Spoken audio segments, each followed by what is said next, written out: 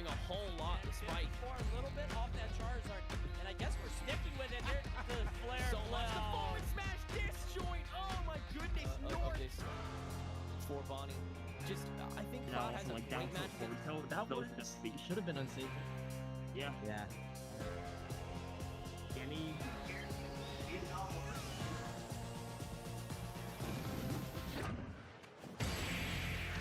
He should have been unsafe.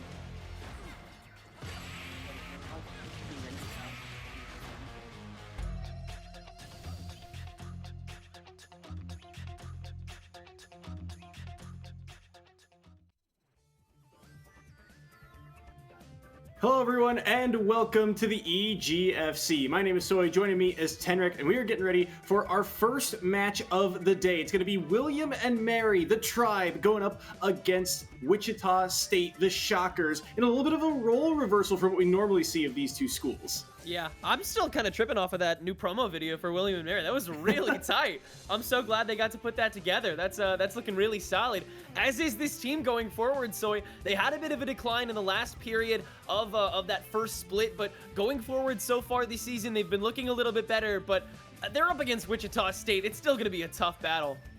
Yeah, absolutely is. I mean, the last time these two teams played was way back in week 6. It was really a one-set game, 15-11, the final score between those two. It was really tightly contested, but it's really odd to see that Wichita State, a team that is normally battling for those last couple playoff spots, is undefeated so far this season, and William and Mary, who is normally atop the standings of the regular season, is in that spot now at just above 500. It's true, at a point where William and Mary are in an undisputed peak season for them roster-wise, and Wichita arguably in a rebuilding period right now. It defies all expectations, but it's super exciting to see.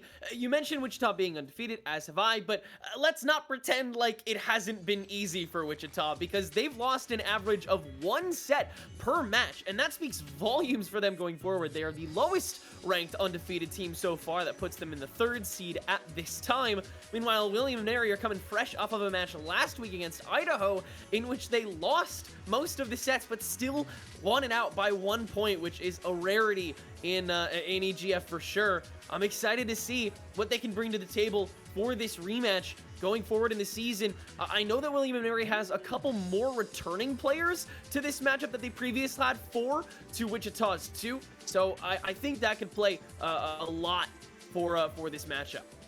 It's going to be really interesting to see. It's a year that, you said for both rosters it's very different. It feels like William and Mary, they've never had so much depth to their roster, and you're going to see that depth truly tested here this week against Wichita State, who have also added a lot of pieces. A lot of their younger players have in particular stepped up. Players like GamerDog, players like G-Camp have stepped in. Juke, who we might see later, and even a Squeegee have also gotten more and more time in the spotlight as this season has gone on. So we'll have to see who steps up this week in a really important match. Like you said, the fact that Wichita State is still undefeated means they're in contention for a top 3 seeding overall with teams like DePaul and UTA. If they can hold on to that record and be in contention for those tiebreakers, that is massive moving forward. But it all starts with game number 1 of set number 1 here between Luco and GamerDog on PS2.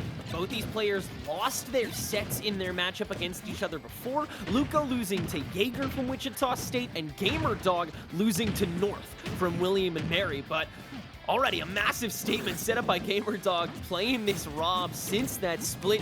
Same with Luco keeping that main on the Sephiroth, but hasn't landed a single hit of damage so far. Really being kept out. GamerDog so clean with their conversions is what we've seen from this Rob. They get that one opening, they just continue to string hits together.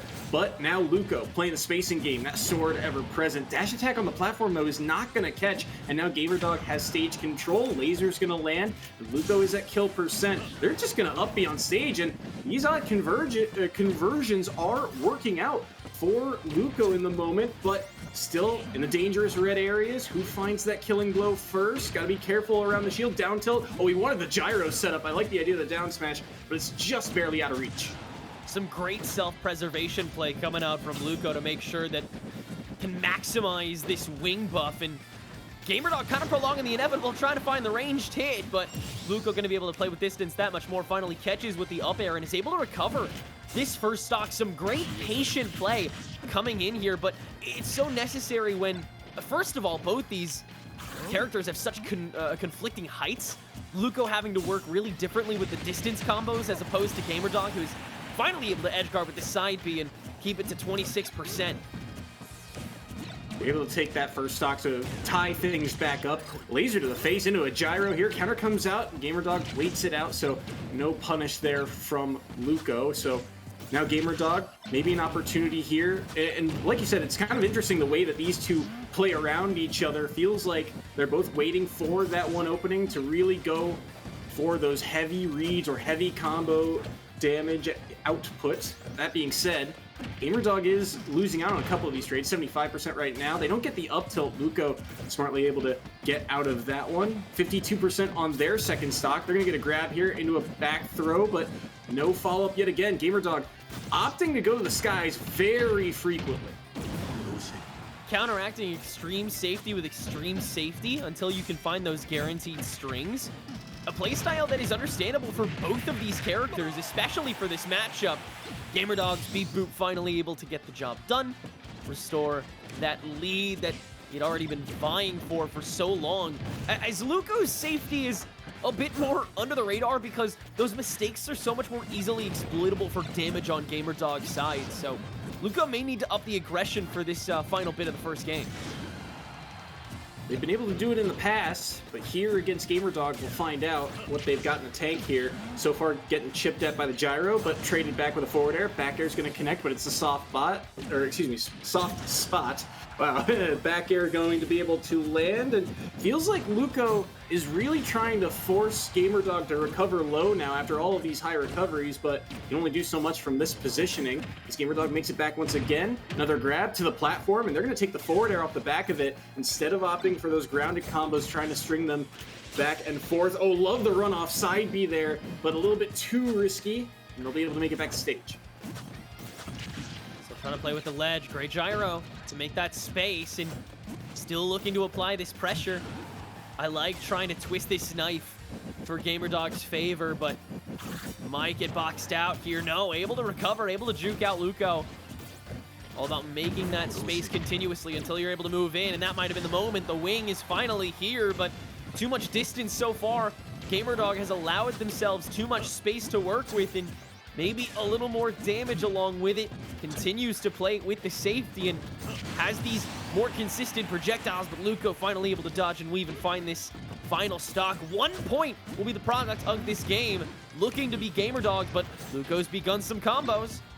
40% quickly racked up. That side B is going to land. No, it won't. The roll time was so perfectly timed by GamerDog. They get around that up smash too, but this is where things get a bit tricky here. Luco with all this rage could kill Rob fairly early. On the flip side of that, though, GamerDog's been able to take these first stocks, but sweet spot forward air is just going to do the trick, and Luco is going to snipe away game number 1 of this series. That's a great read coming out of such a long bout of neutrality. Luco finally chomping at the bit. That's exactly what you needed to see in those final moments. Up until that point, it really was just trade after trade. That's what both these players were looking for. But the second that Luco tried to jump at that opportunity, realized that GamerDog was going to continue to take it slow, that's when that opportunity really struck. Great capitalization to finish things out. Escape with this first game. Really close stuff, and I love what you said. You know, it felt like both players were playing extremely safe. But that extreme safety got used time and time again by GamerDog, and it was Luco recognizing, hey, he is constantly recovering high, playing it as safe as possible here, and to get that final read in that last stock was fantastic. But GamerDog felt like they had the early game down. They were getting these low percent combos, and they were finding ways to take the first stocks off the board. It was just Luco's adaptation that came through at the end, catching GamerDog off guard. Yeah, I mean, as a Sephiroth against this Rob, that's kind of what you have to expect. You have to expect doing less in the trades until you get that wing back, and that's where you, I think, really need to perform.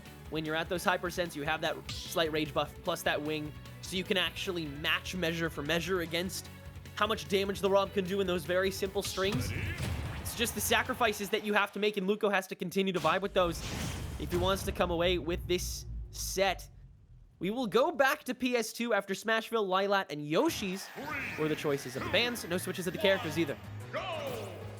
Yeah, more or less expected. I feel like, you know, the stage didn't play too much of a part in that game number one, and GamerDog felt like they had pretty solid control until the end when, it's those slight, unsafe plays. The moment they stopped playing safe or made themselves predictable is when they got caught out by Luco. And on a character like Sephiroth, the catches that Luco can find are incredibly dangerous. So we'll have to see if that continues here. Down tilts are going to land, but they won't run up and get the grab off the back of it. The get up attack would have knocked them away anyways. Wow, the back air is going to land. Luco has to jump again. Up B's back down into the stage. No tech coming through, but all that damage is almost going to even out that percentage count. But Luco's still at a little bit of a disadvantage. You can tell Luco's really prepared for this match regardless. It makes me excited to see him continue to be that first pick that William and Mary may lean on, as they've been searching for a consistent one, as has Wichita State. But both of these teams have so many great anchor picks that can just match most matchups, and these two players and characters are no different. There's really no wrong answer for who can start a matchup between these two teams, but I think that Wichita and William and Mary both came away with really great decisions on who it was going to be to start things out, because neither player wants to set one more toe under the water. They are trying to take as much space as they can with basically any guarantee. They are not taking any even calculated risks so far. I mean, we're already at 5:30. A stock may be about to be taken, but honestly, these players could just slow it out again, but no, GamerDog gonna find the up throw and finish things off. Great distance there on that up throw there, the spacing of it, recognizing, hey, I've still got this platform above me, even from this odd angle. Wasn't sure about it at first, but it's perfectly spaced by GamerDog to get the grab in that position. So well done to take that first stock, and now it's up to Luco to once again find a way to come back here. But here we go again, GamerDog with the pressure. They play patient once more off the forward air. They're going to get another grab off the back of it. The laser and gyro won't land. Luco's able to dip underneath. Another forward throw. And these kind of forward throw to forward airs are not typically what you'd see out of Rob, but it's, again, that passive, safer play. Just take what you can get, don't overextend, and see how much mileage you can get off of this first stock. That's the name of the game for GamerDog, and so far this season, it's been working wonders for them. And even here in Game 2, they look very good in this position. This might be the stock, but no, they don't read the dodge out of the berry, and they're going to look for something here at center stage. It's just an excellent way to gain momentum after taking that early lead, which is what you really want against Sephiroth. You're able to find that first stock already behind, and a lot of free damage you'll be able to get as long as you continue playing the way GamerDog is. Spot dodge leading into short hop, forward air, but already such a big gap that Luco's going to have to make up. Being said, with that wing still on, could be possible here, and the side B going to save Luco from the combo off the throw, but still has to play so dangerous at this stage. A lot more space gets to be taken by GamerDog, already really getting in Luco's face to finish this stock off before anything dangerous can happen, but starting to space out with these forward airs, play a little bit of catch-up. This is that portion of the game that you were talking about that's a huge emphasis for Luco. He's got all this rage and all this distance, but a down air is going to land, and Luco nearly dies off the top because of it. That spike nearly killing the forward air there on the shield. Nair won't connect either.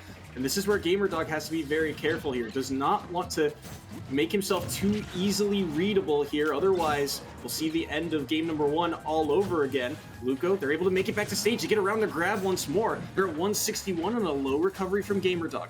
No action off of the roll there. Thought a grab might come through, but Luco instead holding center stage and continuing to chip away at the Rob. The Nair almost killing from that position. Gyro's going to connect. Luca's at 180. Low recovery once more. But how do they get back to stage here? They throw out the counter expecting something, but not going to bite on anything here. And now they upbeat back to stage, but they get grabbed for it, and that's another death off the platform. Everything but the kitchen sink there for Luco to try and get back on, but GamerDog completely unfazed, realizing that while the gap is slim, it is still present, needs to work with it, needs to continue to carry it through and take us to a game 3. Still going to be difficult, but playing from the ledge really well right now. Taking back center stage, still the gyro cycles, down tilts through, but Luco rolls into ledge, is able to reset things, has to find this kill soon. GamerDog, huge string back to 96 and over to the other edge. You saw he was about to go for the downward aerial too. He was looking for the spike, he was looking for it all. but it gives Luco a second chance at life here. Nair is just faster. Forward air gonna knock Luco back again. Dash attack's not gonna land, and you start to see GamerDog get a little aggressive here. He's getting antsy. He wants this kill. He sees the red, but right now it's Luco with center stage. How does he get back? Falling up there. Gonna knock him away for the moment. Another one, but well-timed air dodge by GamerDog. The gyro's gonna land as well. Another low recovery. Not tempting fate there, just opting to get the gyro back into position, but he gets grabbed once more. Is this on the platform? Yes, it is. Is it enough? Yes, it is. And that's a 2-stock from GamerDog to respond to game number 1. Great up throws there to finish things up. Realized that it was a consistent enough setup, and Robbie and Big could get back to those platforms pretty quickly, finally able to find that 3rd stock, and now taking the lead back for Wichita State going in to game number 3. And yeah, he was definitely getting a lot hungrier by the tail end of that, but so much base taken by those platforms. Great way to utilize that stage, but it's not like there could have been many other options. Bans on Yoshi's Town and Kalos. I don't think there will be a run back to PS2, but Luco actually opting to. Indeed, they will. And why not? It's been very, very close until that last game. The fact that Luco not able to take that stock down to its kind of last breath was a huge point swing. Remember, I mean, it came down to 1 set last time. It was a 1-set score game, 15 to 11. So these points, these stocks, every single one of them huge in a series like this, especially with 2 names that are starting to become more and more staple names here for the EGFC and for these teams in particular. But look at this, another early string, and he wanted it all with the side B. He's not going to be able to find it. Luco wants the down air, but he won't be able to find it either. Back throw in the back air is not going to do the trick. GamerDog covering so many options here on his recovery back to the stage. He's going to have to shield this side or up B back to stage. So much damage being done, but it's Luco now with stage presence only for a moment, though. GamerDog continues to find ways in on the Sephiroth. What a shift we've seen from these previous 2 games. No neutral whatsoever. They both got their licks in, and then it was just aggression point after aggression point. But now that the damage has been dealt, especially since GamerDog's back up, both players opting to take a bit more of a step back. Luco has got to get inside, and will try to do so now that this wing is back in. But GamerDog, again, coverage, so great at it. Luco restricted so often, has to find these moments in advantage from below, but GamerDog has just been doing such a great job of juking Luco out and will come away with the opening stock. The defense of GamerDog is just something else. While, yes, it is a little predictable when he recovers high like that, as long as he times the air dodge, he makes it back to stage. And look at this, the gyro combo, this time not pulling the trigger on the side B. Gyro fights through, but he gets knocked back anyway from the pullback, but he's still gonna find the back air after all of that, and all of a sudden it's a 3-to-1 stock line. I'm having a tantrum off of that one, Soy. That was pretty gross. I think Luco may have just been inactive for a second there. GamerDog chancing it on the weakness and was just able to find it. Gotta check that out on the instant replay in a second, which GamerDog is trying to get us to ASAP as well as the second set. With Luco not having any of it, we'll find this buff pretty quickly, and we'll find the dash attack. Kills the first stock. So much work to do, and GamerDog knows how to do it. Could just find one more string here off ledge. Feels like it's been a long time since we've seen Luco take a stock here, but maybe a chance now as they get the back air and interrupt that potential combo, but still, it feels like this game is slowly tilting Wichita State's way. GamerDog here only at 44% on their second stock and continuing to chip away at Luco's final one. But that's a shield break. This might be the stock. It's a lot of damage at least. Yes, it is the stock indeed. And all of a sudden, 1-to-1, but an 84% differential. And that's the kind of blow-up potential that Luco has been looking for. Able to find it in that first stock to equalize and end up taking the game. Now can find the string here. Has the side B to combo into. But again, GamerDog goes high. Luco trying to chase may lead to sacrificing of space, but so unbearably even. GamerDog still being walled out, but also still having the damage lead. One more up throw can absolutely do it as long as Luco is under these platforms, so already so much space restricted. Gyro walling away the ledge invincibility anyway, and GamerDog getting so much agency for this next 50%. The gyro setup can finish things off and saving face indeed, albeit with just one stock instead of two. It's going to be the set won by GamerDog. Tricky setup there, and it's a Rob classic, but you have to be so aware of the spacing of that gyro, and Luco getting called out by it in this last critical stock here. Here's the setup once more. Just get it underneath the platform, and then it's a simple down tilt back into the gyro. The fact that it's still spinning knocks him back. It's a perfect amount of timing for GamerDog to run up and get that up smash All right, online. So that gyro did stop the recovery first, but What Luco got back on with a lot of time left. So, What hits wow, he GamerDog was still in back? recovery. He was still in recovery here? He was still in recovery from Uppy. Oh. He was like 1 or 2 frames because he landed on the ground instead of on ledge. He didn't snap. Wow. Oh, man. Frames difference. And I was wondering there, what hits GamerDog out, right? Because he's not pressing forward there for any reason. I think it's an Uppy or the gyro hitting him as well, something along those lines, because him being in that position is a little odd in the first place. But still, the fact that the Uppy, I mean, if he's any lower, he's on the ledge and he gets out of it. He gets out of that situation. But the fact that he landed on stage actually ends up killing him in that situation. That is a crazy circumstantial, point of that match. But wow, what an oddity this one was. Yeah, that was a pretty wild set. Took a second for GamerDog to ramp up, and Luco was able to keep pace for the entire game there, but able to find that first set there, and so Wichita will take a quick 5-1 lead. That's already uncharacteristic of this previous matchup. William and Mary did take the first dub with Claytron beating N-City, which, that just sounds like an electric matchup. Really unfortunate that N-City is not available for the WSU roster today, but Squeegee is, and so they will be bringing them in instead. Squeegee so far this year, we've seen the Piranha Plant from them. They're 0-2 so far, but it's a very different style from what we've seen. We haven't seen a lot of Piranha Plants here at EGFC. I have to go back way back in Season 2. There used to be a very prominent Piranha Plant player on William and Mary squad. BFD, I believe, was the tag he ran by. He was one of the best on William and Mary way back when, but since then, we haven't seen a whole lot of the plant, so we'll see if Squeegee can pick up their first win today, but they are going to get counterpicked here. They might have already decided. Yeah, they are. They're going to bring in Claytron. I was gonna think of a couple good options, but yeah, Claytron way ahead of me. That's a solid pick, I think, for this matchup. Mewtwo versus Piranha Plant. Shouldn't be too difficult for Claytron as long as you manage your space well enough. Those strings against a heavy character like that, along with really easy kill potential, as long as you have all your stuff together. But Squeegee, like you said, unconventional, and PP is not a matchup that we tend to see too often here in EGF. I think there's, like you said, maybe 1 or 2 other players right now in the available rosters that play off the top of my head. But again, William and Mary bringing more players than their previous matchup against Wichita State to tonight's matchup. That being said, Wichita did have There It Is and Aaron as alternates for that matchup, and they are here today, I believe. At least There It Is.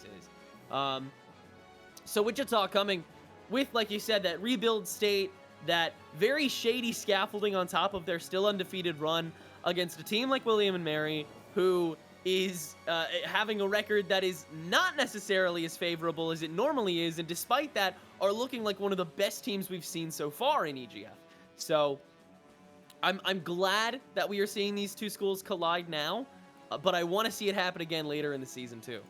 It's an Eastern Conference, run for these two. It's going to be interesting to see where these teams end up headed into that postseason mark. But yeah, it's really interesting to look at these players on each side because again, a lot of Wichita State is new players who haven't played in this format before, but they're doing really well individually in these kind of 1v1s where they're just saying, hey, win your set. That's all we care about. Just get that part done. And it's working time and time again. Now, a couple of these players, like Squeegee, still are searching for their first win, but they're getting more and more time in their spotlight. This is just going to be their third set on stream. And on the flip side of that, a veteran squad like William & Mary is testing their depth of their roster more and more frequently.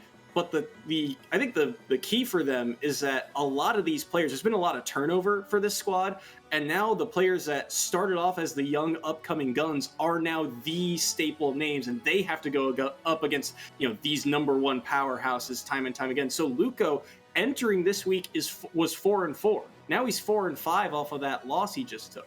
But he's keeping everything close. He's giving William & Mary a chance. And that's all you can ask for at the end of the day if you drop your set. But this is a huge turnaround now because Claytron, he's always been that X factor for the side of William & Mary. No one else plays Mewtwo in this league. He's such a unique character in the EGFC overall. And this is a volatile matchup because Piranha Plant's like a fake heavy. He's a very heavy character, and Mewtwo, being one of the lightest in the game, could die very early. So Claytron, the emphasis is on him in this matchup. He really has to pick and choose his spacing and his timings in this battle. Well, we once again, gentlemen, to PS2. And I don't think that's a bad matchup for either of these characters. I think both of them do perfectly fine on PS2. I don't think there's anything inherently bad. It's just this matchup's really tough for Squeegee. And like you said, all eyes are really on Claytron just to make sure that William & Mary can be gate-kept and hold pace against WSU going forward this set. After it takes a second for your opponent to ramp up, and so there's only a 4-point diff here. Very possible for William & Mary to take the lead outside of the win trade. But Squeegee has made a couple solid points so far this game. Claytron's been having the strings more consistently. Obviously, Squeegee needs to have that surprise factor, but it's not going to be this stock.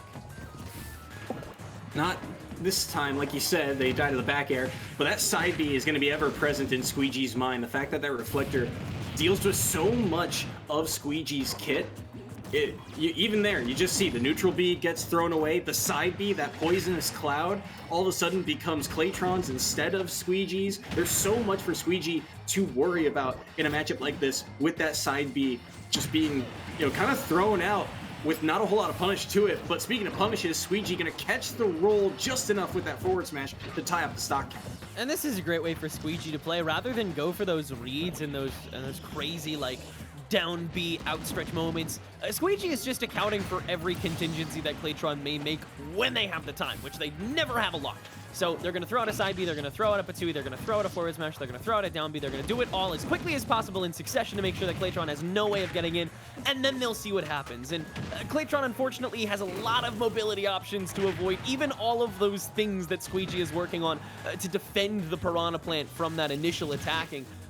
Coverage just really solidly countered by this particular character, and Claytron is using it pretty well. Squeegee able to get out of that early kill with the down B, but his aerial control is absolutely massive, and Claytron's going to take the first one. Yeah, solid control of game #1 there from Claytron. They're able to take that one via 2 stock 2, so decent point swing headed William & Mary's way here. Squeegee's kind of running out of time because I liked the adaptations that we saw from Squeegee later in that stock, saying, okay, if you're gonna reflect the poison cloud, I know where you're going afterwards. You're jumping a lot to get around me, thinking I'm going to do something. I'll just charge the down B, and instead of going straight across, let me angle that up a little bit. And look at this catch here, the forward air. The back side of it is actually what really ends up catching.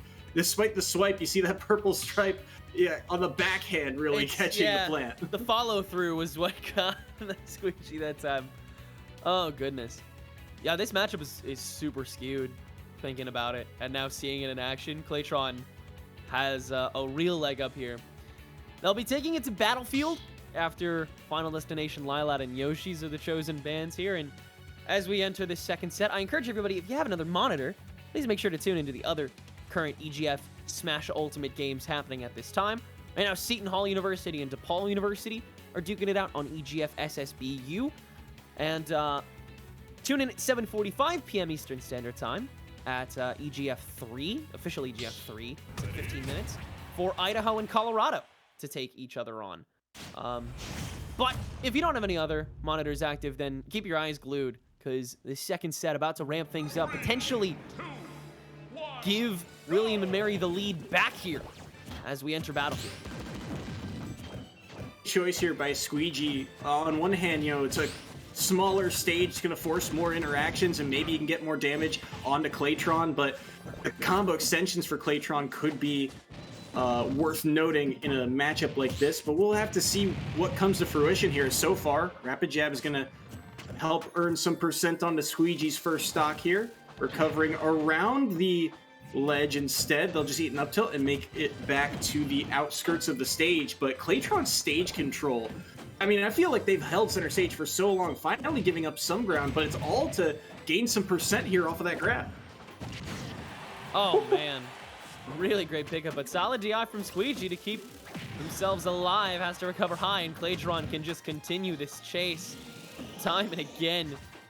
Massive control here in this first stock. Oh, man. Wow. This is brutal, I think, Soy. Yeah, it feels like Claytron not only has a read on the matchup, but you can tell their spacing is so darn clean right now. Just everything Squeegee throws out that feels relatively safe. Yeah, it's not the way Claytron is moving. He's able to weave around all of these down Bs, all these moves that take a little longer. He up Bs into the neutral B and gets out of it. Who does that?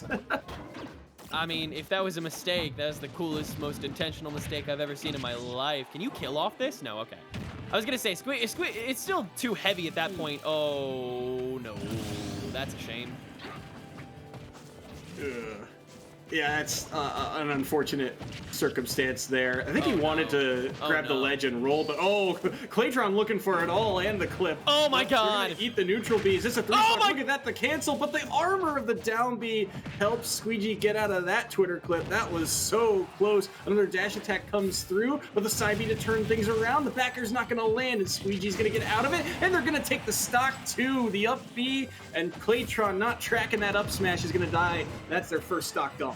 That's definitely a little frustrating. Claytron knowing that they could have come out of this with 3 points, instead just going to have to settle for 2, and William and Mary will take a 7-5 lead now going into the third set. But Wichita State will now get to counterpick themselves. And looking at the roster that William and Mary has left, which let me go back to that right now. They have Drengoder, PGIV, Ixoth, Overboat, and Speed Space. I think that you have maybe 1 or 2 really solid anchor picks that you can use here, but you have to use them so sparingly.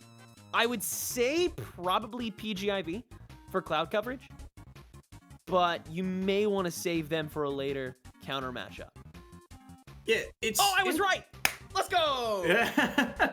I was going to say, this third set is going to be really interesting because normally for William and Mary, it's Luco who is the anchor or Claytron who is stepping in a set like this spot. But they've already burned through those two in the first 2 sets. So now you're really relying on that depth of the lineup, and who do you leave for those later, potentially more important sets? And we've always talked about how the third set is one of the most impactful. It really sets the tone for the next 2. And having PGIV as this kind of step-up player here in this third set, it feels like a decent coverall.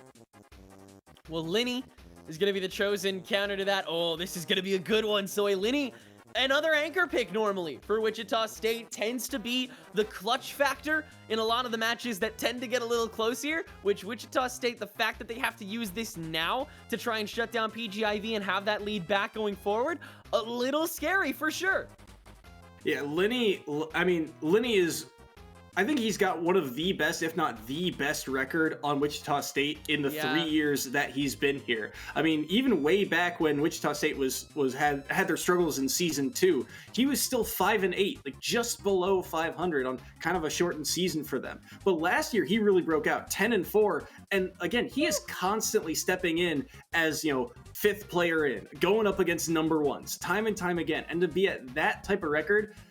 If last year was an indication of anything, this year is even better. He's 8-0 so far. He has played fantastic on this Mega Man. And now that, how many Mega Mans are there in the EGFC? Now that Matt Beach is gone, I think there's really none. I think it's just him, and he's been rocking it and piloting it perfectly. Previously in this matchup against William and Mary, Linny beat Drengoder in 2 games. Both were 1 stock apart. PGIV's previous game against Wichita State was against G-Camp. G-Camp also took that set, winning games 1 and 3. So PGIV still searching for this first one in the matchup, and it has to be against one of the best players in the EGF, probably this season and last season. So a terrifying ask, but that's why Wichita State is making this call now. They really want to get that leg up. They have started the striking process. They've started the button checking process.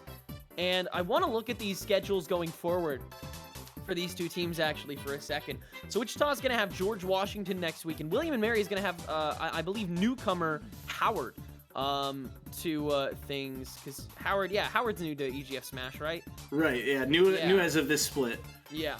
And then, let's see, William and Mary facing off against Seton Hall in week 14, Wichita State having Marquette. So actually some pretty, like, solid matchups for these teams over the next 2 weeks. They'll have a bit of a breathing area with some easier matchups.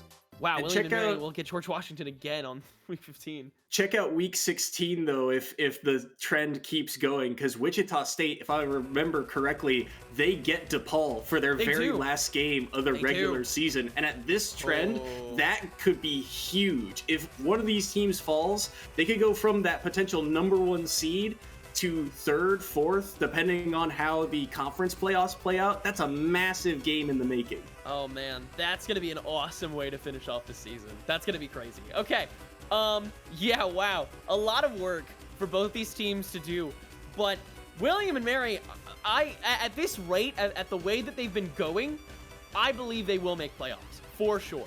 They have some pretty solid matchups for the remainder of the season. I think that they can win all of them. So they'll absolutely be here in the playoffs. Wichita, we know they're going to be in the playoffs. They've already clinched that spot. The question is, will they be able to keep that undefeated streak going forward? And DePaul is going to be that great benchmark to really figure that out. That is going to be so exciting.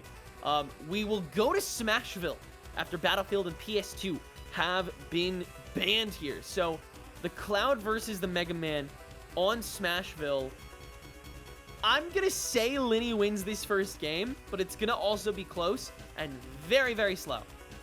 Yeah, I tend to agree. It's not typically a stage that Linny often goes to, so we'll have to see how he does. PGIV also notably has gone Joker in the past, but it has been the Cloud that's been a little bit more consistent for his time here at EGFC. If he opts for that DLC matchup, then we'll get into that. But assuming it's the Cloud versus the Mega Man, you'd have to think, and just in terms of stray kill power, I'd give it to PGIV, but that's where Linny thrives, is that he knows kind of how to play that distance game, that safety game, and go for these setups saying, hey, most people will, in this situation, do this. And then instead of going for what seems like the safe option, he gets the kill off of it. His conversions are so clean. So we'll have to see how he does here against that PGIV Cloud.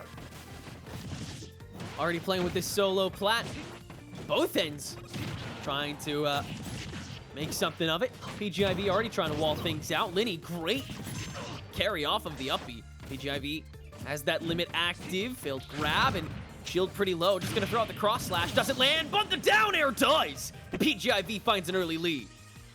What a huge down air that was. And spiking Q, but look at the roll read. Oh, Linny's up tilts are always something else. I tell you, he pulls these out of his pocket seemingly out of nowhere. He gets one every week, it feels like, and it's another one to the books against PGIV. Oh, this is going to be such a banger set, Soy. I'm so excited for the rest of this. Both of these players so insanely masterful, and basically in a league of their own in EGF when it comes to their characters. I can't really think of a better Cloud in EGF than PGIV, and I certainly can't think of a better Mega Man than Linny in EGF. Yeah, I'm not even sure how many Clouds there are left here in EGFC, and PGIV doing what he can here for William and Mary against an undefeated Linny. But so far, things even here, but he's gonna get caught by the forward smash, and that could be the stock. Yes, an easy follow-up for Lenny off of that forward smash, recognizing that PGIV, I should say, can't come back to the stage cleanly. But look at this. Look how aggressive PGIV is. And we thought this game would be slow, but no, these two are at each other's throats along the ledge. I'm just so amazed. How do you take a character like Mega Man who has such terrible movement and hunts so often off stage?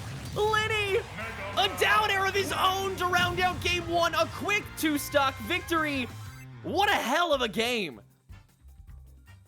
A whirlwind of action. I mean, this was something else. These two characters, these two players are so explosive. What a catch. Timing out the air dodge, that timing is a little bit trickier than you'd think, especially on a disjointed down air, right? That's a projectile that he's sending down to catch Cloud and Spike right before the ledge. Perfectly executed by Lenny, and then to not up B here, not give Lenny or PGIV any chance of recovery, because that spring would also drop down to him. He ensures he gets the kill in those final moments, and the roll read just stands there and watches as he uppercuts him. But you can't count out PGIV. That was a sick first kill, dropping Lenny off with a down air of his own to get an early lead there, and you can absolutely replicate that over the course of this game if PGIV can get Lenny off stage, which absolutely capable of doing. And this is anybody's set, but Lenny has already tied things back up. And PGIV will make the choice of Small Battlefield after Yoshi's Battlefield and Lilat are the chosen bands by Lenny.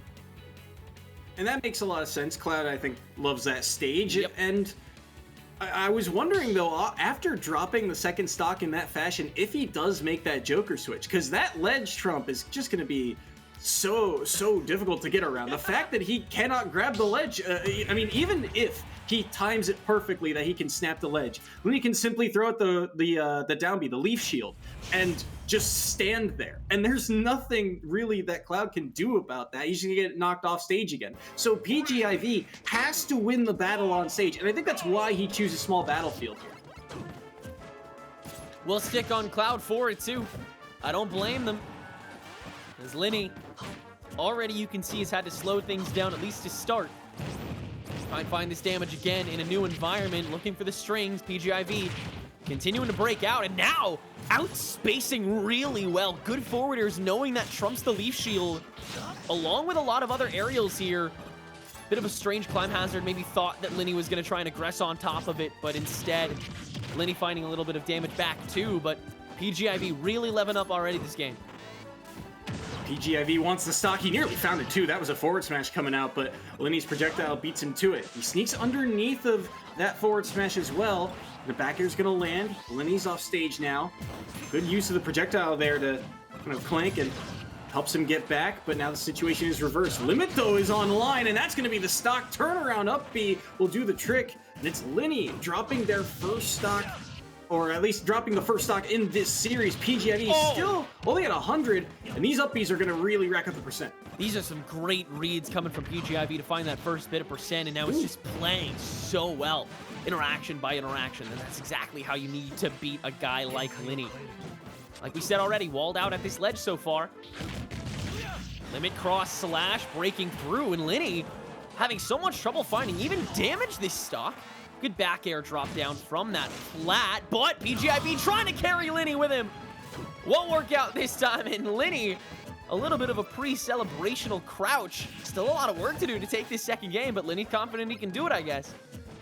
We'll have to see. He's at 104 here, and PGIV is throwing out a couple of these golf club swings. That up smash, it is dangerous, and it could be punished. Lenny's punish game has been pretty solid, though. We'll have to see what he can get off the back of it. It does feel like he's a little bit hunting for something more, not just going for, you know, something simple like grab into forward throw. He wants more off of it. He doesn't want one or two hits. He wants to extend that combo, and those setups are going to take a little bit longer to get to, and it allows PGIV that extra half second to get out of disadvantage. That being said here, he eats a down air at center stage, and oh wow, the up smash caught there. That's a couple of times that PGIV Lenny will go for that up smash, and PGIV risking the spacing to get the trade on the back air for it. This is crazy. Patience and Lenny! What an up tilt! How did he find that? Oh my god! That was such slow play for so long and just didn't get hit forever. PGIV couldn't even trump those hitboxes with the sword because Lenny played so slow. But can find that last hit to get the kill as well. Lenny wants to finish this set off now. Close to doing it. Force the climb hazard under the up smash. Lenny may just find a JV2. And there it is! Lenny, you madman. How does he do it? These up tilts, there's something about Mega Man up tilt and him just staring down his opponent being like, what are you doing here? When he goes for this finishing move. And it's a turnaround too. He dies at 99. This move, it looks like nothing. And it sounds like nothing when you get hit by it. But look at the spacing. Look at that timing of that air dodge. That's and then wow. What an uppercut. What's cooldown off of landing from spot? Because Lenny was inactive for like 15 frames? Or something like that? And had to be so quick after in order for PGIV to be off cooldown from up smash, because cooldown from that is really quickly. PGIV, basically, unless they jumped, if they spot dodged, if they shielded, they probably could have been fine if Lenny acted like a frame or two later. I don't know the exact timing off the top of my head, but that looked painfully close. Wow. Okay, so Wichita State now up by 3 points. It's 10-7. There it is the blind pick from Wichita State. A pretty classic one. There it is, very used to going in blind. Ixoff going to be the counter for that. Curious to see what character There It Is will play, but wow, frames away that stock from completely changing. But what a close battle. But Lenny coming out on top, giving the Shockers the lead once more. But as we get ready for set number 4 here, only a 3-point differential means this is still anybody's game. One full set either way could, completely change the momentum of this series. Really, though, the emphasis is on William and Mary to win this, to make it more reasonable in that 5th and final set. There It is an interesting player. Couple different characters that they've had over their career here at EGFC. Mostly the Lynx. We did see Steve more recently, though. So a lot more about that kind of patient projectile play and then capitalizing off of their 1 or 2 openings. Meanwhile, Ixoff did not play in the matchup against Wichita State before, but has been pretty active for the William and Mary roster. Despite that, I forget off the top of my head who they main. Let's see. Hold on, Speed Space is Pokemon Trainer. That's what I've got listed. Down. Ooh. So there it is. It's going to be the Steve. It looks like Ixoff is going to bring out Hero, which does sound familiar. I think, I'm pretty sure that is Ixoff. Oh, yes. Yeah, sorry. Ixoff. Yeah, 1 and 3 so far this season. And interestingly enough, they didn't really play during the regular season for William and Mary last year. They made their first starts in the postseason, and they had some rough matchups during pool play. In particular, like opening against UConn, they lost to CISO, who, if you haven't seen UConn, CISO is their anchor. So they've had a couple of tough matchups in the past, but this one against There It Is, well, a huge one to try and keep William and Mary's hopes of a win alive this week. For sure. But on the other side of that, I think it would be so funny if if There It Is won this set but not by much, and then William and Mary won with only 2 sets for the 2nd week in a row. I think that'd be really funny. And also it being the first loss that Wichita State would take, that would also be insanely funny. But Ixoff has had to deal with some Steve things that There It is just really good at doing, but great turnaround in a neutral B to find the first stock. Yeah, first one off the board. And this does feel like a very tough matchup for There It Is, because all those hero projectiles will fight through that wall like you saw. And just the quick use of that side beat burns through those dirt blocks like it's nothing. So There It Is does not have much time to farm up those materials, which means that they're going to have to box with Ixoff. And against Swordies, that is easier said than done. These are some great quick decisions made by Ixoth as well. Can Ooh, tell a lot what? of experience with that menu. Good catch with the smash attack, though. Has some TNT on that ledge and tries to trap with the up smash. Will not find anything, though. Has a lot of mats at this point, thanks to how much damage that There It Is has been able to do. And now it's time to find the setup off of that into the delivery. Diamonds are available. It's 74% already, though, and Ixoth is trying to gatekeep from center stage, but instead, There It Is going to commit to those diamond weapons and try and get this lead back now. Ixoth is going to have to manage that meter very carefully because you can see they're constantly burning through these spells, using those side Bs to get rid of the blocks, charging up that neutral B, and using all those spells burns through that meter very quickly, and it means that the recovery could be very susceptible at these higher percents. But so far, using all of this MP is helping them win the neutral, and it's helping them hold control of this opening game. They're nearly able to get the stock off of that back air. There It Is sitting at 147 here, but still looking for that killing blow. They try to throw into the block, but the block disappears, and Ixoth gets away. I'm really impressed as to how Ixoth has just been able to deny so much of There It Is. Force them to play so slow and wait for stuff, but There It Is, great catch on the up smash, and now has the lead back along with another load of diamonds after this kill, so we'll be fully equipped for this final stock between the two players. So far, it's been Ixoth taking these early leads, but cart landing. This could be an interesting spot here, trying to stall out that down air, that anvil, but not able to quite cleanly connect. But There It Is has stage control. Now they build up the wall once more. Hatchet Man used. Let's go, just Hatchet Man! Trying to top deck there and not able to quite find it. Now the cart will land once more. Ixoth this gets is bounced. great camping. And that's huge. There It Is just able to play neutral here so much. Ixoth has been the one forced to enter, especially on this higher percent, and now the Zoom going to be able to get that space back with the minecart catch. There It Is. Has heard that one before. And we'll give Wichita another point and set point here for the fourth. Potentially a runaway if There It Is able to find this next game here. If There It Is wins this next game by 2 stocks, then whoever plays for William and Mary in that fifth slot will not be allowed to drop a single stock over the course of their set. So a lot of pressure being put on by There It Is already. But Ixoth, like you said, was taking the lead really consistently, had great ways of burning down those blocks, and was able to keep There It Is from having a lot of agency once they gained advantage. It just took a while to get that. Yeah, the problem is for Ixoth is the defense right now. They cannot find ways to hold on to their stocks. There It Is just continuing to find ways to kill. And part of it, strangely enough, is off of reads off of Zoom. I don't know if that move is readable, but I mean, they seem to know where it's landing, and they're able to get that cart kill, and I believe it was stock number 1 off of the back of it. So good stuff to There It Is to take that first game. Curious to see where we go in terms of stages here, because again, it feels like There It Is losing the early game, but winning at these high percents. And as long as that's the case, I mean, that's all you can ask for here for the Shockers. A win is a win, and that's what they really want here in this series. They're going to take it to SBF for their second game after There It Is banned Yoshi's Catalyst in town. Again, all justifiable bans for Steve in particular.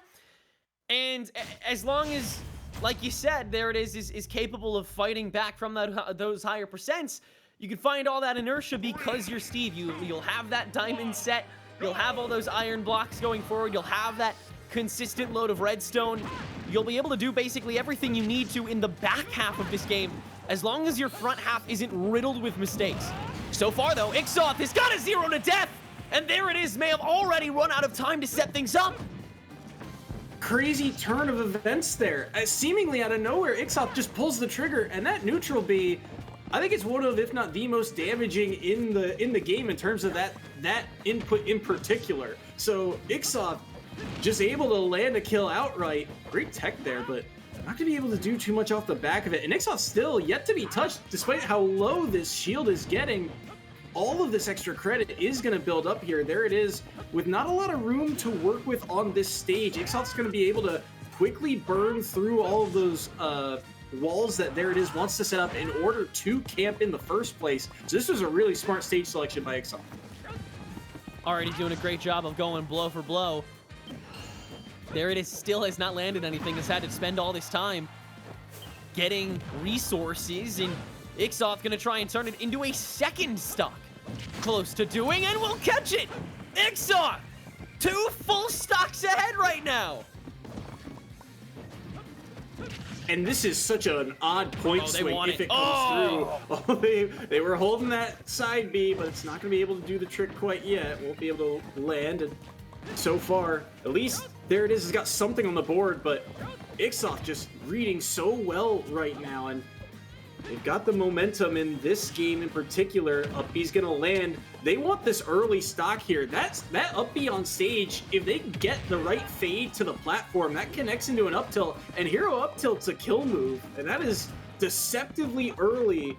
Can it kill? So Jab's not going to be able to land. This is still, there it is, at a relatively low percent. What a tech that was. Again, able to survive here. They're along the ledge. They hold on for now, but they've had no time to farm up materials here. No diamonds still. Now 2 stocks in, desperately trying to find the time to get them. Finally does, just as they break, and has the diamond kit for this final stock. No other time to use it. Is going to try and find this first stock at least here.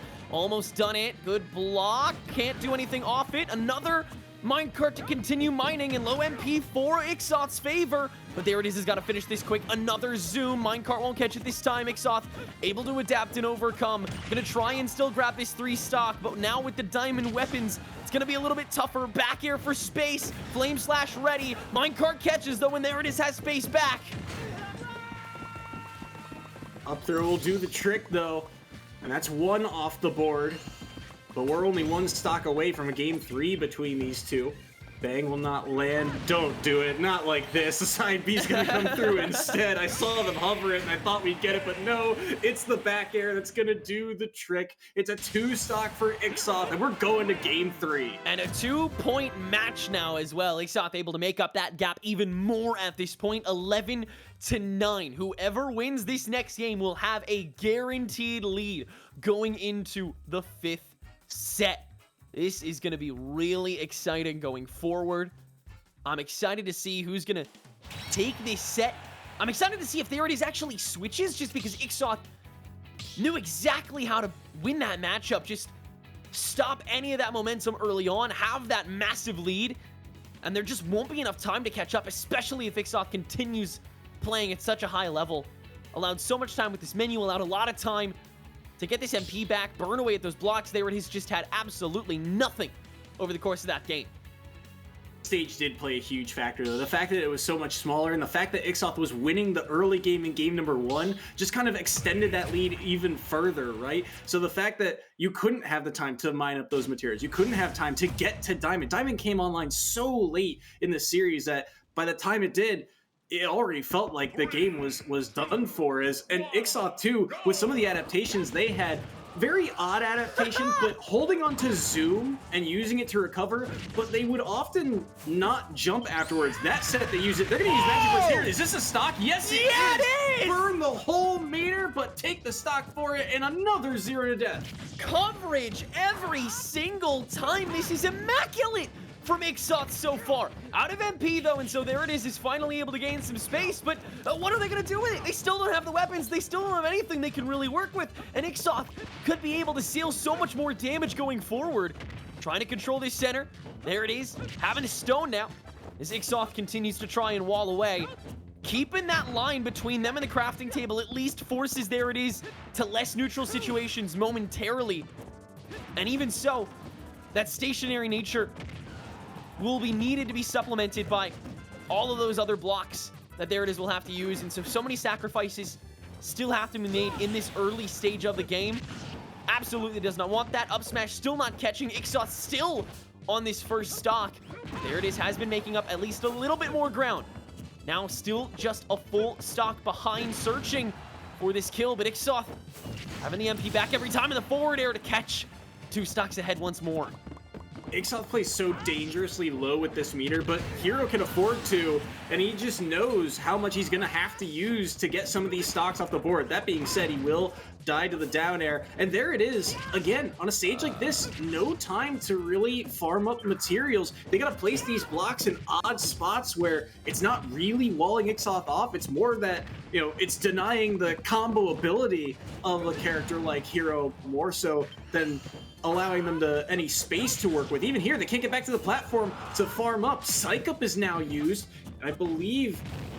Oh no, this is going to be an up smash instead from there it is to knock them back, but with all of this meter, you can expect more and more spells to come through. They'll use Zoom to recover high, and they'll be able to get out as well. These jumps again, making There It Is, or giving There It Is a little bit more difficult of a time reading it, but the neutral B not going to do the trick quite yet. Huge stock here for There It Is. They have a little more time to take this back. Good pickup off the block bounce. Still not nearly enough damage, though. But the diamonds are once again out. So late in the game, but it counts, and the block remains for the minecart to ricochet off of. It's a one-stock game. There it is, continuing to try and clutch it out, but the neutral B, once again, so much coverage. And so Ixoth takes the set and the lead for William and Mary by 2 points. Huge win there for Ixoth to get this back. Actually, no, it's a 1-point lead. Yeah, it's a Yeah, 1 point lead. One more point that William and Mary earned last time against Wichita State. So still nail-bitingly close, but it's really anyone's game headed into this 5th and final set. But once again, great job by There It Is to battle back after this. Taking back-to-back 0 deaths early on in games never feels good. It's a huge momentum killer, but they stuck with it. And even though they dropped the stock and it's a 3-1 lead, to bring it back to dead even in terms of stock count in a format like this, great mental fortitude displayed by There It Is. Dren Goder is going to be coming in for William and Mary. Game & Watch from the school, pretty classic part of the roster. As Juke will be coming in for Wichita State. Juke has played 2 times so far this season and has lost both times. As a Pac-Man though, and Wichita State already has a really solid pool of Pac-Man and Pac-Man matchups, so perhaps we have a new star in the making to clutch things out and keep Wichita's record alive, but William and Mary could be the Godslayers that EGF has been looking for. We'll have to see. I think this is going to be a tough matchup for Juke because Drengoder's played a couple different matchups, but in the playoffs last year, they went Game & Watch for a lot of their matchups. And Game & Watch into Pac-Man sounds like a nightmare with that down B potential, right? So that could be completely game-changing if he opts to go Game & Watch here. But Drengoder is a player of many characters. There's a couple different ones. It used to be the Bowser exclusively. That was their go-to character. But since then, Roy's made an appearance, Game & Watch in the playoffs, even Little Mac recently this season. I believe that was against maybe Hawaii or something along those lines as well. So we've seen a couple different characters, but the biggest thing about Drengoder is his defense. You can tell from that character selection. You know, you touch their shield, you are going to eat a ton of damage for it. So Juke, the emphasis is on him, similar to Claytron versus Squeegee, right? It feels like that character that's going to be able to roam around and make plays, the one with the more speed in their kit. The agency is on them to weave in and out of these dangerous hitboxes and choose the perfect moment to strike. Back to PS2 we go. It is not necessarily winner of this set takes all, because we could tie ourselves up if things go a specific way, but there is a high probability that whoever wins this set will win the match for their school, and already both sides trading blows. Drengoder indeed settling on the Game & Watch for this first bout on the gentleman's to PS2. Has a little bit of a string with this neutral air chain, but pretty negligible damage on both sides so far, up to 50%, not nearly in range of most of these kill shots so far. 71 on Juke. Throwing out that hydrant, but Drengoder just immediately dealing with it, not wasting any time getting that hydrant off the board. Does not want to deal with that projectile or that potential projectile, because that is a dangerous projectile when it lands. The bell gonna get shielded though, and that could have potentially been the stock. The key to a matchup like this is that both characters do have a lot of kill power against each other. So it's about taking away the setups. And Drengoder so far knows that that Hydrant is a huge key for Juke. So taking that off the board is the name of the game right now. It's going to be forcing a lot more boxing matchups. You see Juke trying to adapt and go in, but now they have to recover here. They're going to eat some percent doing so.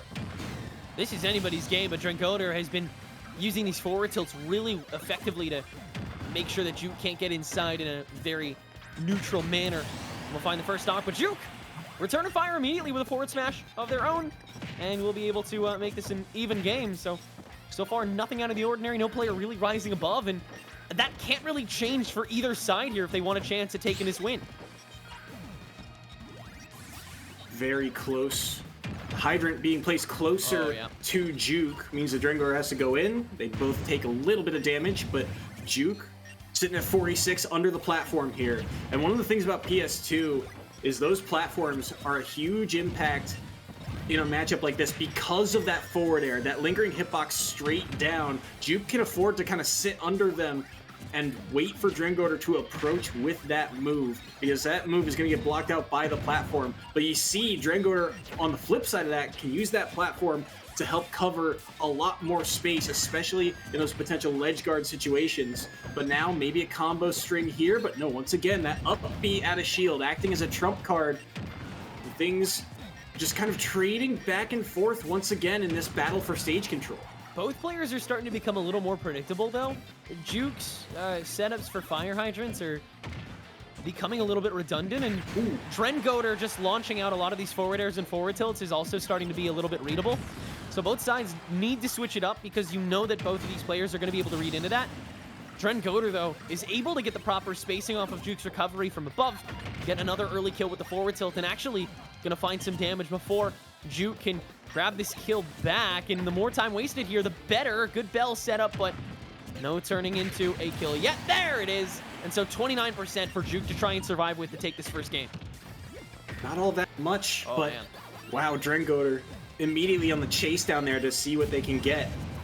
But so far, very close. Good forward airs, though. Could be a string, but no, they'll just opt to stand back. Potentially, threatening the Hydrant there. Wasn't sure how long it would last, but all of a sudden, these hits get strung together, and the percent has come back to a really even matchup. But who has the edge here? Who will make that adaptation? Who will catch the other playing a bit too linear? It is actually dead even at 62%. Forward air is going to land. These forward smashes from Juke. He's been a little bit eager to pull the trigger on these. The spot dodge, but the down smash doesn't bury this time. And so Drengoder won't be able to secure the stock quite yet. That's a lot of shield pressure, but he's going to get knocked up by the Hydrant once more. A trade even here. And they both get reset, but it's the key to come through into the Hydrant, and Juke will take game one. When did Juke get the key? I thought that they were still on Bell. The fact that they were able to get back to that so quickly and then launch it, really impressive way to get the drop on Drengoder in the 11th hour there.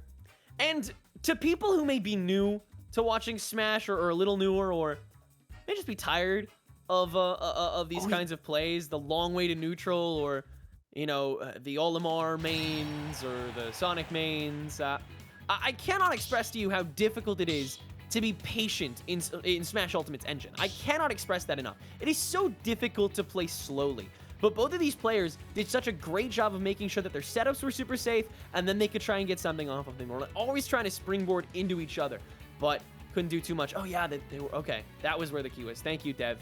Has the 3000 over in prod. Shout out to the man himself. Be able to find that. So we have a tied up match here, 12-12. If Juke takes this second game right here, then that is that. Done is done, and Wichita continues to be undefeated. But Drengoder still has it in and has the stage pick, which will be Smashville for game 2. And Drengoder had the early advantages in that game. Things like the forward tilt were getting, these early stocks off the board. And Drengoder is a player, too, that it almost feels like he works backwards. You think of those tilt options as quick options, as get off me tools, or just I need to throw out something in a panic or in a scramble. They're on my shield, just a get off me button. But Drengoder uses it as a kill option instead. He'll go for the smash attacks relatively early, and he'll use those tilts to kill. And that leaves a little bit of wiggle room here for Juke as long as they can get that early advantage. which against Game & Watch on this stage is easier said than done. Well, in we continue. Drengoder, good spacing so far with these aerials, and on Smashville, certainly a lot easier to do so with that singular platform. A lot of space to use these neutral airs and these up airs once Juke is caught out and unable to escape the ledge for the time being. Can finally get out with the fire hydrant, but commits to it a little heavily, and so, again, engaged in a lot of risk, and this shield melting away thanks to that bomb and the down smash. Drengoder, a lot of tricks up their sleeve to keep this set and the match alive. So many nail-bitingly close plays here have allowed Juke to escape. He got dragged down by the neutral air and he footstooled Drengoder before he could get out a move. He runs away once his shield is so low and the dash attack just can't barely catch up to him. Here, these forward smashes again, Juke going for these reads, even though it's at kind of the mid-percents.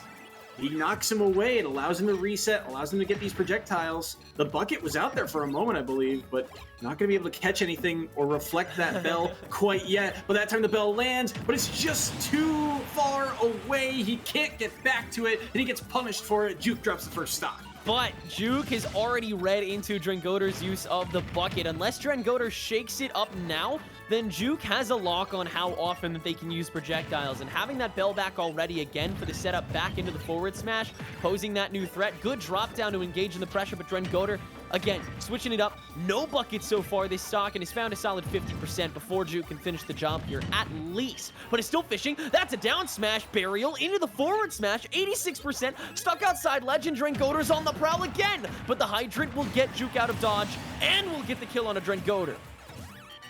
Juke so clean with these hydrant setups that when Drengoder has not, messed with the hydrant at all, knows exactly what percents and what angles to throw that hydrant out at, and he's able to snipe Drengoder away and take that first stock off the board. The problem is he's eaten up so much percent here on stock number 2, and now things like that forward tilt, even a jab here, that rapid jab, that last hit connects, that's threatening another kill option. But Juke here at 141, what can they do with all this rage against the lightweight that is Mr. Game & Watch? They get a forward air, but they're almost going to die to this forward air from Drengoder. And at this point, they don't care about the chip damage for Juke. At this point, anything will kill. In fact, that down air will. That's the second time in a row now that Drengoder has caught Juke jumping. Now it's 2-1. Such an important match. William and Mary's potentially toughest for the rest of the season. Coming down to this game and this set that Drengoder is about to take to a third, as long as all goes well. But Drengoder found the lead in the previous game and couldn't hold on to it. Juke having a great pop-off by the tail end, but that was neutral for neutral, and it wasn't this big of a lead. And if Drengoder is able to continue matching for these trades, then should be in the clear. That's the tough part about these matchups, is that when you both have to play slow, is if you start falling behind in interactions, then it is basically curtains for you unless you have such an amazing amount of time and space. But thanks to the Smashville pick and Drengoder continuing to pop off, Juke will have neither. And so, William and Mary will win by 2 stocks here in the second game of the final set, are now up 14-12, which means that we have to go to a game 3. It will still dictate who takes this match, but if it is Wichita that wins it, it will be by very, very little. And once again, down to the wire between these two. And this battle in particular, yes, Drengoder did, I think, benefit from the smaller stage, but you could see where Juke had a lot of right ideas, but just couldn't quite connect. Even there, the bell, solid land there, but he doesn't get back down in time. The apple, throwing it there on Drengoder, getting aggressive, but the up B fights through it. Juke is very close to reading a lot of these plays, but he's just barely off target or off on the timing of them. And that leads to Drengoder finding advantages, and finding extra percent. And now it comes down to this third and final match between these two. I don't think we see any character switches either. I don't think either of these players switch off of who they're going. I think Drengoder will keep the Game & Watch. I think that Juke will keep the Pac-Man. Final Destination, Town and City, and Kalos Pokemon League are the 3 bans, which I believe means we're going to Battlefield. No, it's back to PS2. Okay, Juke has the confidence, and that's where we'll head. Gonna be nail-bitingly close. So the first time that these two played, the biggest thing, right, was that Smashville cut down on the space, and the platform played to Game & Watch's advantage. This time around, he's gonna be able to get that hydrant underneath, he's gonna be able to hide underneath, get those setups, get those projectiles online, because you can see now that Juke is a little more reliant on a couple of those projectiles, getting to the belt, getting to the key late in those games. But those require some charge up, and getting to that combo ability is going to be a little bit more, or at least a little easier of access if Juke has the timing. But Drengoder's kind of read into this and is not giving Juke the space. Anytime he sees that charge up, 2 jumps in, throw out that back air, throw out the multi-hits, and see what you can get. Wichita has been in this situation a million times. They were in it against William and Mary to save their continued undefeated record in potentially the toughest game of the rest of their season as well, save for, of course, their matchup against DePaul. That will be the final week, but Juke has taken such a monumental lead to start things out here in these trades. Could just find the stock here, but Drengoder trying to wall back out again, and these up airs are doing a lot of work, but the air dodge will finally get Juke back down. 51% on Juke. Shielding, but it gets poked through there. Back air's gonna land. Drengoder at these high percents has played very well for themselves. Hydra gonna trade with Key, but these trades are gonna go Juke's way. It's up to Drengoder to find the advantage here. Gonna get pushed forward, and those hydrant spurts are gonna be very difficult to deal with. The bell in hand, he knows what he wants. He throws out the down B instead. He's expecting something here. When will it come? He's able to shield it just barely. Forward tilt's not gonna be able to land quite yet. The dash attack won't be able to kill, but all of these percents are starting to trend upward, and you have to wonder, how does Juke get a kill here? Because all of these quick kills, well, I guess the answer is a hydrant from the skies, but I mean, all of these setups that for Juke are not working out so well, and they'll get buried for it and die. It's back to an even game. Playing to survive here. If Drengoder loses this game, then William and Mary will have an even record so far this season, 6-6. But Juke and Drengoder both have made really solid reads. Juke lost out on such a great lead after Drengoder played so well to survive and just could not find that kill, but already finding a lead back again, taking this early game so integral to making sure that Juke can finish this out for Wichita State and continue that undefeated record. Again, the hydrant landing in a 76% lead, as this bucket has reflected literally nothing so far this entire set, and Juke can catch Dren off with the bell. Almost a full stock lead to try and finish off this set. The mind games between these two, like you said, the bucket hasn't landed once, and yet Juke knows that, and he's just taunting him, basically saying, you know it's coming, when is it gonna come? When is it gonna happen? And all of a sudden, it's the moment that he least expects it. And now look at this combo game, up to 83 is Drengoder now.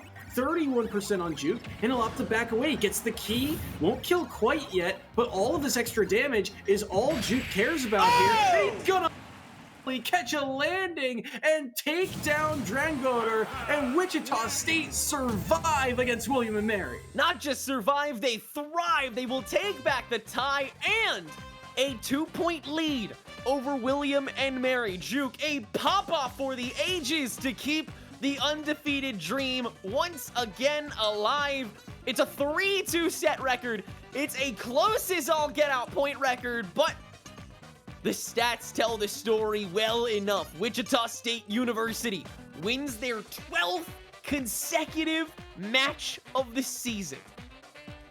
Unbelievable for a team that, again, really has not made the league championship playoffs. They have not broken through that bubble. They've won some conference playoff games, but they have not found a way to really break into the upper echelon, and it is all coming together this season. And Juke, in the final moments, we didn't really touch on this, but a lot of times that game, in that series, he was trying to catch landings with forward smashes, with forward tilts. He could just never get it right. And the one time he finally finds the read is off of the downer that's killed him time and time again. This time he calls it out underneath the platform and gets the win for the Shockers. Wow, incredible.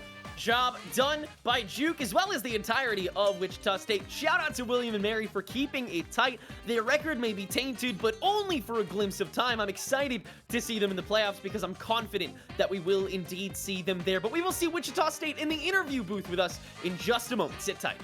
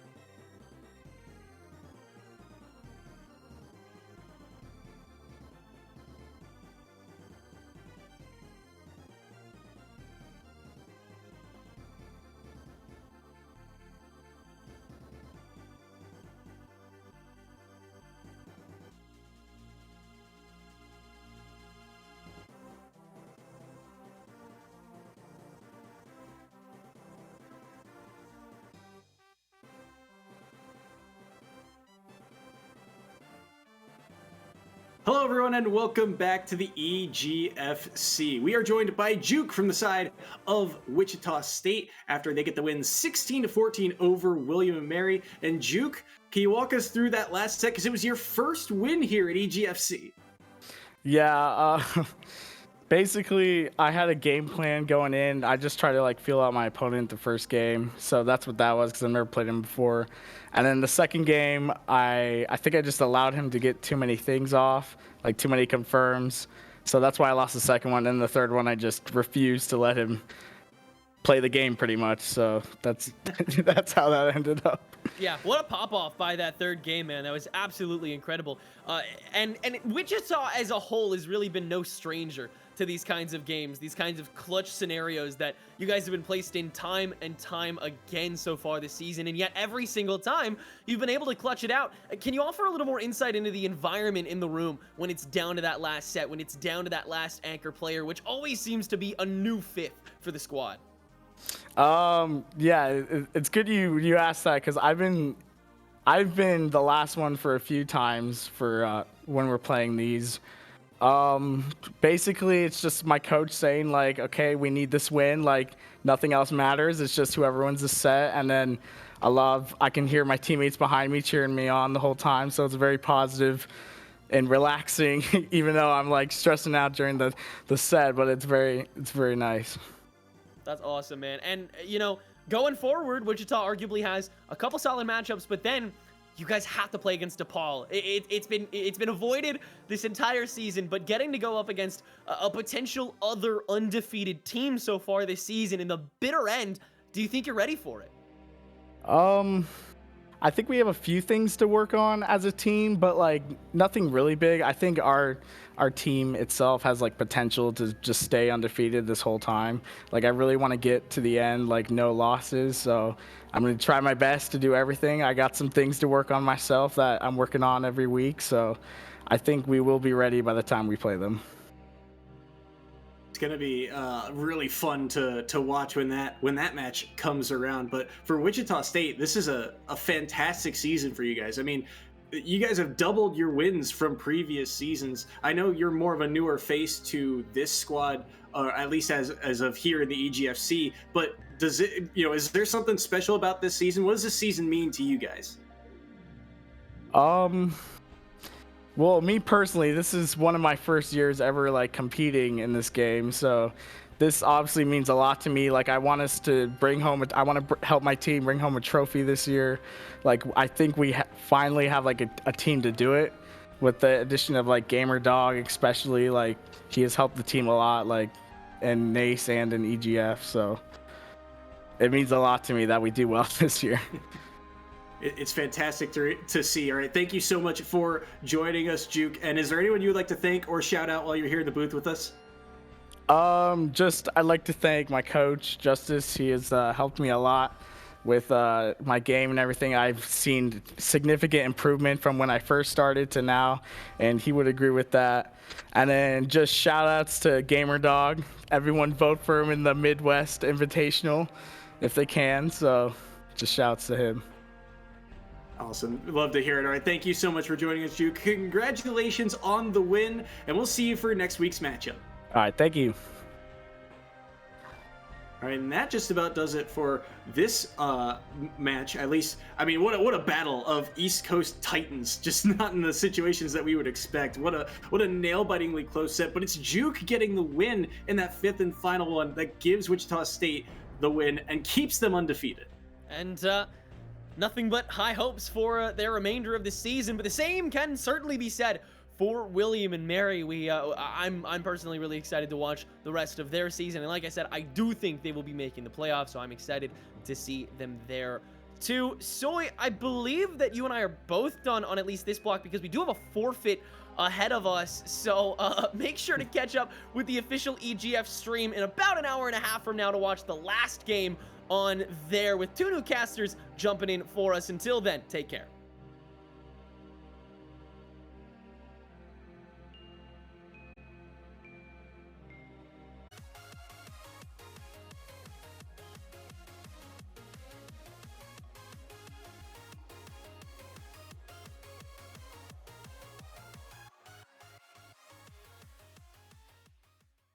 The George Washington University, at the intersection of policy, practice, and research, connecting all that Washington has to offer with an intellectual environment that drives progress, transforming vision into action, offering learning experiences that are rigorous, real-time, and real-world. In a city shaping the future, George Washington is a place where faculty and students don't just study the world, they work to change it. All right, ladies and gentlemen, boys and girls, theys, thems, and all sorts of fools, we are back. EGFC, it's the Cap and Crow show. Not who you thought it was going to be. Tricked you, huh? Magic. Anyway, it's George Washington. It's you, Delaware. I'm a little tired. I'm a little tired. I'm not going to lie.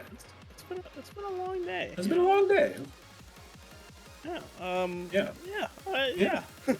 Looks like we've already got some character picks. We're actually gonna be heading right into the game here in a second, but we've already got some character and player picks. We've got Starbucks versus Boomer. Now I know Starbucks is gonna be probably coming in on this Bowser. I'm not sure if we have the character for Boomer, but I mean we'll find out in a second here regardless.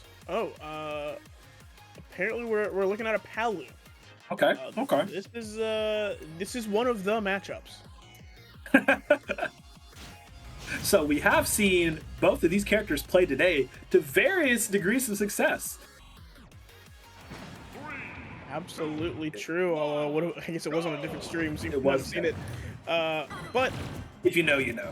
If you know, you know. These characters actually, honestly, about as fast as each other in the neutral game. So this is going to be quite the difficult neutral for Palutena, I think, compared to a lot of other characters. But once you can get in and get those hits off, that's where we're going to see the damage start racking up. Yep, gonna get it going. Starbucks, definitely I've seen multiple times before. This is my first introduction into seeing Boomers play. So, Let's see how he does up on the chopping block. Yeah, I feel like we have actually been watching Starbucks slowly improve over the course of the season. Really good to see. Always, you have to see these players get better over time. And we're looking right now, keep it even with this Palutena. Again, a matchup that's not particularly great for Bowser, but able to play around with that mobility in the neutral game and really get a lot for the mileage that they are receiving. 115 on Boomer already, and this side B might spell into the stock. It will off the top of PS2 at 138 post hit. Get a little saucy on him. Yeah, styling on him a little bit. Gonna go ahead and claim that first stock, and Starbucks definitely knows how to min-max on this Bowser. As we do see right now, sitting at that 108, still feeling great. Not too much of a worry. See, Boomer can get some good recovery. Gets him to grab as soon as he lands. I do love that. Gonna jump forward there out. Explosive right, not gonna land. Good air dodge by Starbucks. Catch him in the air. There's that big meaty claw. Looks for the up smash. Not gonna land. Back to a ledge situation, 160 on this Bowser, but honestly, even losing the stock here, you're still pretty happy with that extra credit you racked up, right? 60% on a character that is as light as Palutena. Not the lightest character in the game, but against a character like Bowser, it doesn't really matter. But you see these nair trains coming out. This is what I mentioned earlier, right? The second we see her get a little bit of leverage, you can actually take him out with it, eating 40% for just getting caught by a stray nair. But Starbucks kind of stabling out here, not letting it get too far out of hand. Ooh, looking for the up B out of shield, unfortunately jumping. Gonna accidentally do an aerial up and gonna get punished for it. Gonna put on ledge for it. Might actually cost him the stock here. You see Boomer covering this ledge so efficiently. Okay, Boomer was doing a decent job, but unfortunately backing away at an interesting time. We'd like to have seen some edge guarding happening there. Starbucks will be able to survive, still at that 106 percentage, now 115. Now we'll get tagged up. Air dodge, a little dicey. Definitely playing a little bit more reserved now that he is higher, and yeah, just the throw, aerial, boom, down. Boomer does it, but gets sent flying with that claw. Man. No, he did not. No, he did not. Down B off the top, no spike, but doesn't matter. 0% on the final stock, fresh for both of these players. Yeah, I think Starbucks holding in on the down throw for the Palutena, maybe expecting the forward throw, but doesn't matter. Able to get right back into the game and still keeping it fairly even as we see the up out of shield going to miss the mark. And this is kind of going to be, we're going to see if Boomer can really rack up some percent on the ledge here. It's going to be really hard for a character like Bowser to get back on stage. Actually not punished for down being under the stage. We've got a game on our hands, Crow. We do. Final stock, 55-66. Let's see who can do their best magic trick here. Palutena looking for it. Got us a light target. Not going to land. Okay. Still living here, still living here. Oh, jeez. This is super close. Literal knife's edge calls the jump read. Knew he's going to float over. Gets the right direction for the fire breath. You get tagged with that neutral air. Not going to start a string, though. Boomer's going to let that one and done. Side B lands. Side B can kill. Holding on to a breath. Boomer will manage to get in and stay alive. Ends the back air. Now in control. For that down tilt. Not going to get anything off of that. Ambitious forward smash. I will say, almost not punishing the up B, and we're going to see if Starbucks even make it back to stage here. Looking for that high recovery, dropping down the ledge, but not quite going to make it. The down B actually snapping. Yeah, absolutely perfect spacing on that. 144. Starbucks is back in this game, center stage right now. Both these characters.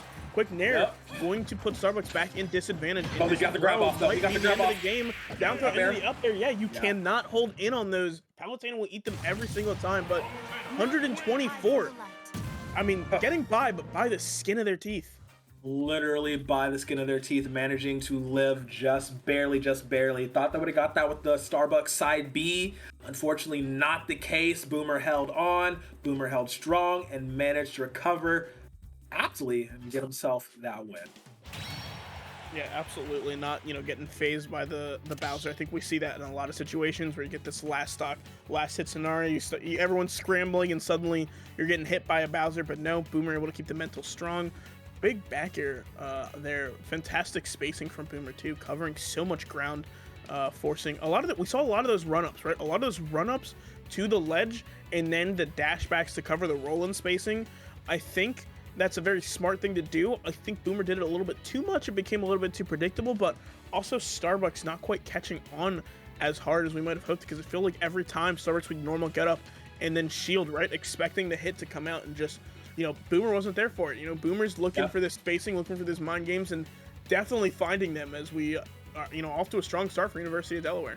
Yep, it was super close, super close. Don't want to, like, I want to stress that as much as possible, that literally just a tiny little error, one thing done differently could have spelled a different result. And honestly, I just do want to see Starbucks be a little bit more aggressive on some of these very tense moments, you know, because he who cracks first shatters. So want to see him get in on that as we are getting into the next game. I do believe same character, same picks, just different stage. Man, this is what a great way to start off the last series of the day. Yeah, absolutely. And I mean, absolutely. I agree with you there. I would like to see Starbucks a little more aggressive in some of these situations, especially specifically at the corner there. Like I mentioned, there's a lot, you know, with that spacing that's being provided. The downside to that kind of ledge trapping technique, where you're just kind of using a lot of these movements to mask your real intentions, is you leave yourself open to get hit out of them a lot of the times. Now, not necessarily like get up attack or just swinging out of the corner with a, with a smash attack, but like, you know, maybe a get up short hop fair, or just like jumping into the forward air, right? And just put some kind of pressure on Boomer, make it feel like that ledge is not their home. Well, speaking of pressure, they're going to be feeling a lot of it. We are on small battlefield. Starbucks should be getting the lead in now. See what he can do. Yeah, absolutely. I mean, again, I think this is an interesting choice for Bowser's, just because of the fact that, yes, a lot of these characters have these platform extensions in small battlefield. This makes it that much easier, and also missing the top plat as opposed to regular battlefield can make it a little bit harder. But you also have so much coverage on these platforms. Up tilt's going to hit basically the whole thing. You cannot roll out of the way of that, and even if you can guess the roll, you can even get the up smash too. That can secure stocks for people, as we see Starbucks putting so much pressure on Boomer in the corner here. This side B is not quite going to do the trick, but Starbucks is still at the ledge here. Oh, big up tilt going to cover almost, you know, the roll and the normal get up, and fantastic start coming out from Starbucks. Absolutely, and this is what we wanted to see, right? We wanted to see him give that unrelenting pressure, and immediately off the platform, you see doing as much damage as possible. Looking for a call out. Not gonna get it. Oh, no way. No way. Are you kidding me? That is a Venti if I've seen one, Starbucks. Oh my God. Big King Koopa doing Big King things. Goes up, floats over, and dodges the up smash. Yeah, this is, he's feeling himself now. After that one, he's gotta be feeling good. Is Venti the big one? Yes. Okay. Yes. I just wanted to make sure. Yes. 139 from Starbucks after stealing away that second stock in such a dramatic fashion. Looking to maybe do it again. No, actually going to be content with the ledge trap here. That not going to be a regrab because the flames did touch, but 51% Boomer. Confidence maybe shaking a little bit, spending a lot of time on this ledge. Feel like giving so much more space to this. Bowser and Starbucks happy to run around and use all of it, as we see. Again, I think you were right. I think we were right on the money. We had to see a little bit more of that aggression, and Starbucks very happy to oblige and throughout these safe yet really good spacing tools in the neutral game, avoiding the neutral there. And oh my goodness, Boomer expecting to have to tech, but falling too low because of that air dodge, and Starbucks comes up big with a 3-stock in game 2. Yeah, managing to bring it back, get us this game 3 scenario. We said it. We just wanted to see a little bit more fire in the belly of the beast. And Starbucks gave us a nice little spicy chai, managing to make it work, and now we got ourselves a game 3 situation. That second stock was nasty. Absolutely. Oh my goodness, it was a 0 to death. He didn't take any damage in between. Jeez, man. Come on. Jeez. Dropping the hammer and the anvil all together. Yeah, absolutely. I love chai. You didn't even think about chai. I gotta go buy some. Here's your fun story of the day. Here's your fun cap fact of the day. I visited my cousins in a state that isn't the state I live in because I'm not doxing myself. And I bought chai and then left it there. So I'm a little sad about that. Oh my goodness. It was real yummy. I was real excited, but real yummy, real excited. Decaf gingerbread chai is gonna be sitting for me on their counter until the next time I go visit. But hey, nothing decaf about Starbucks in this game. Absolutely dominant display considering how close that first game was. I mean, I got to imagine that's got to take a hit on the mental for Boomer. I mean, I think the best, I don't even have any gameplay tips. I think really the most important thing after that second game is just to shore up the mental, right? Don't let that get to you. Hey, listen, Starbucks had a fantastic second stock, and then unfortunately, not noticing that, that's not like super common knowledge that up B isn't going to force the tech if Bowser grabs the ledge, right? So just not really super aware in that situation, unfortunately. So you just got to shake it off. Hey, a couple gimmicks, it happens, You just got to worry about getting that game 3, worry about securing this dub. Game 3, the decider. Love it. All of the cards on the table. I mean, look, Boomer had a very, like you said, very close game 1. Game 2 didn't feel as close. I felt like Starbucks woke up. Starbucks got, Stella got their groove back, I guess, and managed to make things happen. And now this game number 3 is going to be interesting because I'm really interested to see how this is going to happen. Yeah, I'm going to open the chat here. I'm very curious to see what stage we end up going to, right? I mean, Bowser, it looks like the bands coming through are Kalos, Final Destination, and Pokemon Stadium 2, right? Just getting rid of all the places where Palutena can freely nair train for days, right? Kalos, FD, Kalos basically a second FD with platforms on the end, right? Yeah. So much open air in the middle, they're making it so hard for Bowser to land. And like I mentioned, both of these characters absolutely can do a lot with these platforms. There's a lot of stuff both of these characters can do with them, but I mean, Starbucks clearly showing that Bowser has a little bit of an advantage there, especially when it comes to the platform coverage. I feel like those platforms were just like a fake safe haven that entire match. Just anytime we saw Palutena get on them, we just saw Bowser swat her right back off, and we're waiting for the stage pick here. Still, definitely taking some time to think about it. Looks like we are going to be going back to small battlefield, actually. Okay. So maybe definitely feeling that the stage was not the issue there. So we're gonna have to see if that was the case. He said, "Run it back, run me my ones." Everybody gets one. Let me dust this off real quick. Okay, so going back to small battlefield, once again, Boomer did not have the best of time on this one. Starbucks definitely, we wanted to see that aggression. We wanted to see more happening from Starbucks, more action, and he brought it. And there's nothing that is going to say he's not going to do it again here, because he has every single tool in his arsenal to be able to do so. And now we're getting back into it. The decider. This is only the first game. Yeah, I love this. First game, absolutely. Get to the gameplay screen. Really fantastic set so far. I mean, I think the key here is going to be for Boomer. We wanted more aggression out of Starbucks. I think we want the opposite out of Boomer. Right. I think maybe taking that game 1 as a sign that, hey, I can just run up and press buttons, but there's definitely a certain amount of nuance that comes into playing Palutena, especially at this stage in the metagame. And I mean, it just felt like at a certain point, Starbucks was just walking all over Boomer, and Boomer looked a little lost in the sticks. I think you just got to keep your head in the game, right? You just got to stay focused the whole time. Yeah, tiny bits. Frazzled is there. Starbucks eating a lot of damage, but he's Bowser. He's a big boy. He can eat that, just like Boomer ate those size 13 straight to your face. See what he can keep going as wow. I'd be nasty. Tries to predict. Okay, but the claw. Can we just get a shirt that's like Bowser's arm and it's just the claw? Like, I need that. Print those. Run me my money. Get it on Spring Tees right now. Let me pay you, please. 107 on Steam. Yeah, I mean, hey, listen. I'm sure you would not be alone in buying that shirt, but hello, giving Boomer a little bit of a hug there. Very, very nice. Very sportsman-like conduct there.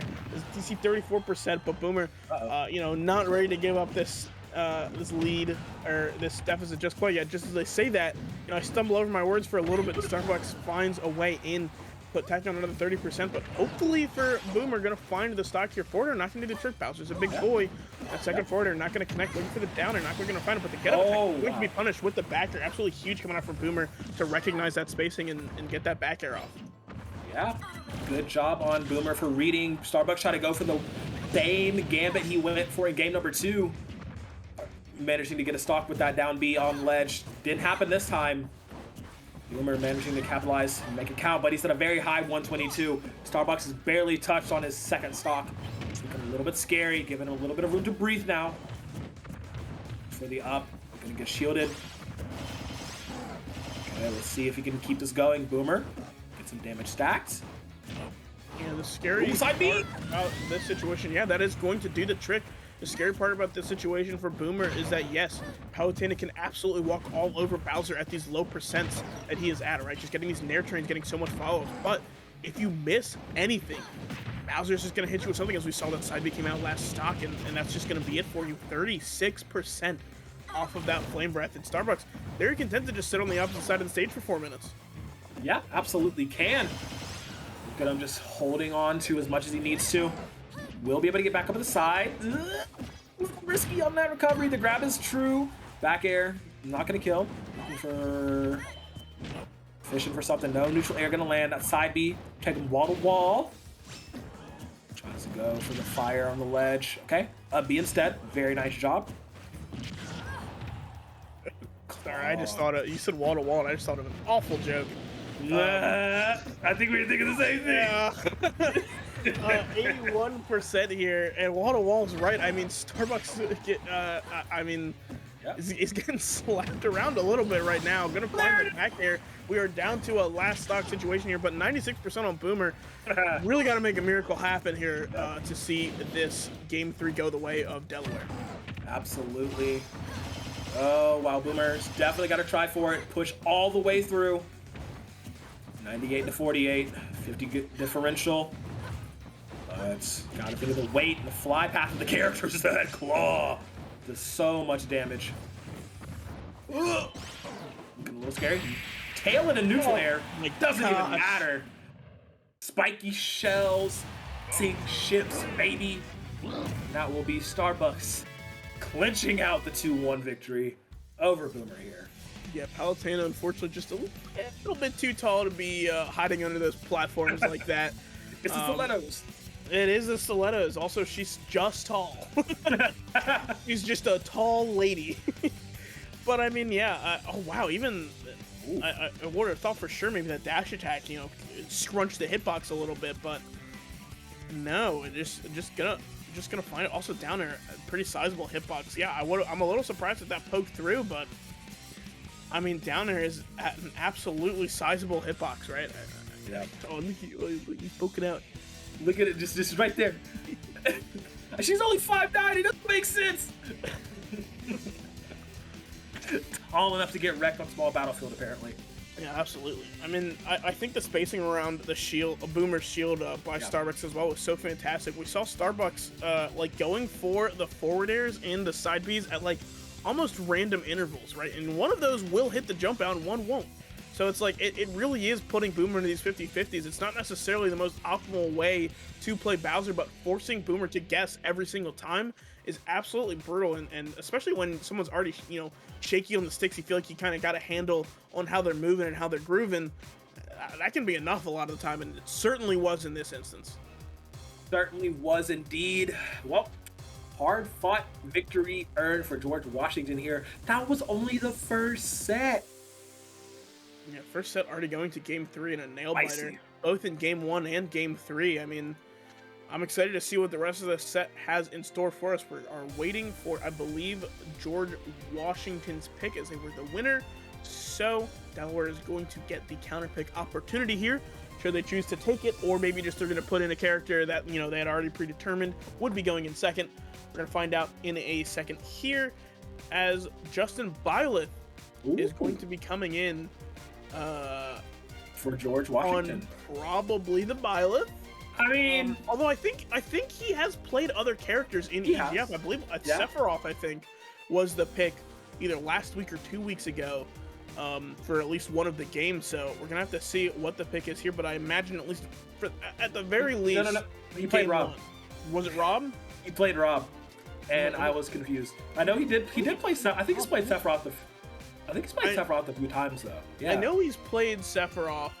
Oh yeah, well, there's a in the Seton Hall we saw Rob and Mario. Although I don't think that was particularly serious, so I don't want to take that super as oh my goodness as law as it were. No, actually no. I thought okay, here it is. Yeah. What week is this? I gotta scroll. Gotta do a deep scroll. So it's two weeks ago we saw the Sephiroth come out in the game 2. Looks like got 2 stocked by DePaul's Icona. Looking the young link. looking to switch up the play, and actually, worse for wear, actually ended up getting 3-stock the second game. But hey, that was then. This is now, and we're gonna see. Looks like we're gonna see Swift coming out for Delaware. I'm not looking up Swift on the Excel sheet. I don't even know why you would suggest that I'm doing that. That's crazy of you. I would never, my friend. Sheik looks like to be the pick here. It looks like we haven't seen Swift on any other characters. We've only seen Swift twice, actually, according to our data at least, in this season of the EGFC. But on Sheik, both times, looks like we've got a Game 3 win and a Game 3 win. All right, so Swift, a Game 3 kind of player, and Justin Violet, I think, I'm not going to re-control F that, but I believe a lot of those games were just Game 2 scenarios, whether it was a win or a loss, so maybe a little bit of advantage to Swift here, used to the Game 3 mentality, maybe a little bit more than Justin Violet, at least in this particular scenario. Maybe. Plus Sheik Violet, so. I think it's a little bit of a rough matchup, honestly. Yeah. Just a little bit. Just a little bit. Definitely a little bit of a hill to climb. We are getting these two players settled in and readied up. Man, that last one was a nail biter. And both these two players are real good too. We might just be in for banger after banger after banger, to borrow a phrase from a very wonderful redheaded gentleman. Justin Byleth and his bag of tricks, though. That's the whole thing, right? We don't know which Justin we're going to see today. Are we actually going to see Justin Byleth? Or are we going to see... Okay, Justin Seffi? No, it's going to be the Justin By. Yeah, he's going back. Trying letting us know that it is going... it's a Byleth, at least in the button check, but have been fooled by that before.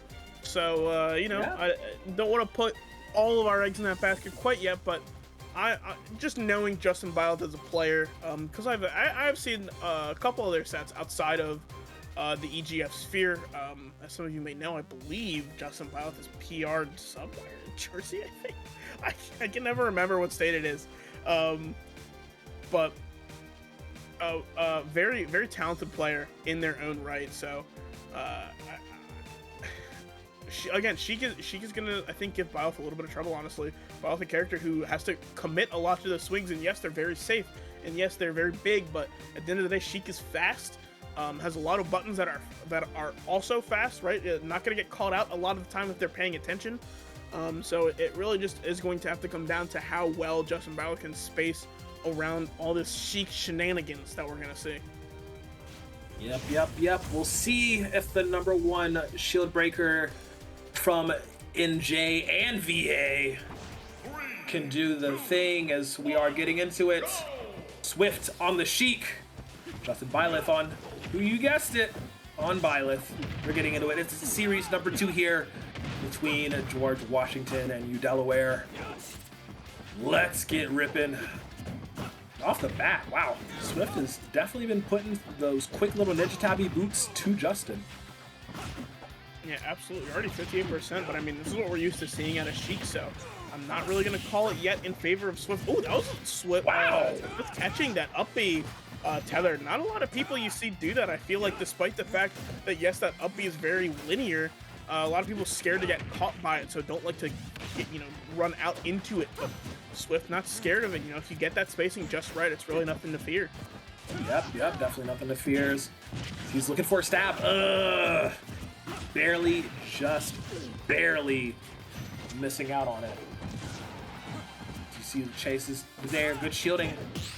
God, he's in a bit of a danger zone now. She has a lot of kill options, but if you're talking about a character with options, you cannot leave Byleth's name out of the conversation. Yeah, I mean, it's just gonna be, again, I mentioned earlier, I'm not really gonna give it to Swift just yet. Easy bread and butter combos are what this character is known for.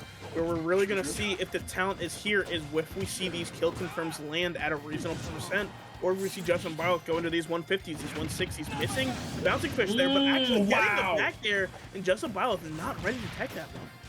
Wow, he actually managed to land it though, okay. Good job by Swift, going one up. See how long he can survive before he's caught by the long arm of the law that is Justin Byleth. Goes for a wild swing, will break the shield. Charge the up smash, let it fly. Well deserved. Managing to convert that quickly into a stock and bring it What to about shield breaks there, Crow? #1 shield breaker in New Jersey and Virginia. Absolutely fantastic stuff coming from Justin Byleth to make up this ground very quickly. 70% on this Sheik. Justin Byleth is just about done with this bag of tricks and is ready to really put the hands on this character. This PC Swift just struggling to stabilize right now in this neutral game. Yep, getting to stabilize. Don't rock the boat. The bomb. Ooh, okay, good timing on that. To avoid the explosion. Jab combo into the up. Oh my god.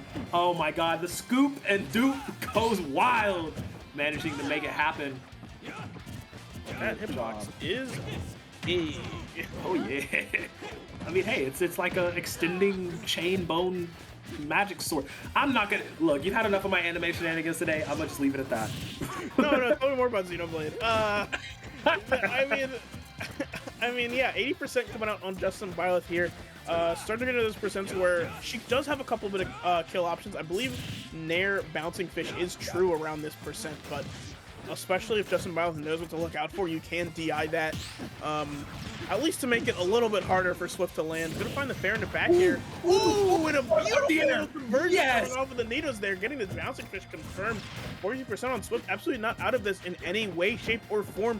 A couple quick bread and butters, and this game could very well be evened out. That was so good by Swift to catch him in midair with the bomb and convert all of that all the way. Bouncing fish hits tail end of it, and he just goes strictly flying out of there. 1-to-1 scenario. We talked about how close series #1 was. Series #2 looking to be just as good. Lands a very good charge arrow. Breathing a little bit heavy here. That's 2 jump ins. Goes for a third. Up air. Looks for another one. Not going to connect. Dashing through. Shields up all around. Ooh, has to cancel it. Neutral air coming out. Get that bow twirl. Back air to land. Charging up. Just barely missing. Fast fall saving Swift's life here. Just on the knife's edge. 86, 68. Just landed. Goes for the up air. That should be it. No DI to save you there. And just like that, Justin Byleth will take game #1. A very hard fought game #1. Yeah, Mom letting you know that MK Leo at home is right here, ladies and gentlemen, and everyone in between. Fantastic stuff coming out, to especially after that slick second stock, to really stabilize and find that third stock before Swift can really get in control of that situation. Absolutely fantastic stuff coming out from both of these players. Yeah, that shield break was nasty. 111. So good. Oh Swift my god. Before getting hit with the up smash there. I mean, yeah, that was really good stuff. This is a really good game. I think we're setting up for a really good set here. I'd love to see a game 3, but you know, I don't want to call it beforehand. Yeah, absolutely fantastic. That's so good. Yeah, jab, up smash. Yeah. Holy cow! Taking the gas out of me. Gonna do some jumping jacks to get ready back in the action for that one. That made me want to play Sheik. I'll be honest. I watched that and I want to play Sheik now. Like, that was really cool. Look, I'm not even gonna lie to you. Smash 4, I was a dirty little meta abuser, so I only exclusively played Greninja, Sheik, and Zero Suit. Oh, okay. You're one of those. Yeah, I was that guy, and yeah, Sheik. The changes they made to her, she still feels very good. Definitely not as like Bonanza busted as she was. Oh, for sure, yeah. But definitely still feels really cool. I'm on the Zachary train of, like, I think this character's ceiling is not even close to being found yet. Yeah. And I think she's already, you know, top 15, top 20 in the game, and is only going to get better and better as time goes on. It's one of those few characters that is going to get labbed better. But the perks for Justin Byleth here is playing a character that's not, I wouldn't say solved, but significantly simpler in the neutral game, especially against a character like Sheik. Yes, Sheik absolutely does have the advantage in this matchup. However, oh my god, get in first. Hey yo, Swift is getting looking for the first stop already. Big double back here, not gonna quite catch the tether there, and Justin Byleth's trying to retaliate here. We're gonna see what he can do. Yeah, the whole thing with Sheik is the fact that people just were like, oh, she's not busted, so I don't want to play with her anymore. No, she's always been tops. It's just, you have to put in a little bit more effort to get the same results. And like now people are like, all right, you know what? No more patches coming out? Sure, let's go ahead and fill in the missing piece of the puzzle, right? There's nothing else to wait on at this point. We just got to do it ourselves. And yeah, like you said, Zacharay's ceiling it's there, and I mean, it hasn't been discovered yet. So like, people definitely want to be lapping his character more and just looking for those conversions, but still falls very heavy. Like, she's still a very feathery character, and Byleth does very well against feathery characters because quick little hit from either the lance or the axe, and you're gonna go flying every single time. So I did want to bring this up real quick, just to be fair, that Sheik Forward Air did not hit grounded targets when this game came out. That was a patch. Yes, that was a patch. So yes. I wouldn't say that the character was always as good as she was, but I think once she got even that small balance adjustment, I think it was honestly enough to push this character into meta contention. But 91%. Oh my goodness! Oh my God! What? A lot of shield confirms, but you do have to get that dash back on the down air there, and unfortunately not gonna find it. 52% on Swift here, but already looking for these kill confirms, looking for the back heel forward air, not gonna find it. That spike is going to be DI'd correctly, so it's not gonna push Swift off stage, but still in a very scary situation. Justin Biles one confirm away from taking the stock, and there it is, the nair into dash attack. 3 stocks to 1. Swift starting out so strong, but unfortunately falling so far.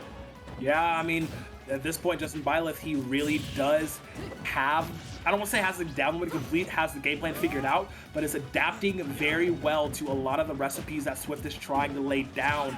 You see Swift going for a lot of these quick in-hit conversions into the, the forward tilts, just pushing it through more and more, getting those up air strings, but it's not happening, and he's not landing the needlework, he's not landing the bombs. He has to do, I don't think he's thrown a bomb for this game. Is no way off the arrow.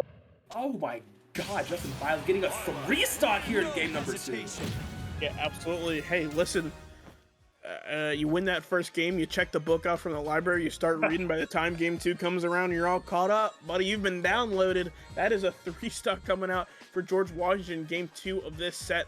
That's putting us at double digits, I think, for George Washington. Yeah, it's going to be 12 points to 1. Not undoable by any means for Delaware, right? Just need a couple, even just winning these next 2 games. It doesn't have to be like crazy 3 stocks, right? Just winning these next 2 games can absolutely be enough to turn the tables at least close enough in their favor to where a game 5 would actually, be a decider round. But I mean, yeah, fantastic start from George Washington University. This is a lead you want to hold. Yeah, and hold it. They will try. Oh man, we were doing so much exposition work in that game number 2 that we're just like, oh yeah, Justin Bilett's just good at this character. Like, yeah, yeah. I feel like we talked up Sheik a lot, but like at the end of the day, Justin Bilett is an incredibly talented player, and like I think it was shown in that match. But it looks like we've got some more picks coming out for you for this game 3. George Washington gonna go ahead and put in Whitehawk, who I believe is a Marth main. That is at least who I saw them on last week. We're still waiting on the Delaware pick here. Yeah, you know what? I'll say it on stream. In chat, Justin said that he liked the Sheik. I'll say it too. Swift, that Sheik was amazing. That was absolute. Again, we do our little caster quips. I said the downloaded thing. Oh, my camera's out of focus. Whatever. I'm gonna power through it. I say our little quips. Listen, it absolutely got downloaded that game too, but fantastic stuff coming out from that Sheik. I think that was beautiful. I think you don't see Sheik played at that high of a level in a lot of situations. Just unfortunately, I think this is just a case of Justin Bilett being the better player. But that Sheik left everything on the table, and I applaud you for it, Swift. Absolutely applauded. I mean, surprised us out the game. Like, okay, yeah, he's coming out swinging, doing everything they can to try and make it happen. Unfortunately, was not the case. Is number 1 gonna do what he does best and break them shields and break them hearts, and he's just shout out Justin Bilett, just doing what he's doing. Very good job. Now we have Whitehawk and Coral coming up next, I believe. Yeah, that is going to be the pick. Ugh. Now Coral is. Listen, I've been talking all day. Now Coral looks like is going to be most likely going to be on the Samus. So this is going to be if my hunch is correct on this, and I do believe it is, this is going to be a Marth versus a Samus on stream here in just a second. Another Marth or Roy, depending on whichever. Whitehawk will play Marth or Roy. I know he does play both of them, but I actually have not seen the Roy. But if I'll take the vouch and assume that they're at an equal level in terms of like how comfortable Whitehawk is on the character. I would say that this is a Roy matchup. Okay, so production letting us know that the button check is going to be Marth versus Samus, but if you have the Roy, I think now's the time to pick it. I think Roy maybe has a little bit of a better matchup into Samus, just because that character is ever so slightly faster and ever so slightly stronger in those tipper hitboxes. You don't want to give Samus space to breathe. You don't want to give Samus time, to just set up and charge. You don't want to let her live to these super high percents where she can just kind of grind game you. And Marth, I feel like, is a character who generally is, unless you're doing the super stylish combos, right? I think generally is kind of a grind game character, going to play that mid range in space with the sword and just kind of dare you to come in. And Samus will not take that challenge ever. So this is going to be an interesting matchup if we do see the Marth versus Samus. Yeah, I mean, it's a best of 3, so you have a chance to feel things out, so to speak. A chance to, experiment. Sorry, my dog is being a dog. But yeah, it's just she's just rolling her. You know what? I'm not even gonna pay it no mind. If I hear something break, whatever. She's a cutie. Oh, I see the tail. Oh no! What do you want? Oh, she's a cutie. Say hi to the stream. Come here. Want to say hi real quick? Say hi to the stream. Hey, cutie. Hey, cutie. Oh, I love dogs. I 100% think that the Marth is a decent pick, for sure.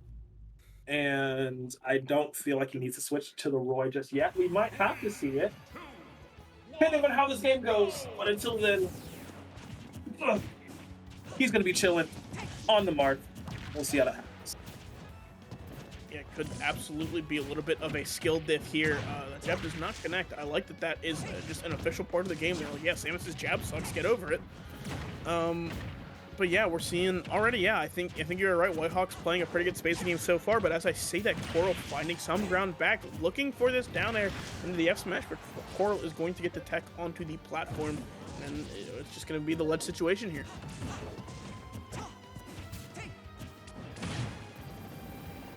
I didn't even notice. Sorry, Grow was taking care of the dog. I totally missed that.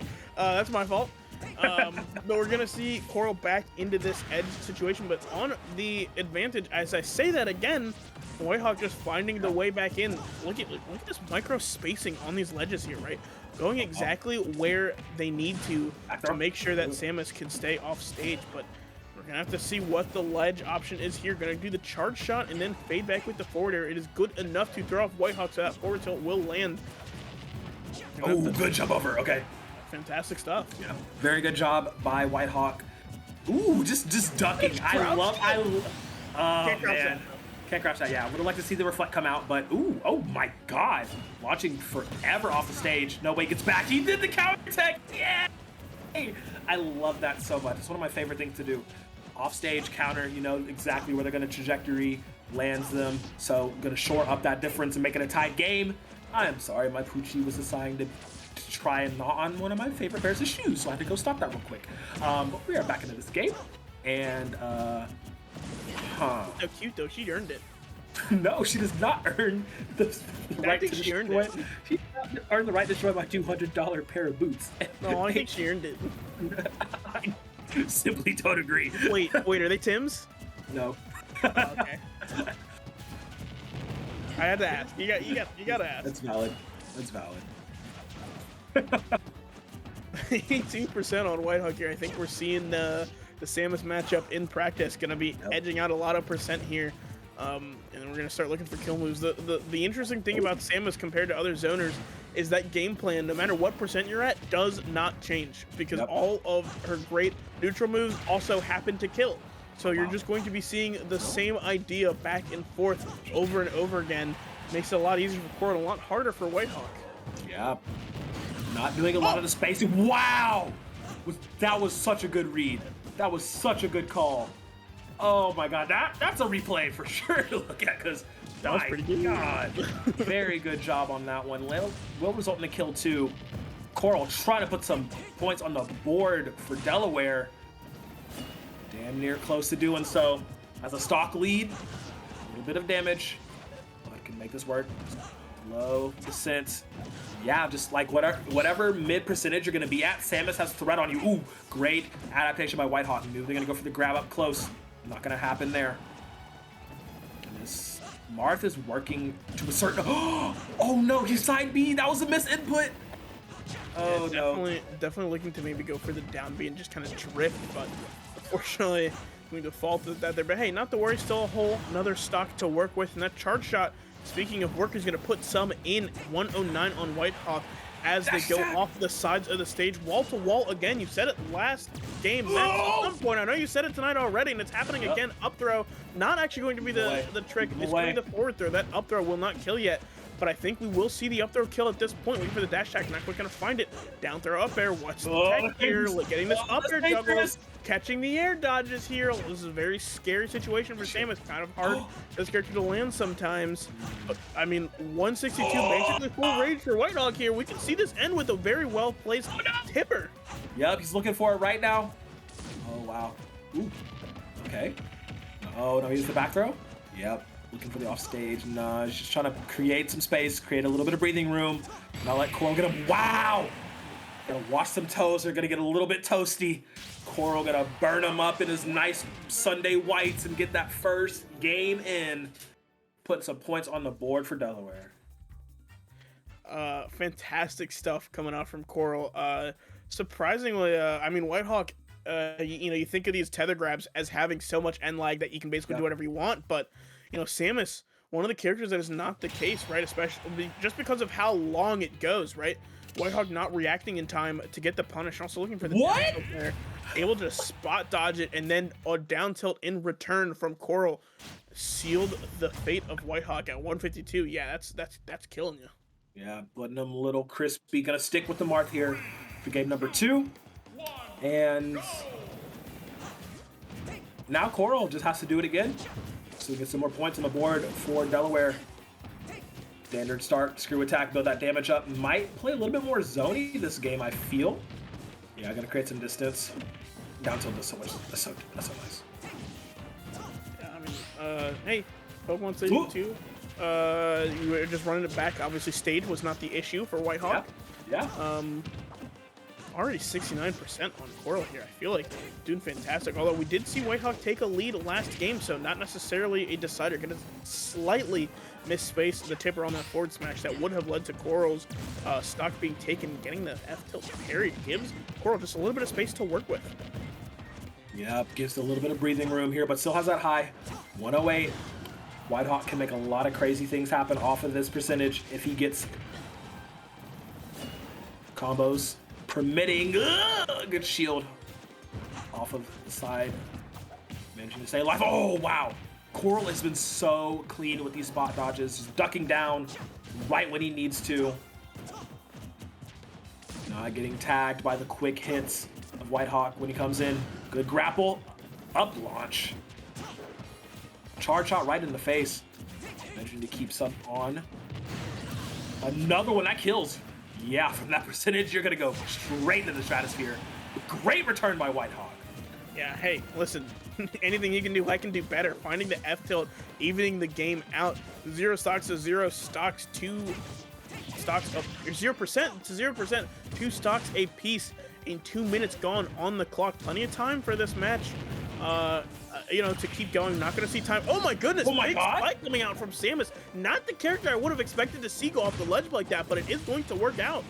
Listen, if there's one thing I know about good Samus players is they will look for that Samus spike. It's very rare, but very potent, and it showed right there. Just like that, we're talking about, yeah, Whitehawk, yeah, definitely in position to bring this back. Yeah, Whitehawk's gonna do good, immediately gets hit with that. Oh my goodness, Coral turning it right back on its head.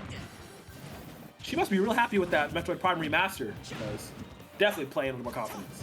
I gotta look into that. I saw the thing, but like I didn't actually read anything or watch anything. So I gotta take a look at that. It's so good. I haven't gotten it yet, but like it looks so amazing. Like admittedly, wait a minute, did he just? Well, you were talking about Metroid Prime Whitehawk, unfortunately, looking for the reverse up B. I don't know if that does the same thing it does in like Melee, where it's like super strong, yeah. Looking for the hit and unfortunately not going to find it is going to accidentally SD, leaving Coral with a 2-stock to round out that set. Fantastic stuff from Coral, though. You know, I don't want to put this all on Whitehawk's mistake. It was absolutely fantastic play coming out from Coral. Yeah, Coral definitely playing super, super well here. Some of those reverses were pretty nasty. Can't even front. As unfortunately, though, Whitehawk going for an interesting choice. That up throw just literally launches you. I love that so much. But yeah, unfortunately, gonna be up being to his demise. Shining Blade. Throw. Let's be honest. she needs all the help she can get. What do you mean? She needs all the help she can get. Whatever, man. Oh my goodness. We're going to be waiting for the next pick from Delaware this time, as they do take the third game of this set, putting themselves back in contention. Hey, like I said, putting themselves back in contention. Goodness gracious, my diction is starting to get a little bit worse as these sets go on, but hey, I'm in here for the long haul. Like I mentioned before this game 3, Delaware really does need to take these 2 games to be in a realistic fighting contention of taking this match, and this is a very good start with a 1 and 2 stock. Yeah, managing to get some points on the board for them, as we do have confirmation we're getting Houdini for Delaware, and we heard about them earlier. It's Kimonito coming in for George Washington University. See how much damage they can do. Kimonito, of course, really good on Rosa, so looking forward to that. King of New York, who? I'm kidding. The Buzz, don't come to my house. I love you. You know his fans will be rabid, hunt you down, take you out behind an alley. I got to offer 4 pairs of Timbs tonight to the King of New York. I put it under my doorstep, so it's like you're making Xenoblade references. I'm making a Bible reference. You know, like in the Bible, they put the goat's blood above the door. That's gonna be me, but I hang a pair of Timbs so the Buzz doesn't beat me up in my sleep. No, it wouldn't be hanging a pair of Timbs. You just get a chopped cheese and you gotta rub it on the door.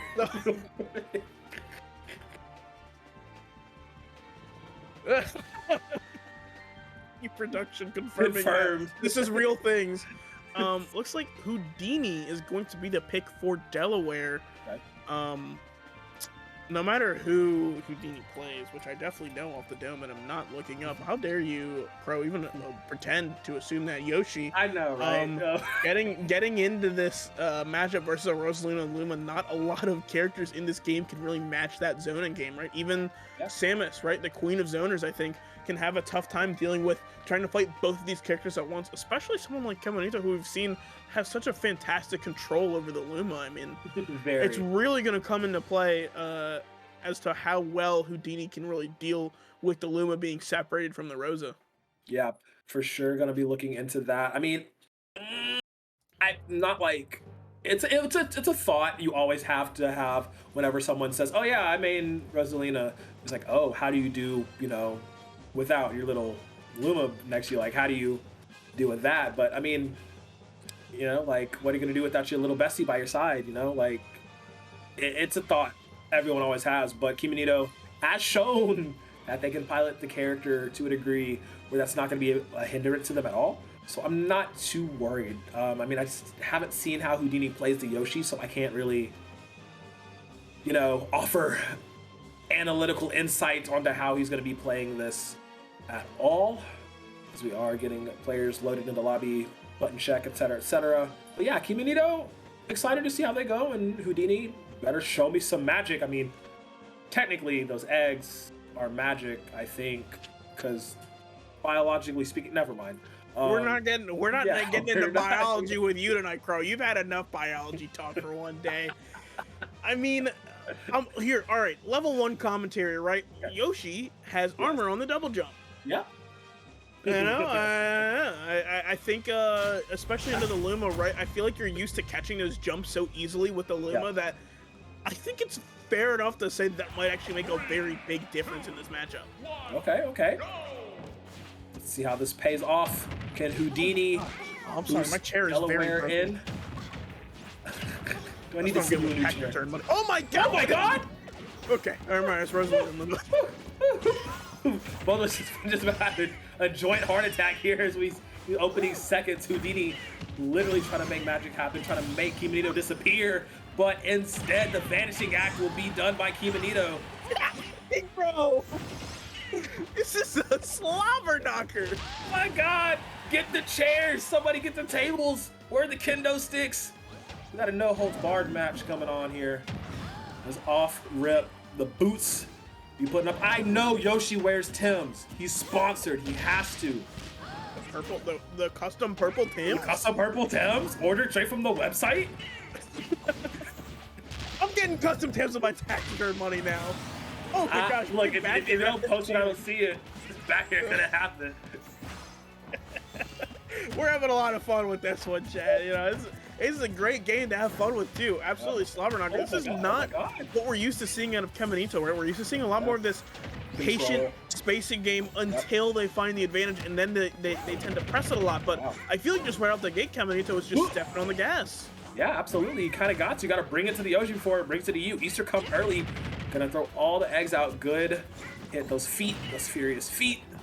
Known to break mountains. Dodge back. Ooh! Bro, put this man in the NBA All-Star game right now the way he's shooting these threes. Yeah, finding these eggs actually. Getting a lot of pressure here for the worth, or, you know, the safety of the relative safety, I guess I should say, of that egg toss. Okay, well, all right, now we're just throwing eggs across the stage. Yeah. But, you know, it's something to be said here, forcing Caminito in. You know, you're a little bit behind, and if Caminito is going to be impatient enough to, you know, approach you. Oh, getting rid of the He just swatted out of there. Yeah, this is going to be a big opening for Houdini. We're going to see the back throw here. Caminito just going to, you know, play patient. Maybe wait for the Luma here. Yeah, out of shield. Oh, out of shield. Up smash. Out of shield, up See you later. Don't even need the Luma to take care of that second stock. Yeah, he says, bro, why you throwing these eggs? Don't you know we in a recession? Chickens are going crazy right now. I'm going to go ahead and Points is expensive. The points is expensive. Good shielding. Now, see, now this adaptation, we know the big brain of Kimonito to do so. Good shielding on those eggs. Not falling prey to that. Run up.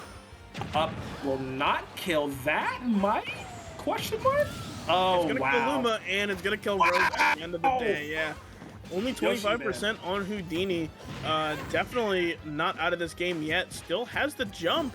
It's going to find the ledge there. Hey, listen, you're not better than the ledge. Houdini recognizing that. Oh, a little up tilt, but Luma going to catch it. That's the scary part of approaching this character, is having to deal with the Luma. Actually looking, I think, to take the Luma there with the forward air, but he's getting both of them. Double up air will do the trick. Yeah, managing to land both of them. A little bit of a happy birthday of sorts. If you know, you know. Gonna manage to get some good damage down on there. Now Kimonito sitting in the hot seat, 86%. Off stage. Has to up B to the other side. Will be met with a splat to the face. Not quite scrambled. A little bit over easy. The heat coming off of those eggs. Heat seeking. Attacking off of that though. Luma has been reborn. A little baby blue. Doing what he can do. Get some damage off. Now they're about tied. 90%. 98. 110. Houdini in some trouble. Trying to create distance. Create the space he needs. And breathe for just a little bit. Ooh. Dodge it off a bit. Oh! Gotta save that second jump. So scary. The tail whip's gonna land. Oh, don't beat up on my boy. Beat up on my boy. Get rid of that Luma. If Houdini's gonna make magic happen, now's definitely the time. 102 to 111. Although I would say, with this Luma gone, getting maybe a little bit of an advantage, but we did see Caminito take a stock already without the Luma, so we'll be surprised to see it happen again. 120 to 102 here. 20 all the time. For any kill moves here, looking for the back air. Anything out of shield. Oh, there we go. Yoshi getting that hit on. Oh my goodness. Keeping the Luma on the other side of the stage. Actually gonna find the kill on the Luma as well. And Caminito is again This could be it. Oh, he missed it! He missed it! Could have been an up smash to kill, but misses it, unfortunately. Going off the stage, doing a little bit too much dangerous play. Lands in the air, though. Falls a little too far away from his grasp. Has the grab, though. Back throw. 163! Stage, but looking for the ledge here is Caminito. Able to get off safely, but not quite back to center stage. That back is going to pull through! Luma not being the lifeguard that needs to be. and that will result in Houdini pulling off his first trick and getting himself the victory. A very, very crazy back and forth. Bro, that was game 1. That was game 1.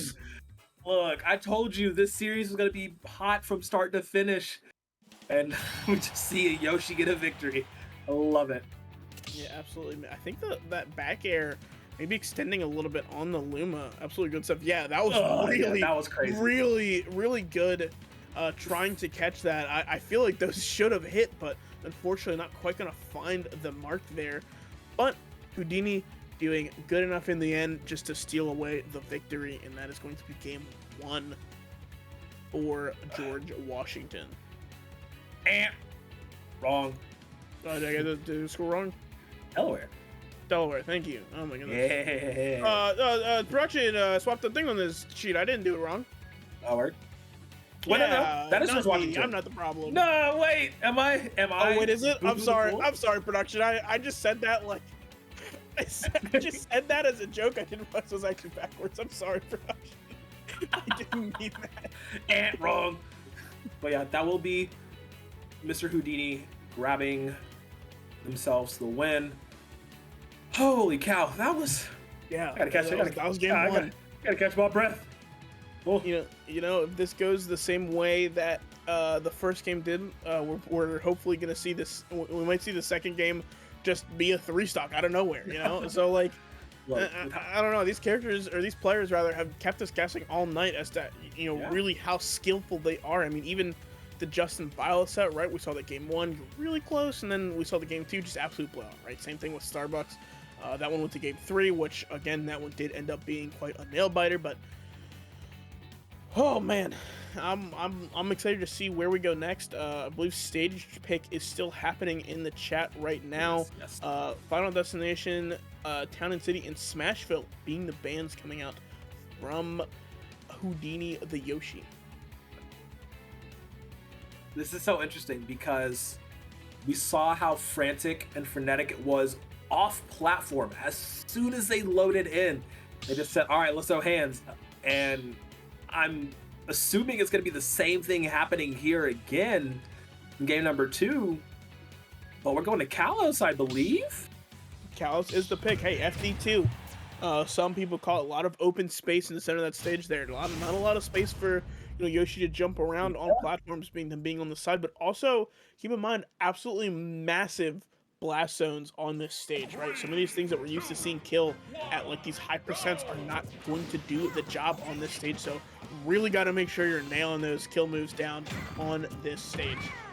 Yep, absolutely. And right off the bat, just at each other's throat. Okay, I called it correct. I said, yo, these two are going to scrap. And immediately out of the gate, they're just like, let's go. They know how it's going to go.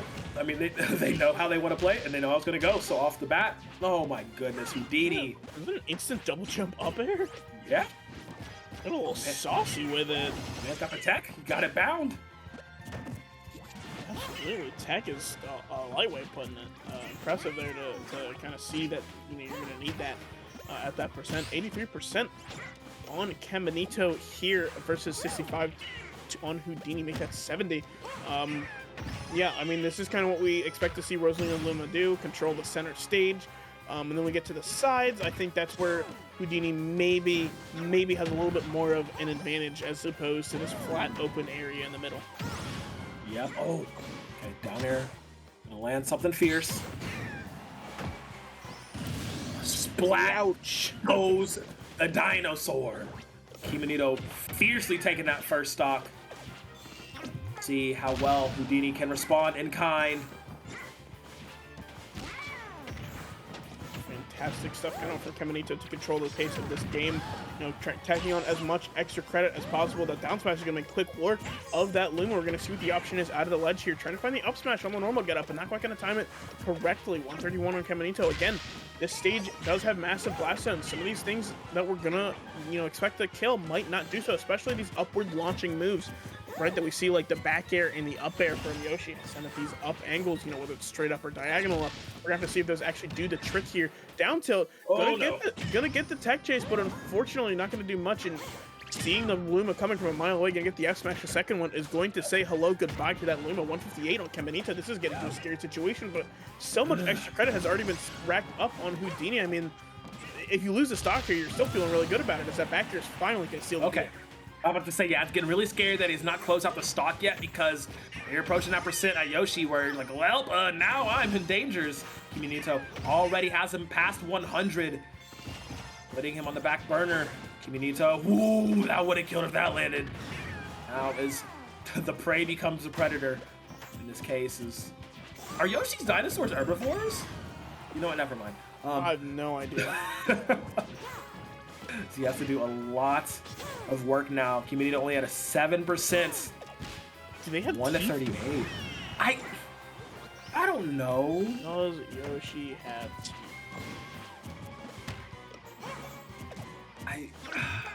Yoshi's got no teeth though. Yeah. Yoshi don't have no teeth. I'm just saying, usually, you know, omnivores have teeth to chew meat, but no teeth. No All I'm teeth. saying. Omnivores eat both. Yeah, omnivores. Yeah, bro. Omnivores, yeah.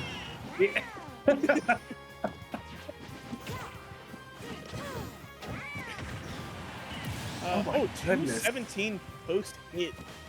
217.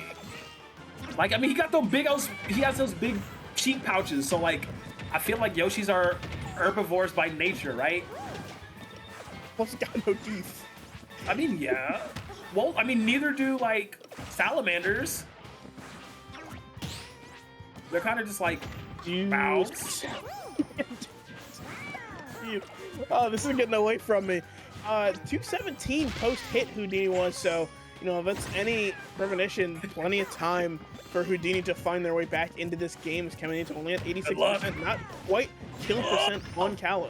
I believe the fact that the stage is so much wider is working out in Caminito's favor, just because you see the world tour Houdini has to go on in order to even try to get damage off of them. Going off stage though, will get that kill with the up B assist. It actually does give you some distance, contrary to popular belief, you fools. So, Will, it's not bad. Not bad at all. Definitely, especially combined with Yoshi's aerial mobility and jump height. Puts in a lot of work. Big parries coming out of the Houdini, but not quite enough to get them out of the corner scot-free. Still going to take some damage for what it's worth. Salamander do have teeth. Salamander do have teeth? Wow. Huh. Interesting. Okay. Anyway, so now we're in basically the same situation we were in before, right?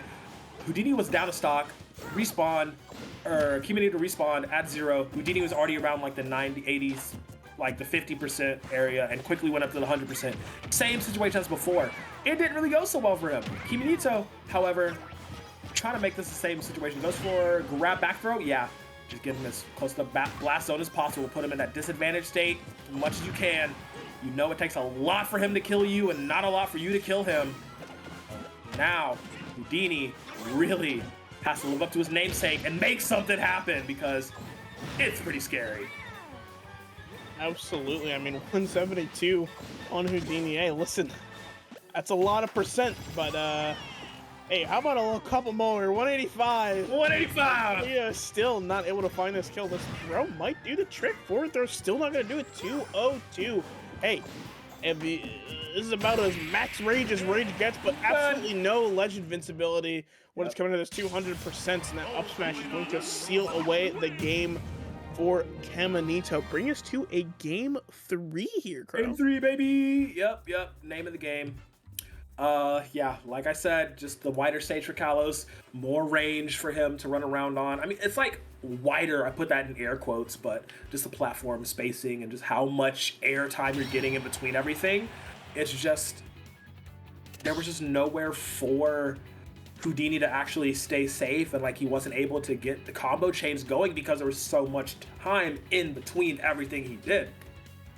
Yeah, absolutely. I mean, for what it's worth, you know, Houdini getting the game 1 advantage means that in this third game does have the stage pick. We're gonna have to see what the bans are coming out from Caminito. Battlefield Yoshi's. Oh, can't let Yoshi go Yoshi's. Yoshi's and Lilat are going to be the bans coming out from Caminito. All stages that you do not want to see Yoshi on, right? A lot of short ground space, a lot of platforms for him to, to just fall on, help with that landing that he definitely has a lot of trouble with. Yoshi's absolutely brutal on that upper blast zone as well. Lilat, those slants, the hype enablers, as some people call them, but I was call them cheese enablers. So it looks like we're going to be going to small battlefield again, keeping it small, forcing Caminito to scrap. Which, I mean, for what it's worth, we've seen that Caminito is absolutely willing to throw hands in these close quarters combat situations with Yoshi. Yep, takes off the nice little lace gloves and just, go straight for it. Reminds me of prom night. But yeah, Caminito definitely has to put some more into the gas tank to push that advantage. Anyway, Caminito definitely has to push some more gas in the tank, push that pedal to the floor, push it all the way, get that 2-1. Houdini definitely has to turn it around here. Small battlefield, less room to run around, more room to scrap. Let's see if the dinosaur can make it happen. It's game number 3. Is it game number 3? It is game number 3. Does Caminito know that? Oh boy.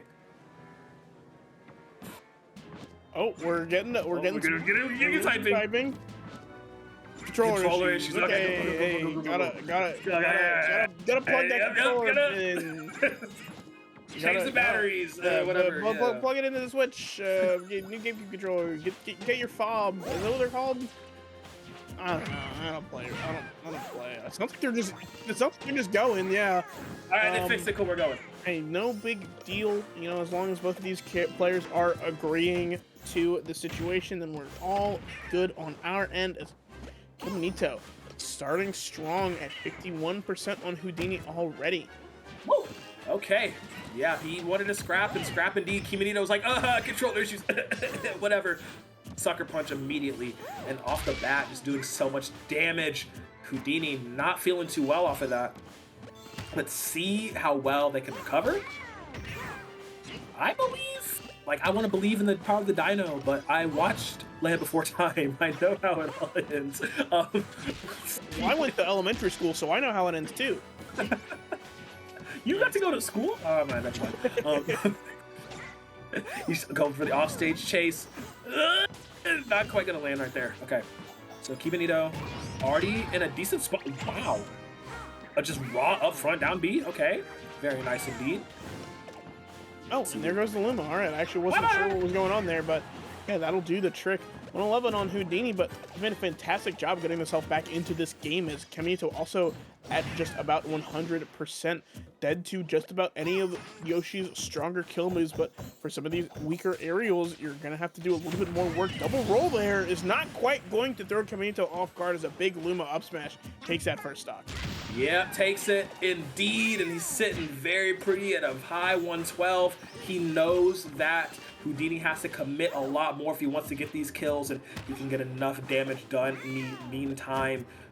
Even if he does go down, there's still going to be a very unequivalent exchange in damage once it happens. Absolutely the case, as we see Caminito just tacking on extra credit here. Right, just juicing this first stock for everything that they can get. Oh, the double jab is not going to be enough compared to Yoshi's double jump armor, able to jump out of that one, but not before taking like 15% in return. And big down tilt, not going to find the tech, and is also going to find the down smash follow. Caminito is looking very dominant this game 3. Yep. Putting, like I said, add more gas to the tank, push the pedal to the floor. Just trying to shore this one up quick. It says, nah, you're not going to get up 2 over me. Ooh. Quick fall situation. Oh, that landed! Oh my god! Was that a controller issue? No, that's skill issue, baby! Woo! The legend invincibility ran out, and that egg just popped right up into that forward air, and Houdini looking like they knew that was going to happen.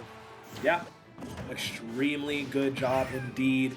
Now let's see how well he can survive. Until then, it's been the story of the game. Houdini managed to get a kill, but finally, and is still significantly more damage in the interim. Down a whole stock. And now there's, 2 stocks apiece, but this man's at 160. I say that now, and boom, boom, boom, boom. Now there they go. 1 stock remaining for Houdini. Now lapped in percent. Caminito not content to let this, be a simple win, but really trying to put an exclamation mark on the end of this set. Yeah. Oh, man. Okay. See what all they can do here on out. This is not like, it's not a down and out situation, right? It's definitely an angle where Houdini can win this. It's just very hard because now Kimonito seems to be playing as regular Kimonito that we normally see them play as. Very controlled, very collected, very calculated. Knowing when to go in, picking their spots correctly. Just getting all the answers they need to. But Houdini definitely can make some surprises happen here. Yeah, at the very least, want to take this last stock to give your team as much of a fighting chance, as you can.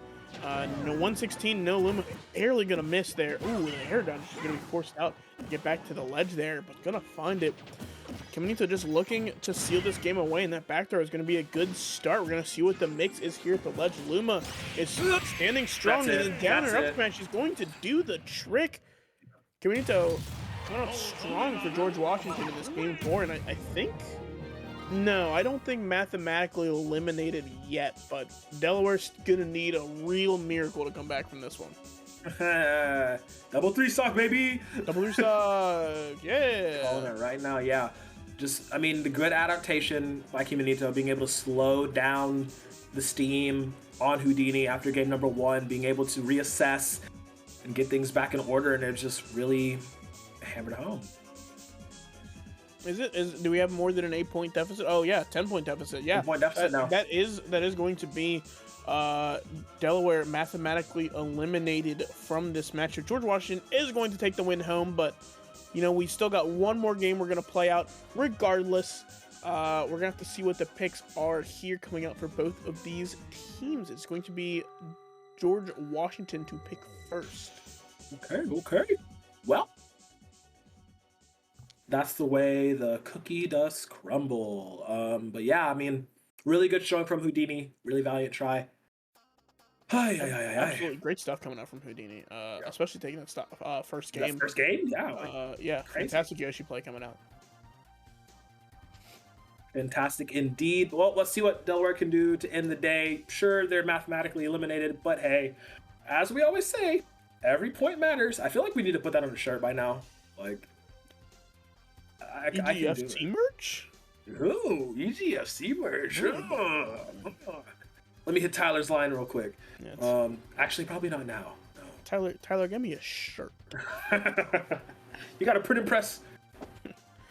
Give me a shirt that says "Need casters" for. They are supposed to know.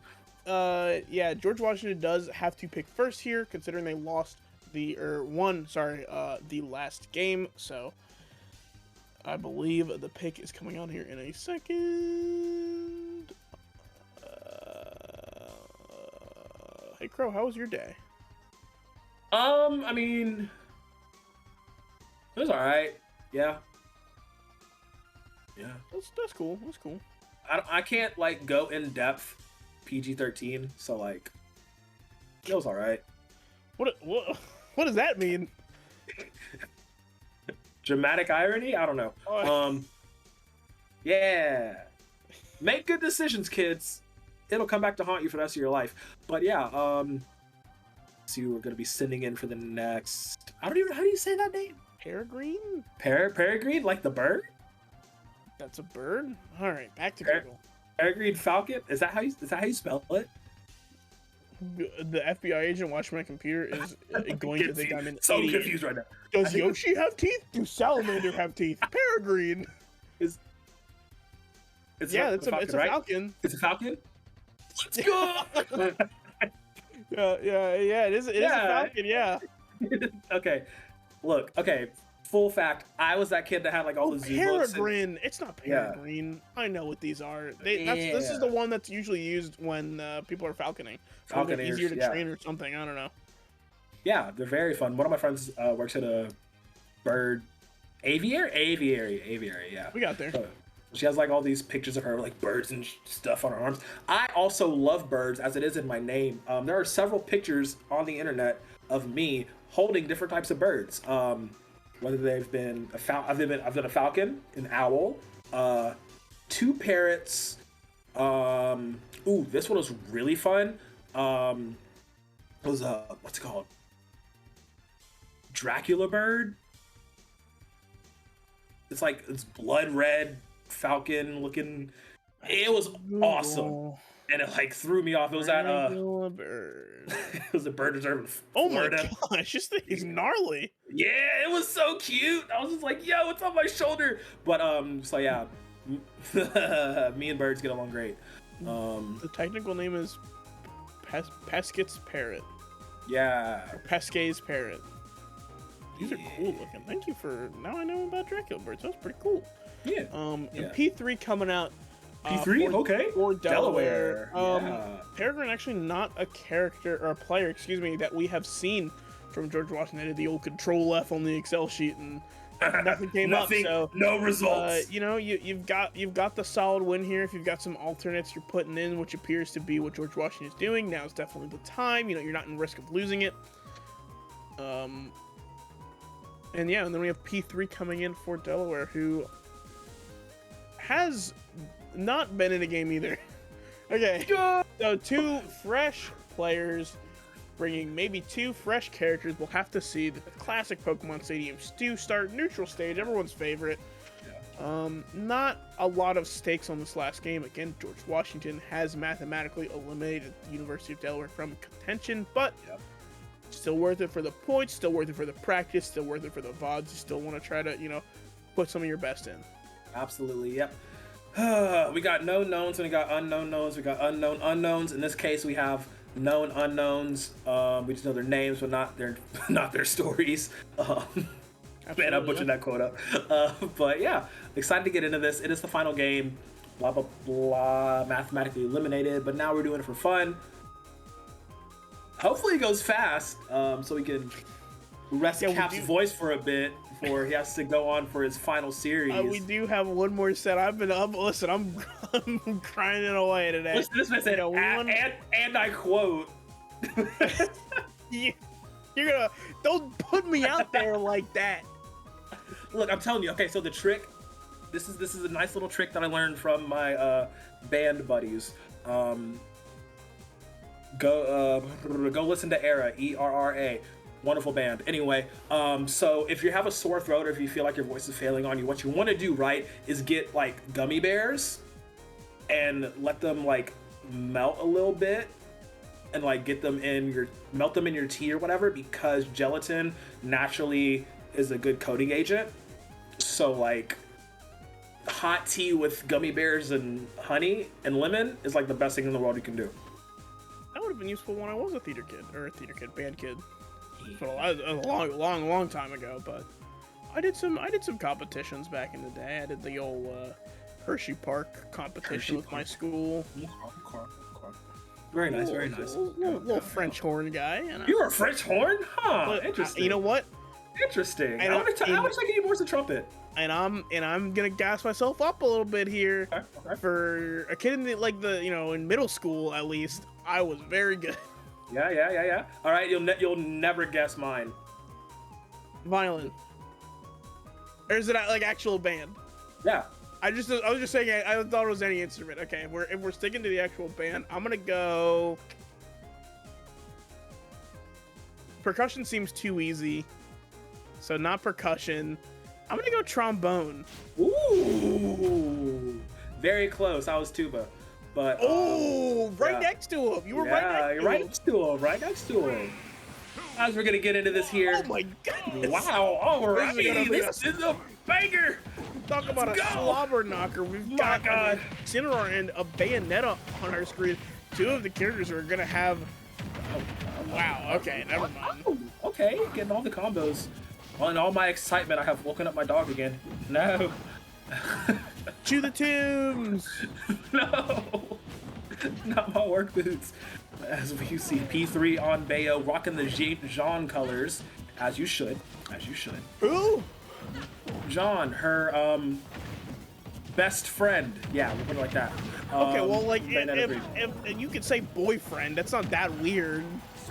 No, girlfriend. Oh, Yeah, that's Peregrine. also still not that weird though. we stand They're with this, like, beautiful couple. They're basically like your your lesbian aunt that only comes over for holidays. Go say they're my lesbian wine aunts. Yeah, this is unfortunately a pretty tough matchup for the Incineroar. Yeah, Incineroar, yeah, character who. It's a bad day to be a big kitty. Not gonna lie. Yeah, but hey, any character, I'll say it. This is my hot take: is any character that is forced to approach Incineroar is at best only +1 into Incineroar. We're seeing why in some of these exchanges we do see a little bit of this priority coming out, do it all the way to the top. Unfortunately, not able to find too much as Peregrine just having a field day. Or P3, excuse me, having a field day on Peregrine here. Yeah, doing everything, going off stage. They just know the amount of coverage. No! You didn't need to do that. You didn't need to do it. Oh my god. Jeepers. If there's one thing a Bayonetta player is going to do, it's going to be show off. And that right there is it. P3 with a wonderful execution. Gonna get Lariat. Oh. Straight. Oh, taunt there for you too. Yeah, he said you can taunt. I can taunt too. I got you. I still don't understand how Beltigre turns into this thing, but you know, it's whatever. What? Beltigre. I didn't play this gen. Oh, yeah, it's Litten, Beltigre, and Incineroar. I know Litten because everyone made all the memes. Yeah. That's all. Oh god, the memes. Yeah. But yeah. What was I saying? Lariat. Oh, that's a good move. Oh, Lariat. Yeah. Very good move. Very, very strong. If you can land it right. Max Moonsault, not gonna do too much. Okay. Peregrine finding a little bit more ground in this second Oh, stock, no. not enough as that back air is going to do the trick. P3 sitting at 67% on their second stock. Still a whole nother one in the bag of tricks. Yep. This is a tough matchup. I know what I just said, but Peregrine, maybe not super familiar with the Bayonetta matchup, looked a little bit lost in a lot of these combos. There are ways to get out of them, but if you're not super practiced in the matchup, or if your SDI is a little bit lacking, you're going to feel the full force of a lot of these bread and butters. Yeah, I would like to see the counter used a bit more. Oh, that was just so mean. That was so unnecessary. Like, it's the fact that you just shoved them away at the beginning of that was so crazy. But definitely like to see the counters be used more. Dark Tornado can actually do a significant amount of damage coverage-wise on the center, but you just have to have better placement of your defensive options to be able to counterattack. Because you're not going to outspeed Bayo. You're not. I'm sorry. You're just not that guy, pal. It's just not going to happen. But you can make things better in your situation. Matchup-wise, this is a little bit difficult. Let's see how they can recover and get things done. Or is P3 going to get the only other series win for Delaware here on tonight's final series? Because there's some clean Bayo work. Looks like Kalos is going to be the pick here. I don't necessarily agree with this. I feel like the issue was you couldn't get in without getting eaten a mean kick. Yeah. And so I don't know if giving Bayonetta more space is necessarily the best idea, but it could also be a comfort pick. So we're just going to have to see kind of how the cookie crumbles and how this plays out. We're going to get into this second game here in just a couple of moments. Bayonetta's pretty disjointed. I didn't really take into account that on some of these moves. I think Incineroar does have the frame data, and again, I think the possibility's there. I don't think this matchup is, fully, very completely awful, but. 3, 2, 1, go! I thought it was We're in the game number 2. Let's go! The way he stuttered, I thought he was talking about a Pokemon. I was like, what's that one? No, I knew exactly what he meant. Oh, Aegis, hey! Yeah. I'm tired of getting slapped around on the Incineroar. We are pulling the Aegis all the way, or the Pithra. Crow is a Pithra believer. The waifu's out to play. Let's see who can win the day. You gotta stop, dude. Oh, man. It's my favorite witch versus my favorite weapon. Let's see who does it better today. Going back to the classic Bayo suit, too. I like that switch, P3. Very, very nice.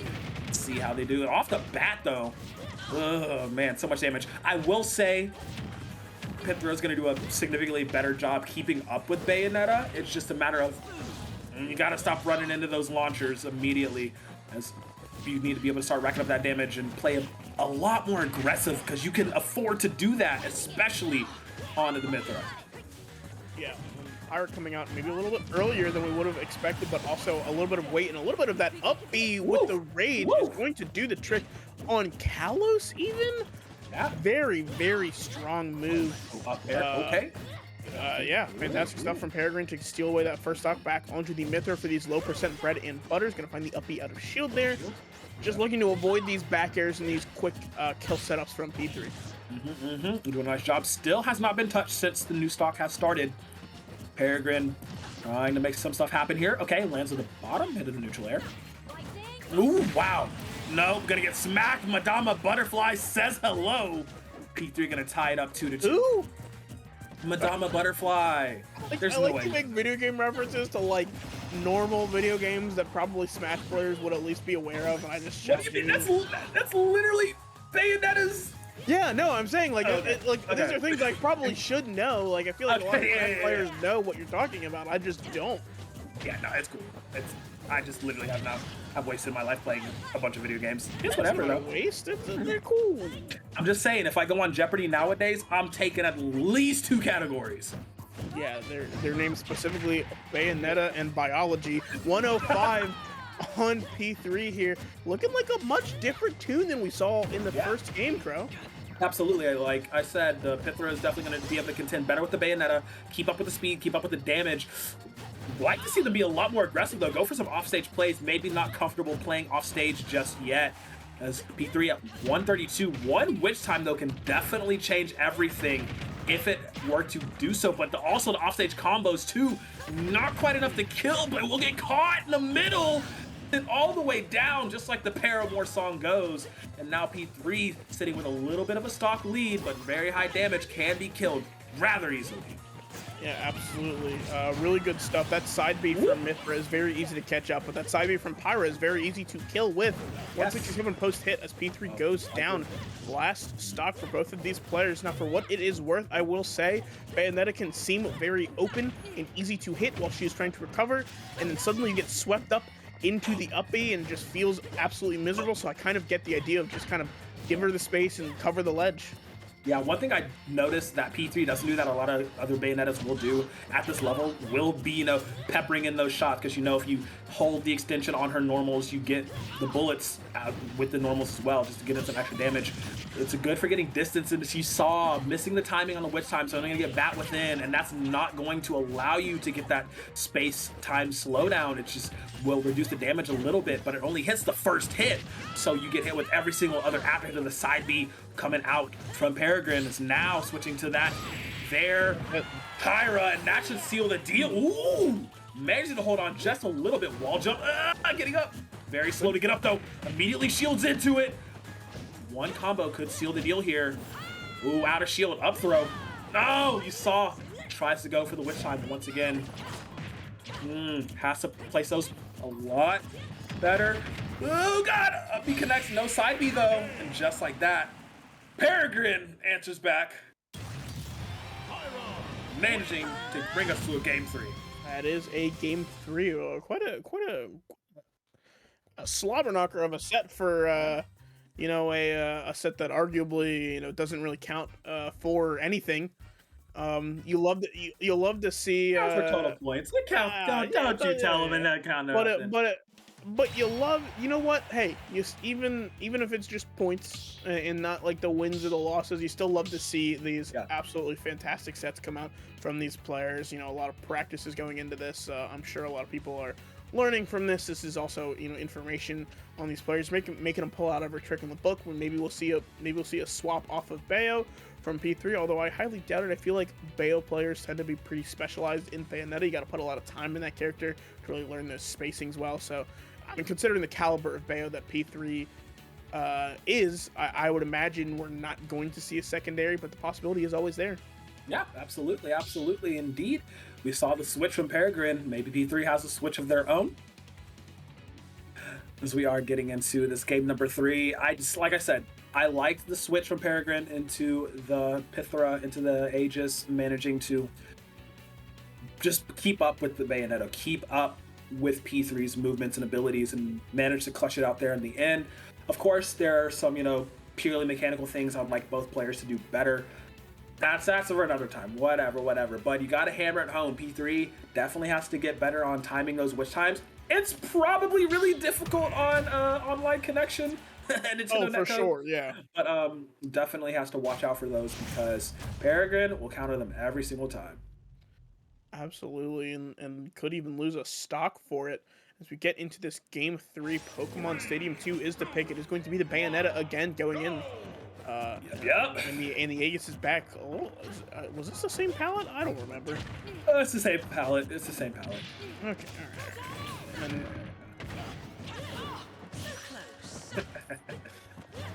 And the quips, I love it. Bro, actually, you can't quip at me. I'm too tired. It takes like all of my brain to think about Calculation. Oh, which time, baby? This time. There you go. That's the combo. Maybe I will play Bayonetta 3 after this. I don't know. I was undecided before, but now. There you go. Anyway. Well, anything better than League of Legends. I see you in that. Hey. In my DMs when I'm looking at the activity of my friends. I see you on that League of Legends. You got to get off of that, man. It's not good for you. It's a 13-year abusive relationship. Leave me alone. Back to the game though. Basically tied damage at this point. Both of them just kind of throwing haymakers at each other. Goes for the grab off recovery. Up B completely shielded through. Good job by P3 to land on that. Up B, side B, gonna go for the string? No, go for the back air instead. That's what I wanted to see. Get the guns out. Use that second amendment. You can do it. And will result in a stock going their way. P3 striking a pose real quick. Managing to draw first blood here. Yeah, P3 looks like adapting pretty well to the Pithra going into this Game 3, but we're going to have to see if they can close it out as 13% on Peregrine, but trading with the Nair there, I believe. Yeah, it's going to be on Peregrine to find the kill here on this Pyra, and if not, P3 is set to rack up a lot of percent, right? Bayonetta is not going to need that much. Just a little bit. That down tilt might be a good start, but no, able to fall out before the forward air connects. I think Bayonetta and Dante would be best friends, not gonna lie. Oh, get the forward airs in, come on. Ooh. No stomp for you. Okay, there it is. There's the chain combo. Starts to fire a little bit. Nice, drag out for the up B. Off stage, should have this, yes. The distance covered will be greater. No. P3 would have made it back to stage regardless because they only used one charge to the up B, so they definitely had enough to get back, but just going understage, Bayonetta can be a monster if you know how to stagger her up Bs and side Bs correctly. But yeah, Peregrine definitely in a bad spot now. One stock at 77% to the 3 of P3. This is where you have to start playing out of your mind if you want to get stuff done. Fortunately, it's not looking the case. The back throw is good. The B is greater. Talking about an adaptation coming out from P3, looking like a completely different animal in this Game 3. I can't imagine the stage pick had that much to do with it. Must be. I think it's just more of a character, or rather a player thing. You cannot hold shield there, but can't do that. You can't do running that. in a little bit too quickly. Not able to wait out the neutral B, getting a little bit antsy, but already swapping to Pyro, looking for the extra weight here on the character. Oh no! Oh no! Oh no! The baddest witch to do it. Gonna send them straight sky high, and that's P3 getting the 2-1 victory for you, Delaware. He didn't do that to him. Come on. He didn't need to do that. Style, she's grace. She'll stop time and stomp you in the face. If you ever learn how to walk something, or other words. I don't know. 10 out of 10. Oh. 10 out of 10. That's the quote, is if you want to learn how to talk to a lady, ask your mom. Then she has a lollipop, and it's nice. Yeah. Well. Hey. P3? Yeah. Very good. Foregone conclusion, is that the word? I don't know. We already knew who the winner of this match was going to be, but absolutely fantastic Game 5 coming out from both of these players. Absolutely. But it will be George Washington. We are not going to have an interview tonight. We are running a little bit late, so we are going to try to get into this last set here. This is actually going to be Crow's last set of the night. When we come back from break, I will... Wait? Yeah, okay, yeah, there's one more. Yeah. It will be Crows last set of the night, so when we come back, it will be Soy back on the mic with me. I will still be here. So, Crow, any last words before we take you out to break? Honestly, Oh, it feels like I'm interviewing you. Yeah. Oh wow. Well, yeah. I think all the players did a really good job today. They really showed their best sides, and we had some. No, honestly, we had some really dope sets tonight. Shout out to the 2 Falcon mirrors we got. Oh my goodness! Yeah, I'm amazed we saw 2 of those today. So clean. Week 12, things are heating up. We got some more to go, and honestly, I'm so excited to be here for every single ounce of it. But yes, that will be all for me, Mr. Cap. Don't spread yourself too thin. You got a little bit more to go. I'll see you next time. All right, we're gonna cut the break here. The feed.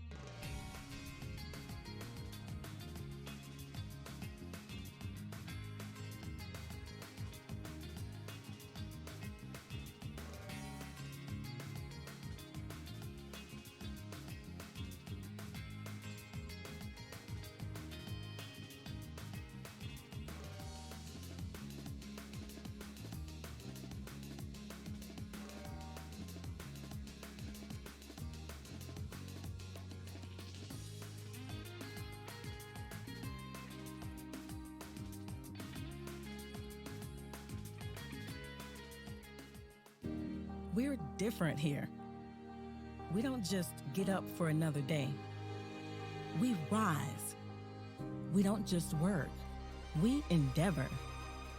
We're women and men for and with others. We have hope, we believe, and we celebrate. Why are we different? So we can be the difference. Welcome back into the EGFC Season 4 Week 12. I am Cap, still joined by Soy for this final match of the night. We have Hawaii versus Marquette coming through. Soy, how are you feeling about this matchup? I'm feeling excited. Honestly, I think the way that the schedule and the results have kind of panned out, I feel like Hawaii is always going to be kind of the matchup of the night because of the season that they've had and the games that they will have to continue to play. Hawaii coming in at 8-3, one of the top teams here at EGFC, going up against a team that's right on the cusp of being in that playoff discussion, a Marquette squad that sits at 5-6 overall. Hey, I just noticed that you got I put up a divider behind me, and you have a divider. Look at that, hey, divider boys. Hey, let's go. We are going to get into the first match here in just a couple of seconds, but looks like we do already have player picks. It is going to be Malona versus Chico. Now, I know Chico's on that Donkey Kong for sure, right? But on Malona's side, we are going to see the Robin come out. We're going to have to see if Malona can keep Chico out long enough that the monkey doesn't just grab you and throw you. Yeah, this is going to be a difficult matchup, but one that Chico is no stranger to. Like you said, he's been piloting the DK extremely well through the past 2 seasons. And on the flip side, Malona has really emerged as a rising star for the side of the Rainbow Warriors. 7-1, and that one loss came to Army Ollie of UTA. So he's been playing fantastic so far this season. And we'll have to see how they do in this week's matchups. So far, even right off the bat here in terms of percentage, and normally I'd say that favors the heavy, but with the kill power Robin has in this kit, you gotta feel like Chico's in a world of hurt here.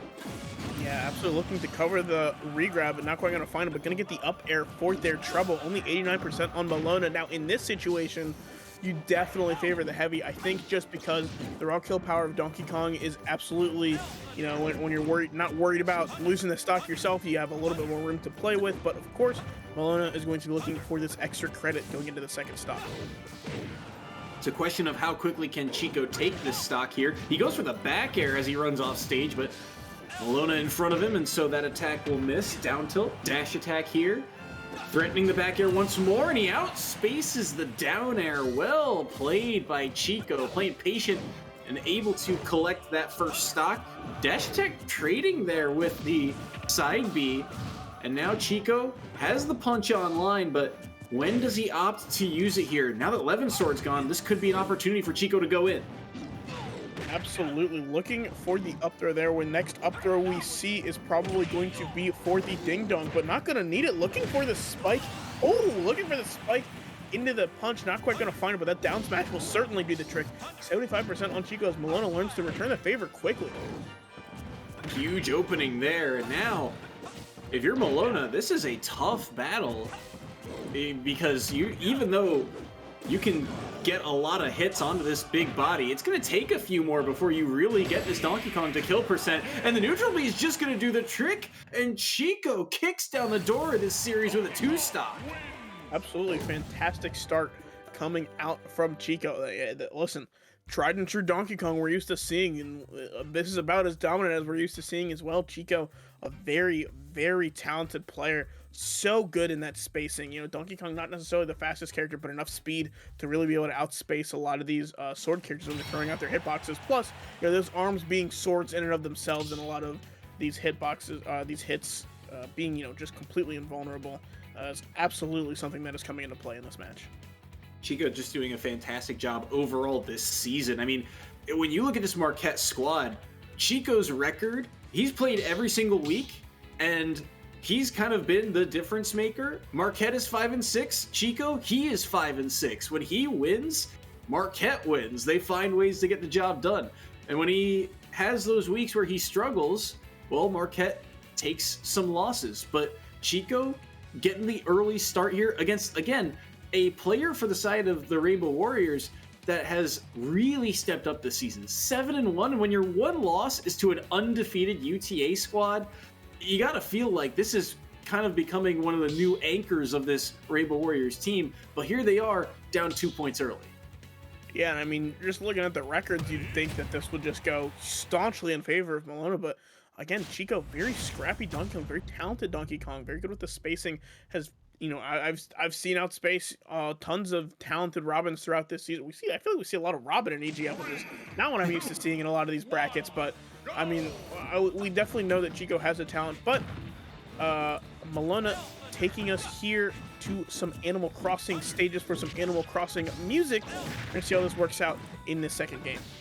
And I like the pick here from Malona, right? You said it. Chico's a scrappy DK. He wants to go in. He wants to force all these engagements. So go to a stage that gives you a lot of space to work with, a lot of area to buy time with. Unfortunately, though, that air dodge used a little bit too late, and he'll drop his first stock to it. So Chico already off to a huge start here as he's taken so little percent, but now maybe something here off the grab. But Chico's defense standing tall here. Not a whole lot of combo ability for Malona against this heavyweight. Yeah, absolutely. I'm a little surprised to see that Malona is struggling so much to juggle Chico, but I think that's just really more of a testament to Chico than anything else. Fantastic stuff coming out from the Donkey Kong themselves. Looking for that Donkey... I don't remember what that move's called. Looking for the neutral B punch there. Not quite going to find it. We're going to get caught with the side B, and that will be enough. 131 after hit. Chico will die off of the top to Malona, who's sitting just about 70%. Still in that odd threat range here, and no Levin Sword. Means that Malona's got to be very careful. Just look at the foot extend. 3 back airs in a row. He crouched underneath the neutral B. How often do you see that play being made?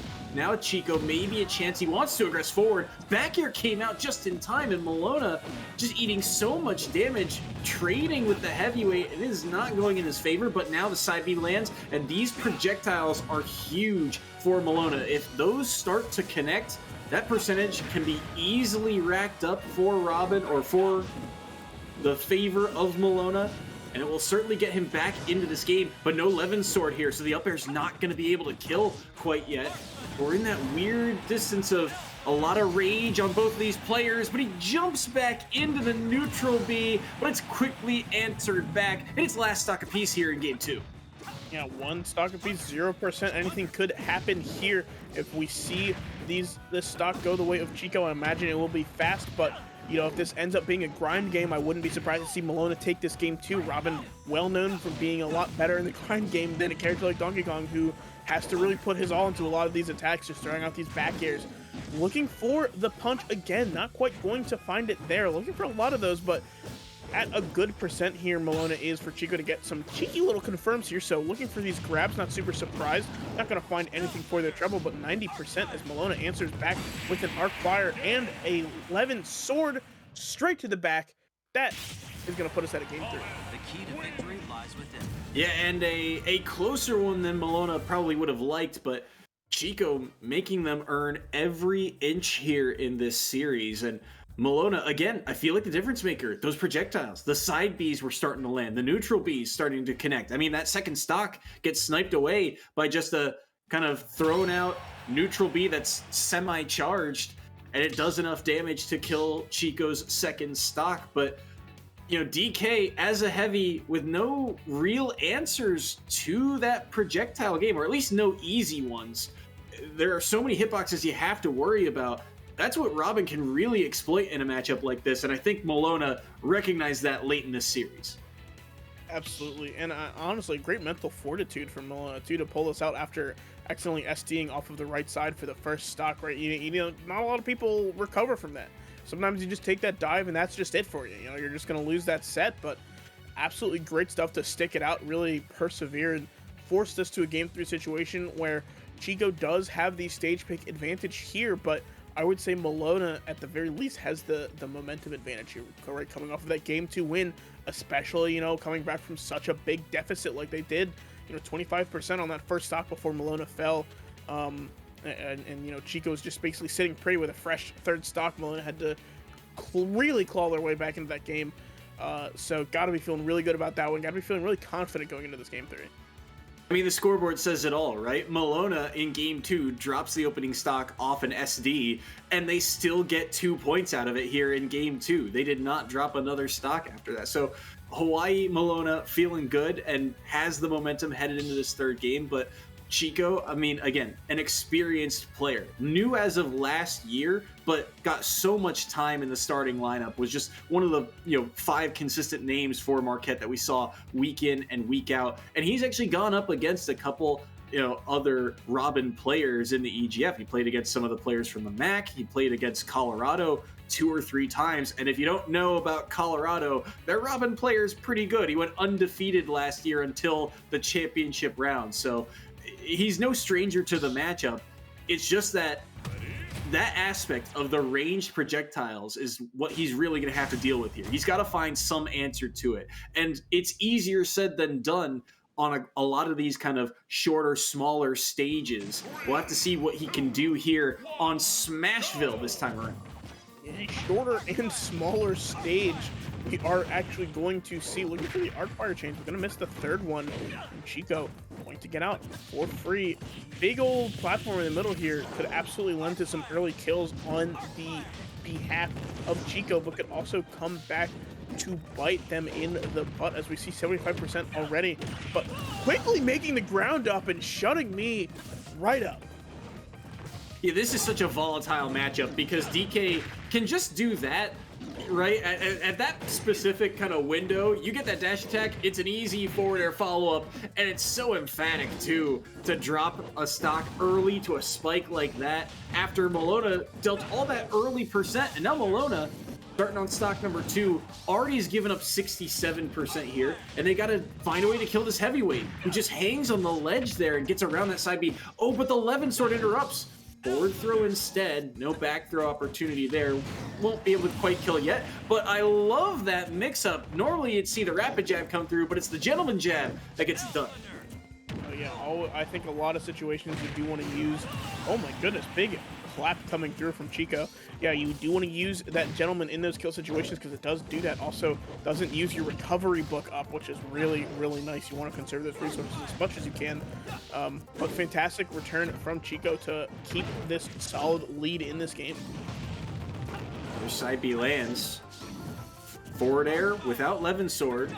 Side B won't track down the Donkey Kong this time around, but Chico double jumps in. He's got no jump left. He has to up B, and it's an easy runoff nair for Malone to convert on, and all of a sudden, now we're down to last stock between these two here in game number 3 of the opening series of this battle.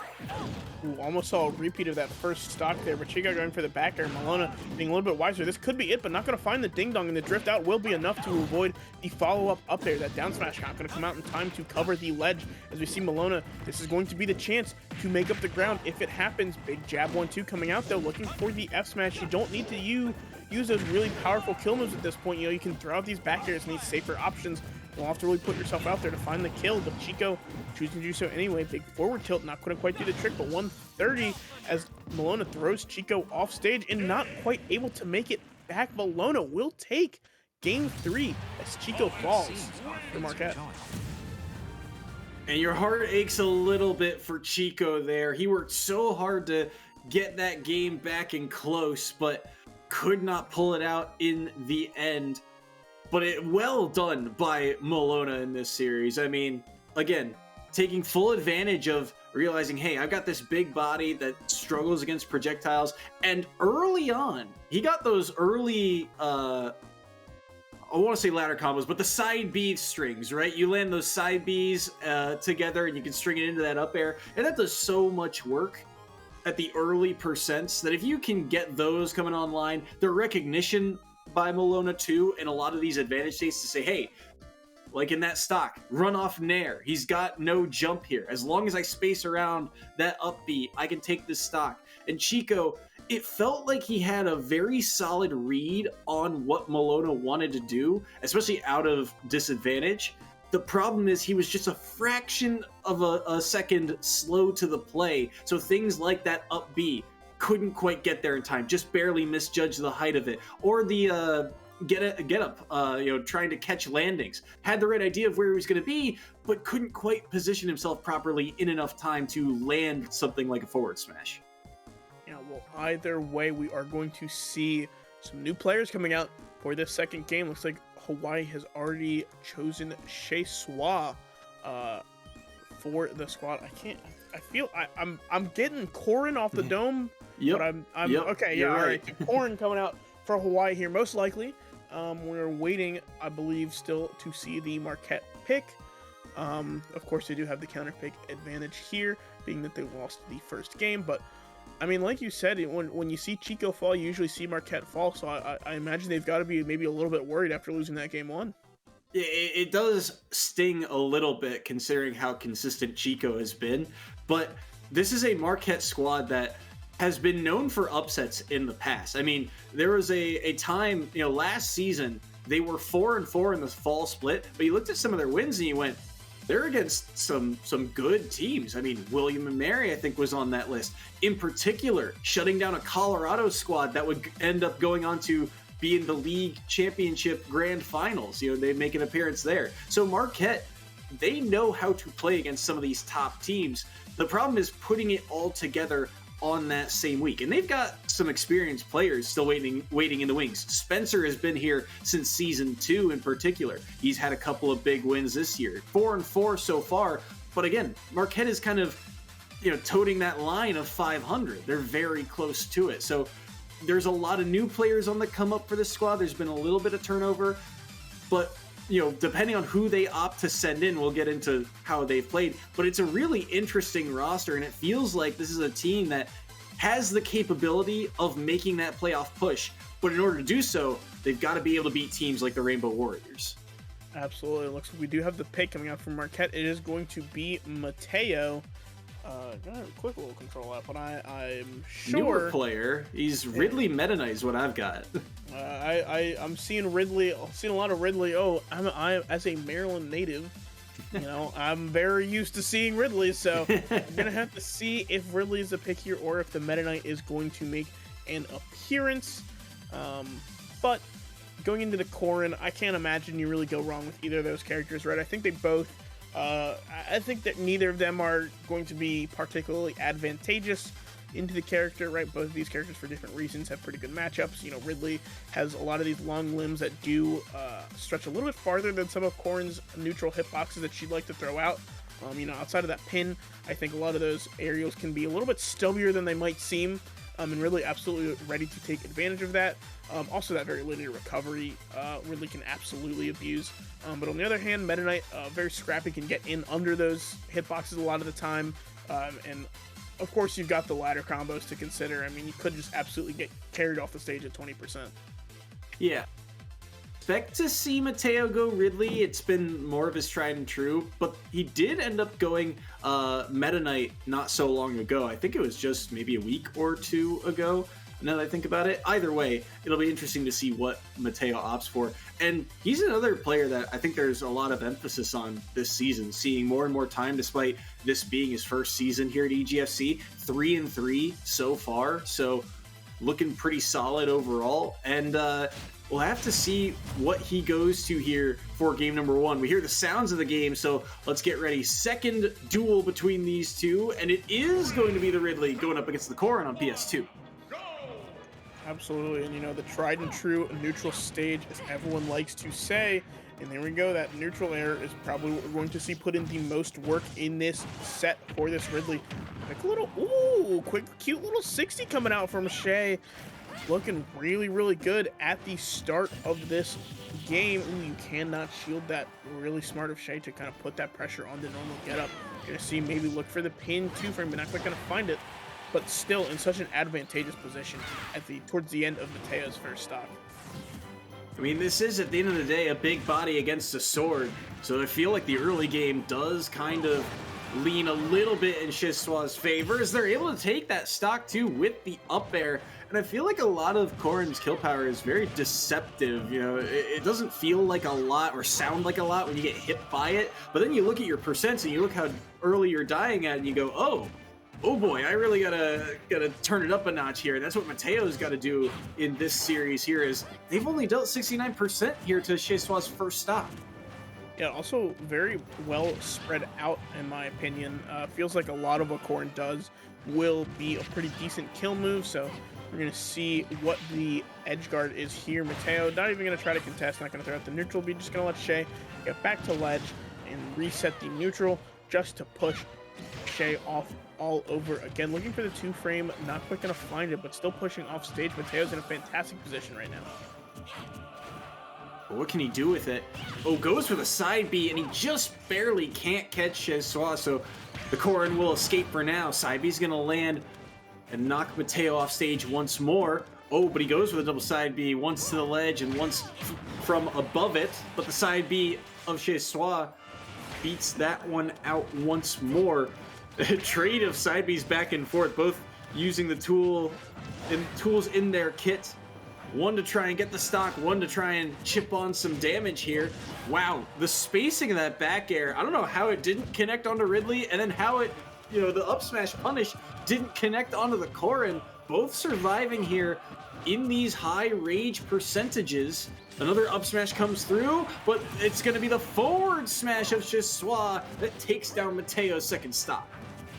Still on the first stock is Shay, and looking for even more, as we see already this advantage stage start up for Shay. Only 16% on Mateo, and a big up smash going to come out of shield to secure that first stock finally, but still 2 entire fresh stocks to work with.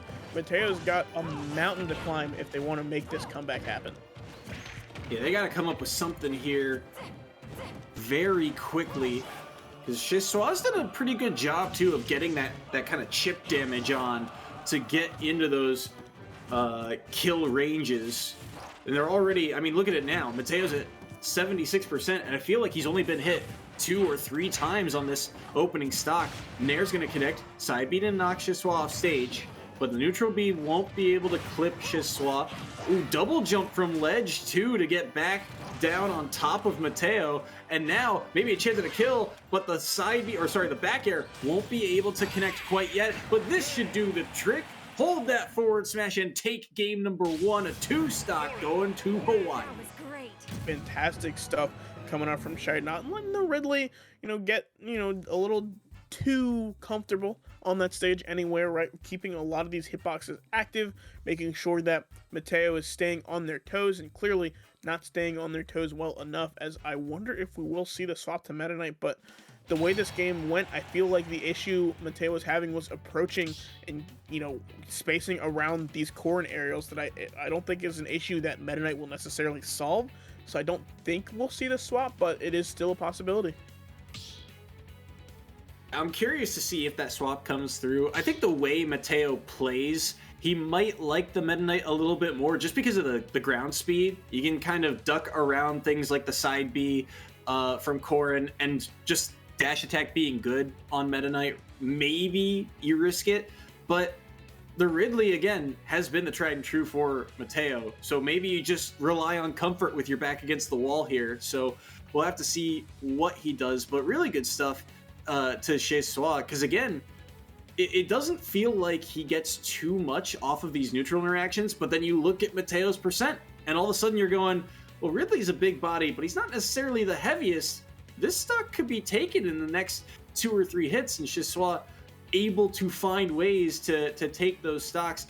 That forward smash in particular, just catching him time and time again. And I realized that, it's got that charge up to it, so it feels a little bit safer to, go in and try and punish that move.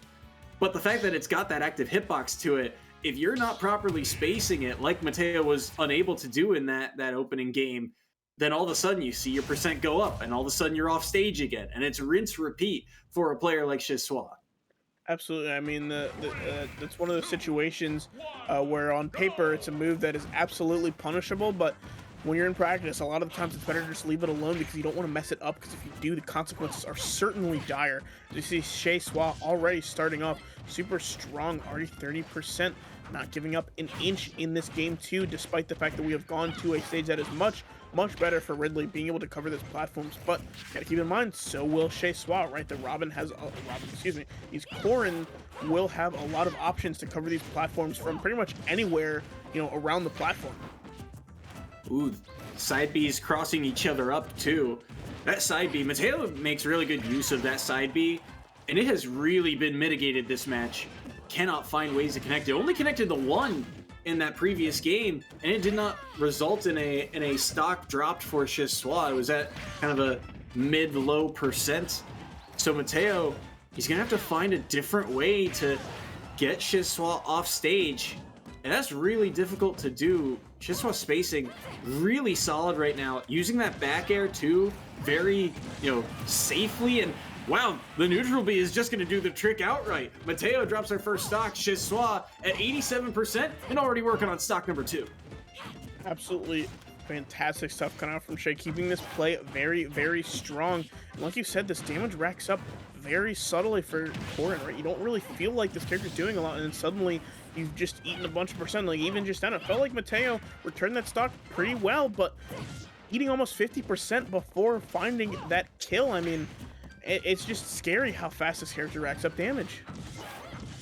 There, and the platform extension too, and all of a sudden for Mateo, you're at 105. This is kill percent, and the up air is just gonna do it outright once again. Chez Soi sniping these stocks away, and that was only 2 real interactions there that led to that up air to create this whole stock gap now between these two. And Chez Soi, he's gonna eat a little bit of percent here, but now along the ledge, we'll be able to make it back to stage.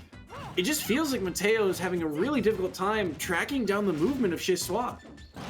Yeah, absolutely. As we see Chez Soi just dancing around this stage. Finally, Mateo able to find a good side B there. I do like the usages of them, but I feel like they have not been hitting their mark as much as Mateo would like them to. 80% on Chez Soi, though not quite at kill percent for Ridley, but definitely have a percent to get sent off of the side of the stage, and that can be enough for Ridley's, right? The edge guarding and ledge trapping game is very strong on this character. Has Mateo get back down? He's able to hold on the center stage here, but what can he do with it? He knows he has to do something to bring this back, but it feels like every time Mateo goes in, he eats so much damage for it. He's gonna get side beat. This might be the stock. He's got to up B back to the stage. No ledge trump from Shizswa this time around. Doesn't get to the ledge in time. But Shizswa not afraid to play around these outside portions of the stage. Nair is gonna do the trick. Shizswa unable to get that tech in time. And so it does come down to last stock apiece here, but Mateo's at 131. Yeah, and I mean, listen, University of Hawaii over to Marquette, you're not teching that on that kind of Wi-Fi, but I mean, listen, it happens to the best of us, happens to the rest of us. It was a very, very sneaky Nair coming up across the stage. That's why you can't contest this character quite as freely as you might want to. Looking for the F smash, you just outright end it. That rage probably wouldn't have killed, would have almost done the trick at the very least, but only 36 from Shay, 36% on Shay here. Mateo's gotta really make a miracle happen. It probably does have to be a smash attack, but not gonna come out in time, as that pin is going to steal away that last stock and confirm the win for Shay and Hawaii. Good solid win there by Shizswa in the second series between Marquette and Hawaii. Really solid stuff overall from Shizswa. Just felt like they never lost control in that series. Felt like they were the ones dictating the pace throughout this match. I liked some adaptations from Mateo. We saw in that final sequence a couple of tomahawks, I think, from Mateo, you know, kind of jumping around the neutral B, and then being able to shield whatever Shizswa would throw out next and then go for a grab. And he was able to find some openings, but just not enough. Just kind of ran out of time. By the time he was able to make those adjustments, make plays, like here, gets in, goes for the grab, but by that time that he gets in, he's already rolled behind him here, and the grab comes out. It's just an easy follow-up for Shizswa on the side B. So really solid control once again displayed by Shizswa. Really solid win to extend Hawaii's lead. But Mateo felt like the execution, once again, just barely off target. Yeah, also those kinds of, those kinds of whiffs and mistakes, I feel like are coming from players who have a very clear image of how your opponent's going to move, and when those don't line up, sometimes it just really throws off your game. Right there, just like you mentioned, I mean, Shay was just well out of the way by the time that grab actually came out, but clearly, I mean, in Mateo's mind, that was not the case. Clearly in Mateo's mind, they sit there in that shield and then he gets the grab, but just not going to be the case. Shay could be moving a little bit faster as we head into our game 3 of the night. Looks like Darth Wampa is going to be coming out for Hawaii. Yeah, Darth Wampa, one of the more staple names here for the side of Hawaii.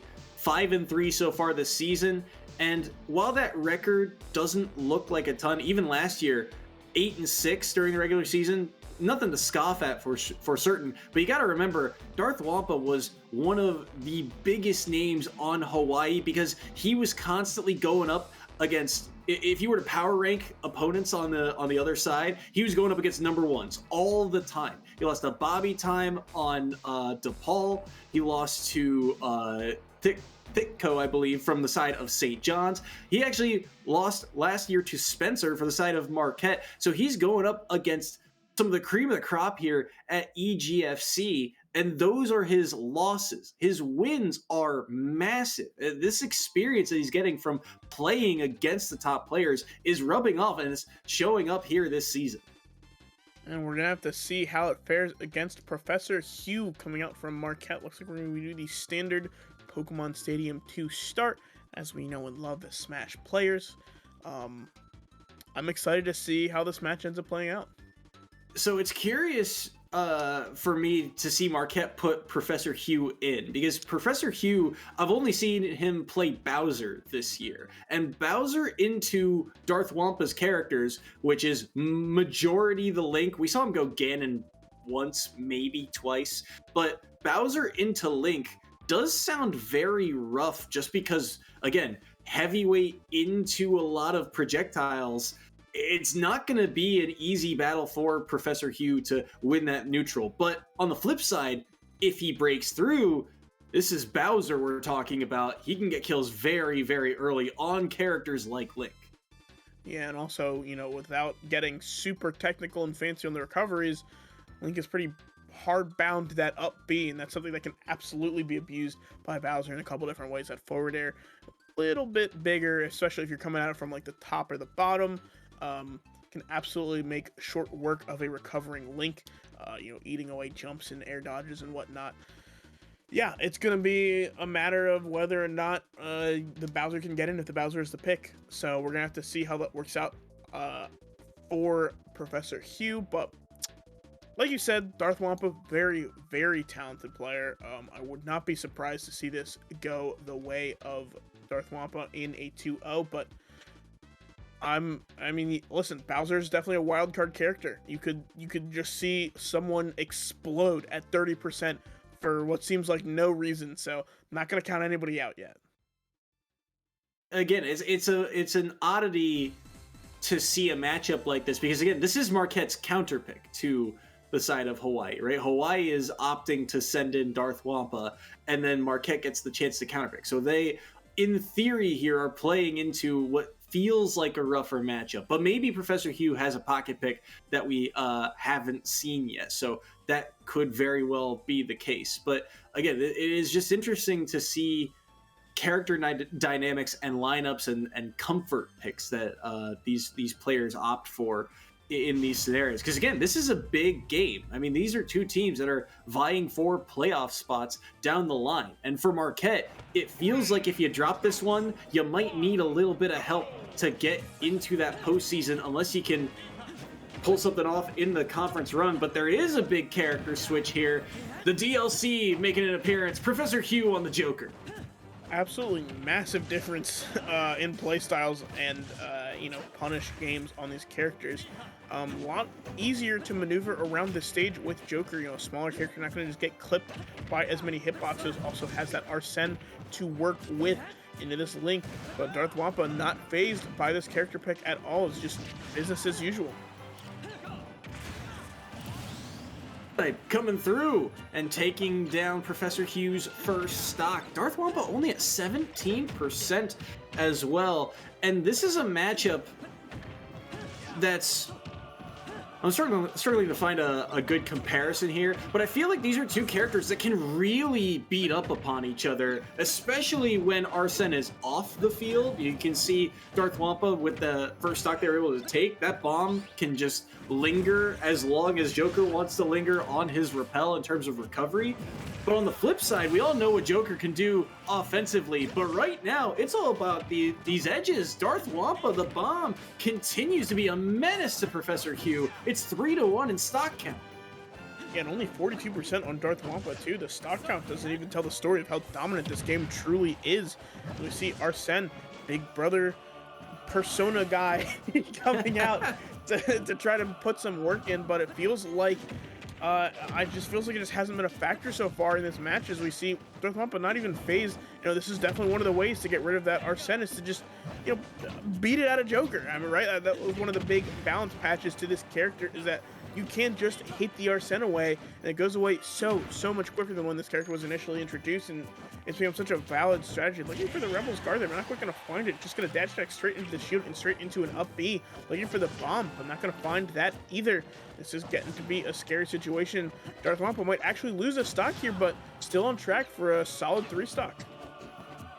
Big stock here for Professor Hughes. Got to find something here to keep this game within arm's reach. Arsene is about to come online here, but Darth Wampa nares the bomb the wrong way. Now Arsene is here, and this is where things can get dangerous. Look at these high percentages. That bomb, air dodging away, arrows it, now boomerang, just holding that shield.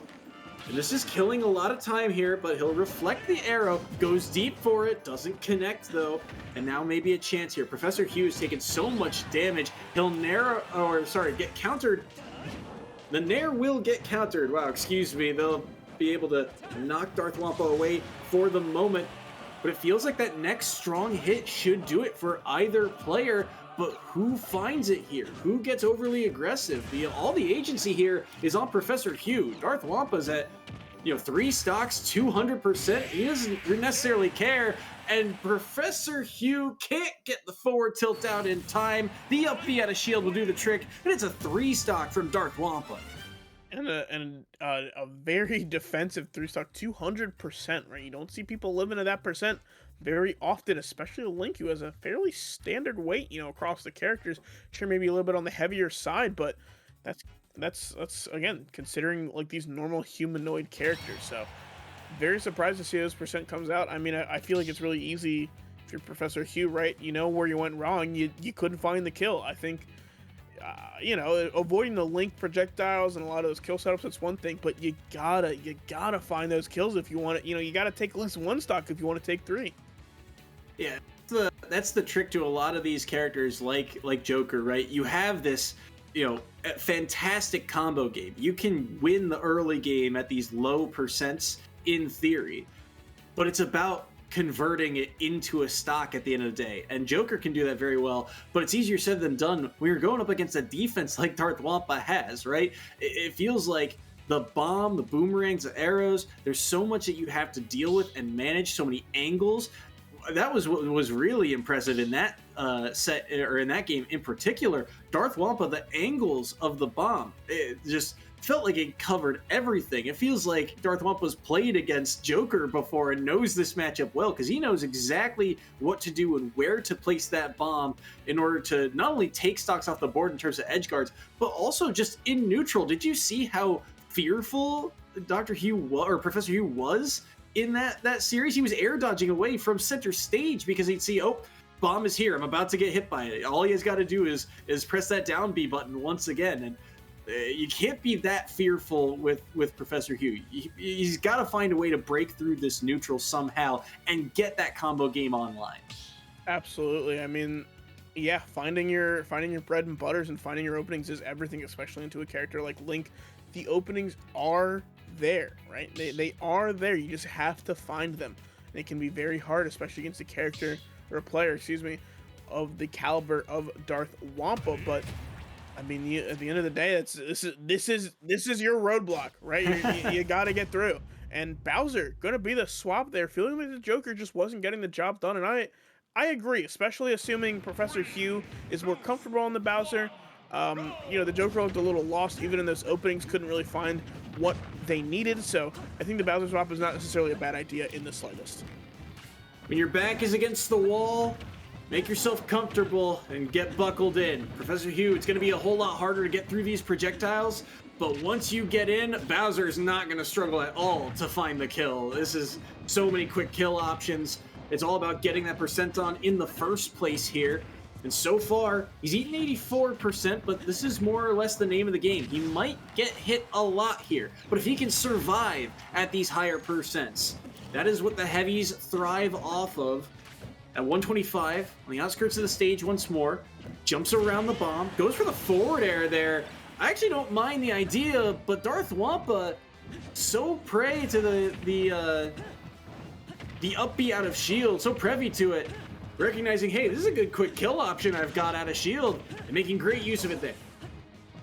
Absolutely. I mean, this is going a little bit better for Darth Wampa than Game 1 was, I will say, which is hard to do considering he got 3-stock Game 1.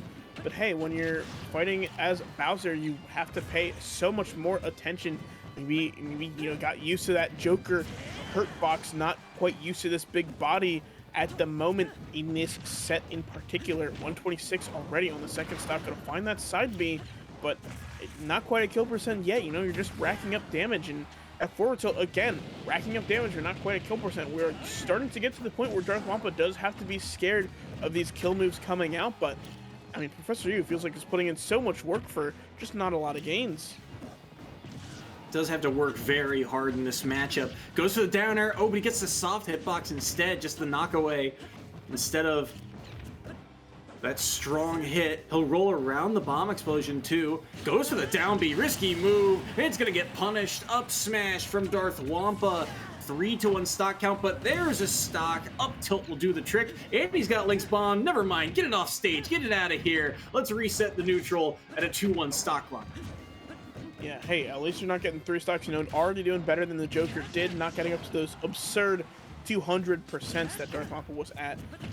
But you're not that far away from losing the game here. Gonna get the fair drag down into the grab. And we're here at the ledge trap. Gonna find the nair, but unfortunately not gonna send off stage. Gonna send opposite stage. So Professor Hugh is allowed to recover, but Darth Wampa still stabilizing with these nairs. And finding that up at the ledge is going to do it. Darth Wampa with a 2-stock. Takes game 2 and the set. I think that experience from last season has really come to fruition this season. Boy, oh boy, does Darth Wampa look good. 6-3 now after this win over Professor Hugh. But this, again, was a difficult matchup here for Professor Hugh. Darth Wampa's defense, the angles that the bomb is at, and just quick defensive options and quick recognition of punish game here off of things like that up smash, right? It feels like Darth Wampa has a game plan, and if you make a small mistake on it, he's ready. He'll be there to capitalize off the back of it. Is it the capitalization he always wants? No, but Link is a character that thrives off of chip damage. They've got all of these projectiles, and they've got that big sword to take stocks at the later percents. So Professor Hugh unable to really break through that wall of projectiles in that game, especially in the latter half of it with that big heavyweight. But they were able to take that stock, which was kind of what we were looking for here. Yeah, I mean, listen, 3-stock, 2-stock, all you gotta do is take it, and absolutely going to do the do. Marquette needs to take, both of these sets and in a combined 14 points, which either means you need 2 3-stocks and 2 2-stocks in any arrangement for these matches, which is a pretty tall order, especially considering how the rest of this set has gone, and especially considering the fact that Hawaii still has a lot of very talented players in the wings. It's not looking too good for Marquette.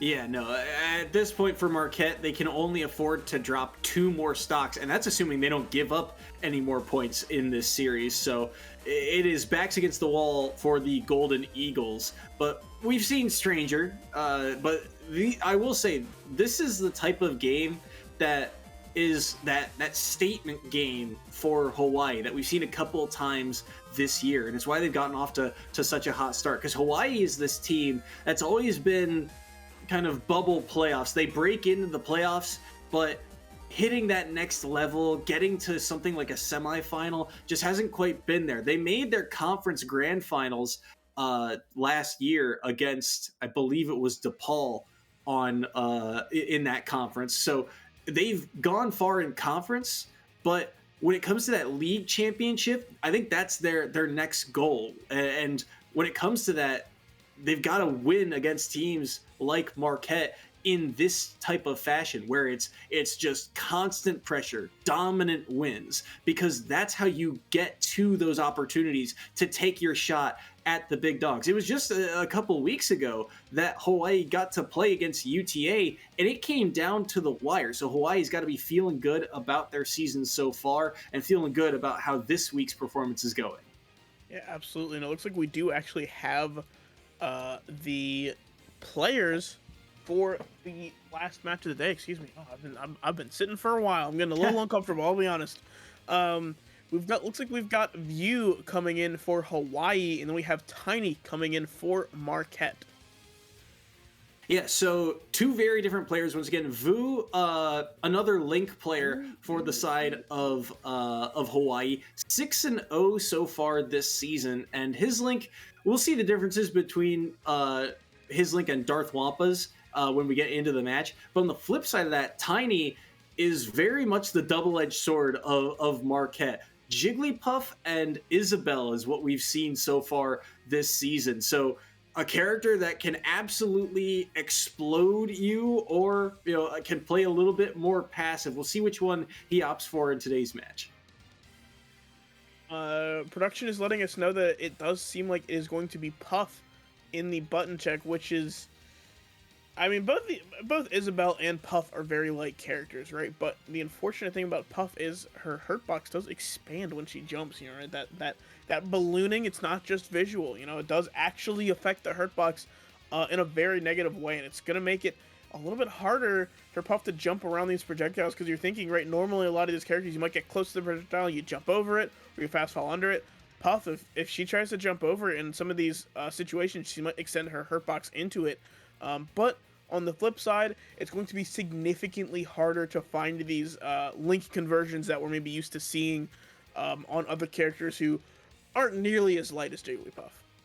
Yeah, it'll be an interesting matchup for sure. And I'm thinking back to previous seasons, a couple of different players have actually said, okay, we're going up against Hawaii. Let's go with the Jigglypuff pick, because Jigglypuff, has these openings that they can weave around a lot of the projectiles that Hawaii brings to the table. And Puff, sometimes all you need is that one opening to really get the damage online, to take those stocks. That's the question here for Tiny in this set, where, again, it feels like for Marquette, you can only afford to drop two stocks in the next 2 sets. So Tiny, a lot of pressure on him to perform here, but he's just thinking about getting this win against Vu. And right now, the heat is on 66%, but maybe an opening here. Wanted that falling up air, but just could not quite connect on it. Yeah, Vu already putting in plenty of work, and you gotta remember, this is Jigglypuff, one of the lightest characters in the game, if not the lightest, so these numbers, getting into the triple digits is already kill percent for this character. But also very explosive in terms of what they can do. We'll see what the offstage is here. Not going to quite find the nair, but still going to find the ledge as Vu gets the grab here. I do think this is maybe a little bit of a slower Link than we saw Darth Wampa play, but still absolutely getting the trick done. 124 on Tiny, make that 131. Any straight hit here is death. So I'm curious, too, about between Darth Wampa and Vu, we have not seen the bomb once here from Vu, and I'm wondering if that's a character matchup thing or if it is a just a stylistic thing, because there we go, we see the bomb come out now, pressuring along the ledge, but it's the up tilt that will do the trick to take Tiny's first stock. Obviously the bomb a little bit more committal of a projectile, and against Jigglypuff, you may not want to risk that timing, but he tries to use it to recover, and he will, but he gets nared off stage once more. Oh, and the last hitbox of the up B knocks Tiny away. Tiny surely had that smash attack, but Vu, the up B, saves his life, and now Tiny's got to work even harder to come back in this one. Yeah, absolutely, and, doing the work right now, it's a good start. 66% on Tiny, but did have Vu in a very precarious situation for a while there, but unfortunately Vu able to find their footing back on stage, as Tiny, struggling not to lose another one, really needs to get this second stock off if they want a chance at winning this. And actually the bomb going to steal away that stock that might actually be enough for Marquette to lose this game here. We needed to see a double, triple, 3 stock and a double 2 stock, so might actually have been enough. We'll have to check the numbers afterwards, but right now it's not looking great for Tiny. Not at the moment. 157 here, and if Vu takes this via a 3 stock, it is done and over. No amount of points earned could bring it back. So Vu wants to close things out now if he can. Gets the runoff nair as well. Oh, but that forward air, not going to be enough quite yet. And the dash attack will catch Vu just in time. So Vu drops their opening stock here. Can Tiny find the opening, though? Again, we talked about it. Puff can find these kind of sparks, these opportunities seemingly out of nowhere, and take stocks early, but he's going to run out of time on this hourglass. It's the forward tilt to do the trick, and game 1 goes to Vu. Marquette is going to need 3 stocks all the way through now if they want to see this game even tied. So, I mean, the second, if Tiny loses a single stock in this next game, then already, Marquette mathematically eliminated from the rest of the match. But still plenty of more Smash to play regardless, as people who have watched EGF know before, we still play these all the way out for the point totals towards the end of the season. They do matter. It will come up. So we are, regardless, still going to see plenty more Smash after this, and I'm wondering how Tiny is feeling about this matchup. Maybe we see the swap here to the Isabel, but I don't know. Just for lack of a better word, just kind of felt like a skill gap, right? Just felt like Vu could really just do whatever they wanted all over the stage, and Tiny just kind of had to pick up the pieces behind them.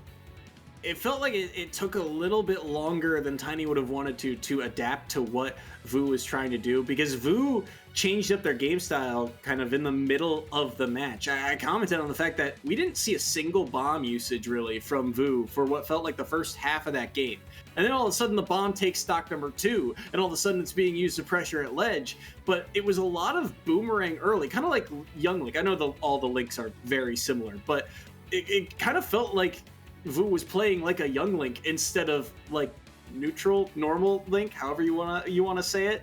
And then all of a sudden you see this remote bomb come online, and you see, you know, them find these openings. Tiny can still make this Jigglypuff work. Maybe he switches to the Isabel here for that bit of range that Isabel could potentially bring to the table. But I feel like the Jigglypuff is the tried and true and can get in. The question is, how quick does that adaptation come online? Because Vu, again, flipped their playstyle very quickly, just halfway through that game. It's going to be up to Tiny to do that just as fast, if not faster, here in game number 2. Yeah, absolutely. Also, you know, again, keep in mind, Tiny does need this double 3 stock if they want to stay in contention. So maybe you pick Isabel just because you can eke out those percents a lot longer, right? A lot safer of a character, not as risky in these do or die situations. But it is going to be the double swap, it sounds like. Looks like you're gonna need Isabel Sora. This is not what I was expecting to see. No, Sora is new here for Vu, and I don't mind the pick at all here, right? Like, you're up this much in this game, you got some room to experiment, and so we'll see what Vu's Sora can do. And on the flip side, to go up against Isabel, you've got a sword that is got some pretty good distance on it, and I tend to find that Isabel against Swordies, it's very both ends of the pendulum. Either Isabel gets in and does a lot of damage and can edge guard the Swordy, or you get a matchup against Sora who has a very good recovery, and all of a sudden this sword becomes very difficult to deal with. Okay, worth noting in this matchup that Sora dash attack does take that Lloyd Rocket offline, right? Very, very important to note that, considering that is one of Isabel's best zoning tools, despite the fact that arguably it doesn't work at all very well. You can shield it, you can spot dodge it on reaction. It's just unfortunately not a great move, and that stock will secure this win for Hawaii, but still going to be experimenting with the Sora here is Vu as they look to clean up another stock. That round differential is one of our key tiebreakers when it comes to the postseason rankings and standings. Oh no. Wow, he wanted it all on that play on the single hits of Nair, but not going to be able to convert quite yet. We'll recover low here. Downer back from stage, and honestly, Vu's spacing is so clean, especially on these spells, but the Nair will do the trick into the stage. In particular, I'm thinking about that Blizzaga, I believe is the name for it. It feels like it's just the edge that is catching Tiny time and time again, but there is that classic combo, first hit into forward smash, and all of a sudden Tiny's on their last stock. Yeah, definitely not looking great for Tiny here, although the Isabel is definitely doing a little better than the Jigglypuff did. I mean, this Sora is putting in so much work. You know, that forwarder train works on pretty much every other character in the game. There's not a lot of characters that recover from that. Isabel is unfortunately one of them. Looking for the Nair here, going so deep and actually eating the balloons. That will be the game for Vu. This Sora putting in a 2-stock versus Tiny. The Sora looking clean, and Vu looking just as clean. 7-0 now this season with this win over Tiny. And so smart of a play. Nairing, he gets the first hit on the first balloon, then waits and up B's, recognizing, and hey, this up B, by the way, is turned around. And somehow, some way, off of the balloon pop, despite Isabel basically dragging herself along the stage, she's unable to grab that ledge. And it's a surprisingly quick 2-stock here in game number 2 of this series for Vu. I think surprisingly quick is a great way to put it. Sora, not exactly a character known for his explosiveness, right? Just a character that kind of wants to play that neutral and find those conversions, play it very safe throughout those Firaga, Thundaga, Plazaga, you know, all the elements. Really just want to find those in neutral. But I feel like we saw Vu playing so much more with the sword than the magic than we're used to seeing out of swords, and coming up big. You know, it's a very high risk, high reward play, and certainly very rewarding as we see Vu come up with the 2-stock, securing the win for Hawaii here. And I think part of it is Vu's matchup recognition, right? I mean, the Link is the tried and true, but he recognizes, hey, Puff is a character that is going to do a lot once they get in. If they get that first hit, I could be in a lot of trouble. So Vu plays very passive. He only uses the boomerang. He doesn't commit to that heavy bomb that he's got to pull out first, and then, you know, uses it later in that matchup to adapt here. You saw instantly in this matchup with the Sora. He says, all right, dash attack's going to get rid of the Lloyd Rocket. That's one tool off of the table. Done. Taken care of. And then you, like you said, using the sword a bit more, recognizing, hey, this Isabelle in particular is not using a lot of forward air or back air, the slingshot, to try and chip away at me. And I can kind of speed in, and this is Isabelle. There's not a lot of range on this character outside of those aerials. It's a very close in jab. Nair doesn't extend all that far. It's a very small dog. So I've got a sword. Let me outspace this character. And that's exactly what Vu was able to put together in that series. Yeah, absolutely. It looks like we are going to see Thermalax coming out for Hawaii to round out the roster versus, I'm assuming, Spencer has not clearly said in the chat, but I'm assuming it is Spencer coming out for Marquette the way they are talking in the channel. We're going to do a little bit of pick ban here for this game one. No PS2 starter that we're used to. So we do have a little bit of downtime here as we wait for the picks. Spencer, I was surprised to learn, was not the first time I watched them play. Not best Nest, different dude, just also named Spencer and also plays Nest. And I was like, that's weird, but we have also seen Spencer on the Palutena as well, although I imagine we're just going to see the tried and true here. Or we're just going to see something wild and crazy because, you know, you're mathematically eliminated. So I feel like the idea here is either you try really hard or you don't try at all. Yeah, it'll be interesting to see what we see from these two. In particular, Thermalax, he's rocked the King Dedede all year long. Thermalax is an interesting story because University of Hawaii, we talked about it in the past, but this is a roster that just continues to grow. I mean, last year it felt like they could have made 3 teams, right? If you've got a lineup of 5 players, they had about 15 different players they could have rotated through, and Thermalax was one of the last players to really make an appearance.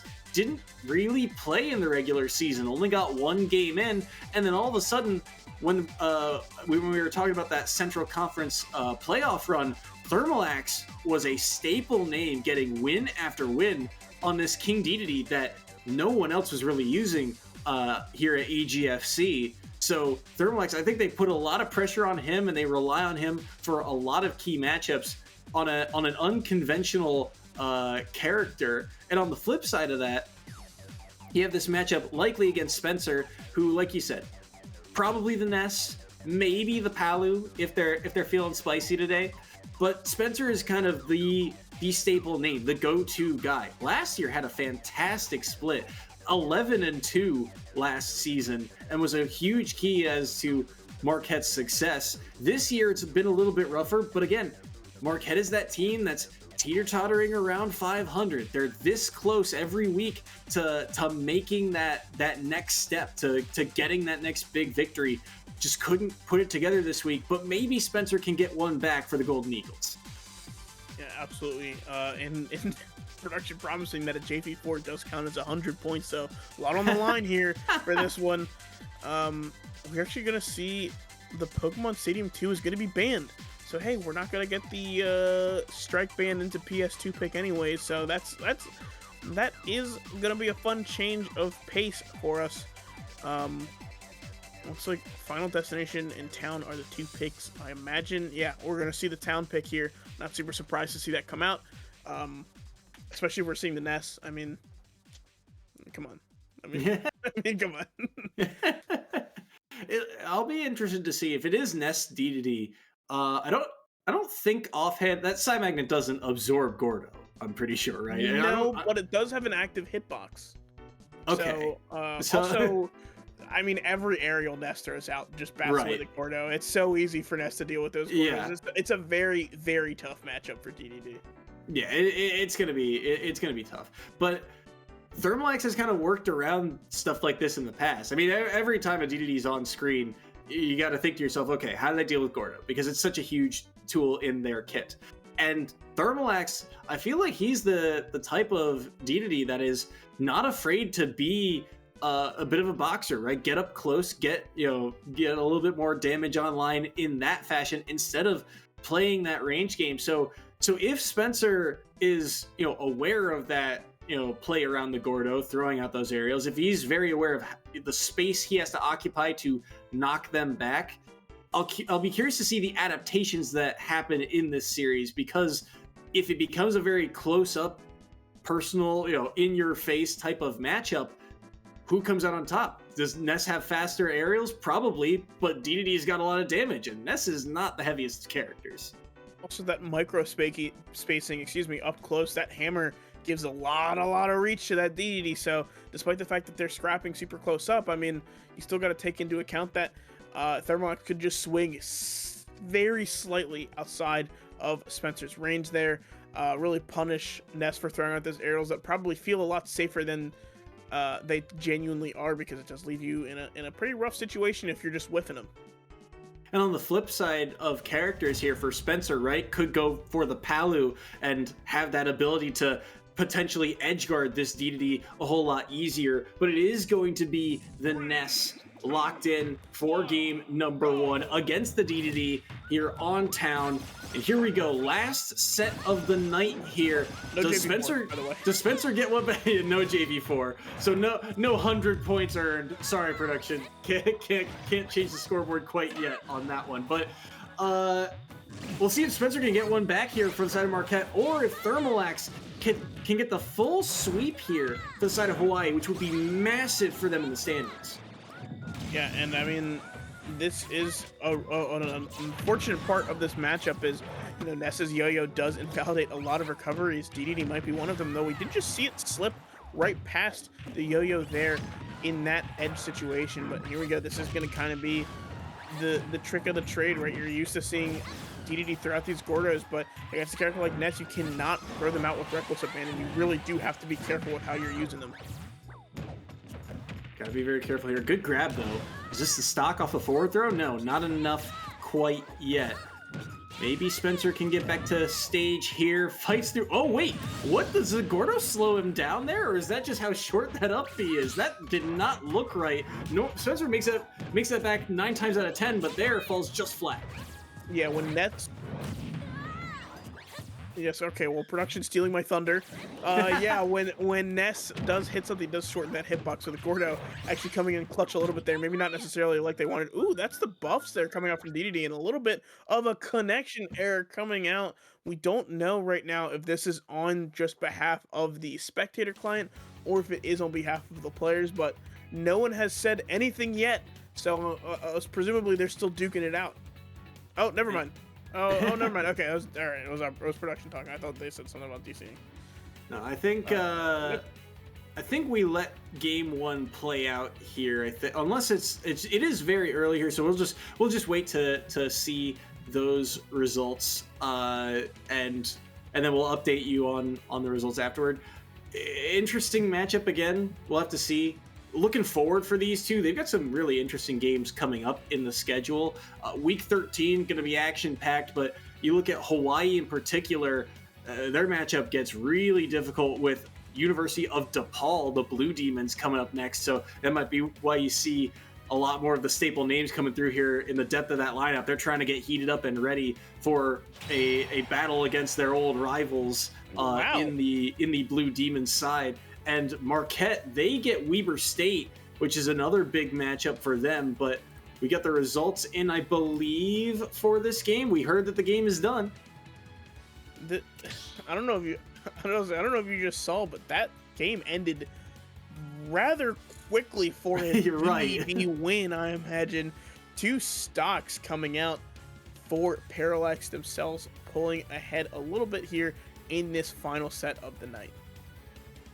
A 2-stock win for Thermalax there. So another 2 points on the board for Hawaii, and they are 1 game away from taking this series and making it a full 5 sets going in favor of the Rainbow Warriors, which again, that tiebreaker statistic can really matter later on in the season. And the full point swing too. Got to be feeling good if you're a fan of the University of Hawaii right now. For Marquette, again, this loss this week, not the end of the world.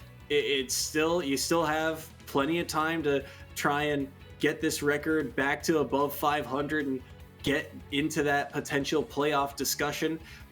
But these are some games that you're going to look at and go, man, if we just came up a little closer on that one, if we had just pulled it, you know, within arm's reach, if we had found a way to clutch out a set here or there, these are the sets that you can look back on and say, this is what changed our season here, because the series doesn't get any easier for the side of, or at least the season doesn't get any easier for the side of the Golden Eagles, and they know the pressure is on them to make a lot of these plays. So we'll have to see if Spencer can adjust and battle back here, or if Thermalax can wrap up this series. Yeah. No notes. You know, it's we didn't see it. Not much to talk about there, unfortunately. So probably just gonna wait for this second game to start. Oh, okay. Looks like we. Okay, they're still figuring it out. That's fine. Yeah, it's kind of hard to talk about a game you didn't see. I will say, I'm wondering. It was a 2-stock though, so I'm really wondering kind of what the issue was. I imagine maybe it's the recovery, right? Ness, famously, infamously, I guess both apply. I think simultaneously one of the least challenged recoveries in Smash, but also one of the most challengeable. Right? It's so scary that people don't even want to bother. But realistically, a lot of times you can just go out there and hit him, and like there's nothing he can do about it. So, you know, a lot of people, you know, especially maybe when you have that hammer, you're maybe a little bit more confident. Maybe that's what we saw. Not entirely certain. Again, didn't see the game, but I'd imagine that might have had something to do with it. Maybe Thermalax with that hammer feeling a little more confident to jump off and get some of these stocks and, you know, nailed some of them down. But we're just gonna have to see how game 2 goes. It goes back to something you said in a previous series here, right? The risk reward of, you know, in theory, this is easy execution. You should be able to, you know, do a lot with Ness's recovery in terms of getting him off stage and taking his stock very quickly after that, because of that, you know, wind up that Ness really has to do in order to recover. But the punishment for misstepping on that is so heavy. That move is a kill move if it lands, and some players are not ready to tech the stage afterward, right? So you gotta weigh that risk reward scenario, and feels like so far Thermalax weighing it well, getting that 2-stock in game number 1.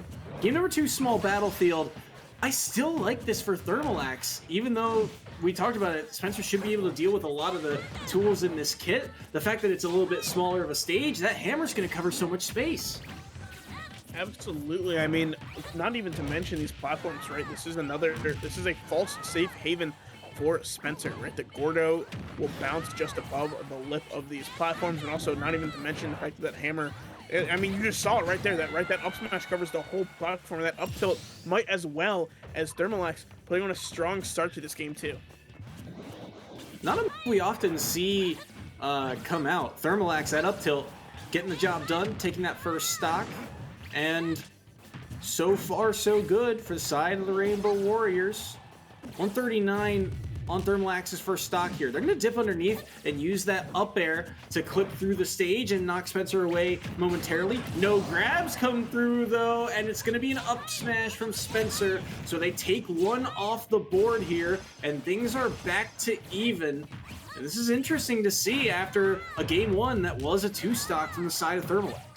Yeah, looking a lot more even. Not quite sure what the adjustments are, as again, we did not see that game 1. Really unfortunate, but I mean, it seems like whatever, the changes were made from Game 1 to Game 2, they are certainly working. Not necessarily, okay, never mind, now is in the lead, finding the PK Fires, the Wi-Fi special, as it were, shaking Thermalax up Showbucks, they just fall off the side of the stage. Yeah, I think that one was just a misinput, I'd have to guess. Gordo gets stuck underneath the stage. I've never seen that angle happen. But, so far so good. Oh, Spencer risking it all. Gonna get punished by the down air, but no follow-up into the up air. And now Thermalax. Oh. Wow. Did it again. We saw that at the end of the previous game. And despite the Gordo getting knocked back, they're able to escape, but you can't escape all these side Bs. Oh, he wanted to catch him on the fall down there, but it gets reflected back, and now we're last stock apiece. This is still scary here for Spencer. This is King DDD with a lot of rage on a light Ness. You're starting to get up into these percentages. One strong hit could do the trick. Yeah, absolutely, especially if we just find some meaty smash attack or dash attack 2-frame. Could absolutely be the game, but instead it is going to be Spencer with the back here stealing away the second game. We are going to a Game 3. Going to a Game 3. And that's just what Spencer wants. He's trying to claw some points back here for the side of Marquette. Mitigate the damage that's been dealt this series. And look at the timing. The moment that Thermalax uses that jump from ledge is the moment Spencer starts that back air. He's able to take Game 2 of this series, and whatever the adjustments may have been from Game number 1, they certainly worked out here in Game number 2, but I do think part of it is this string of side Bs. How much percent did Thermalax take from that sequence? Let's see, he starts off at 60. First one, 2, third one catches the roll, fourth one here. So he took about 40%, maybe a little bit more from that sequence of events. And if that is, I mean, obviously it's kind of a one-off thing, right? You get hit by a side B, you get hit by a side B. It happens. He catches a roll, happens. He catches a jump, it happens. But to do it in a sequence like that, if he starts to continually land these side Bs in kind of neutral states, that's going to be a lot of percentage over time here for King DDD to deal with. Yeah, and hey, listen, 40% plus enough mental damage to Gordo yourself to death there. I mean, that's certainly worth mentioning, right? Just getting so caught up in the scramble of just trying to SDI and throw out moves to try to, get out that, ooh, you're going to fall to the death there. But the swap to Palatini here, Spencer, final chance to look for this JV4 for 100 points. You're going to have to see, and ooh, that's the down throw. All right, that's the set, ladies and gentlemen. It's unfortunately going to be it and solidly secure Hawaii's lead, but Spencer's still looking like a strong start here, already 50% on Thermalax. This is what we expect out of Palutena, just these Nair trains on these heavier characters. In terms of Palu being able to deal with the Gordos, not necessarily as easy, but still relatively easy. I believe that auto reticle does knock them back as if all three connect. I could be wrong about that. Oh, just anything outright will knock it back. All right, so still just as easy for Spencer to be able to deal with that Gordo, especially in neutral. Well, that might just kill off the top. No, tall blast zone of Kalos helping them survive for now, but that was dangerously close here. Yeah, absolutely. Dangerously close is a very mild way of putting it. That probably would have killed on any stage that wasn't Kalos, so that ceiling coming in very clutch for Spencer in this situation, but not in this situation. Up smash going to secure that first stock. Was looking for the down throw back air, but not quite going to space it correctly. Gordo coming out, and the up smash is going to do the trick. Spencer returning the favor very quickly.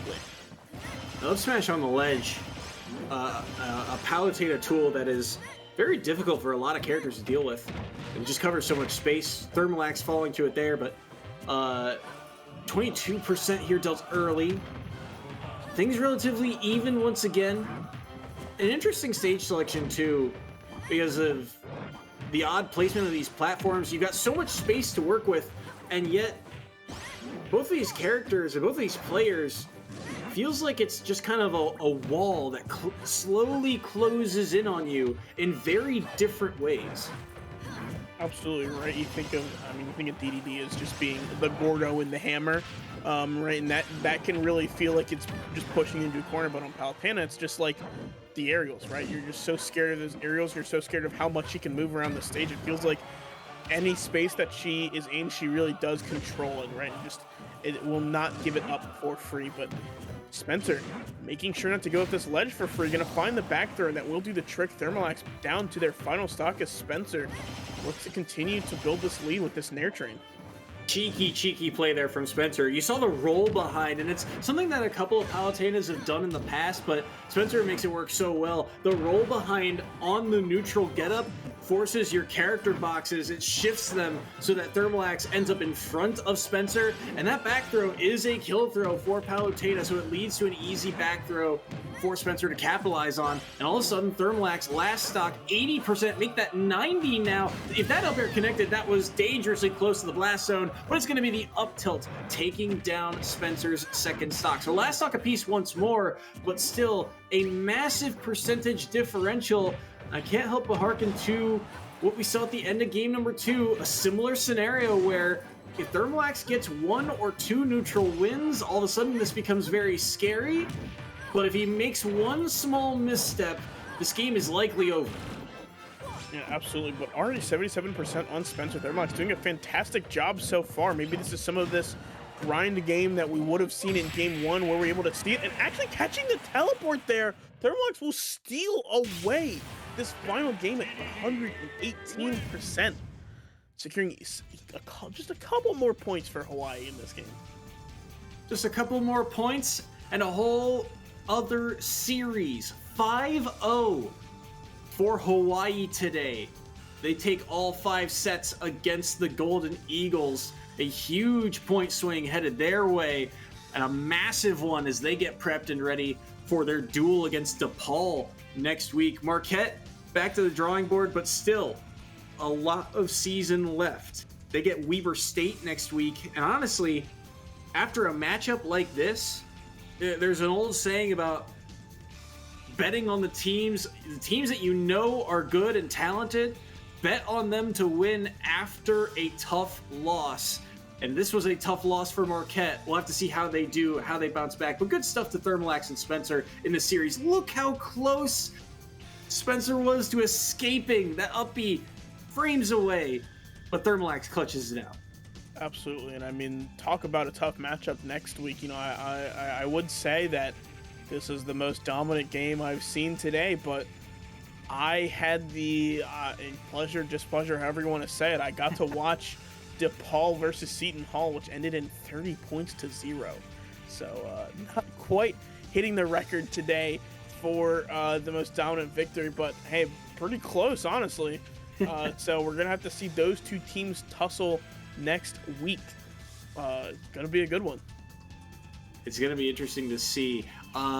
We are gonna cut to, I believe, a short break to see if there's a player interview or not, unless production tells us otherwise. But until then, we're gonna cut to a short break, and we'll get that info to you afterwards. So don't go anywhere. We'll be right back.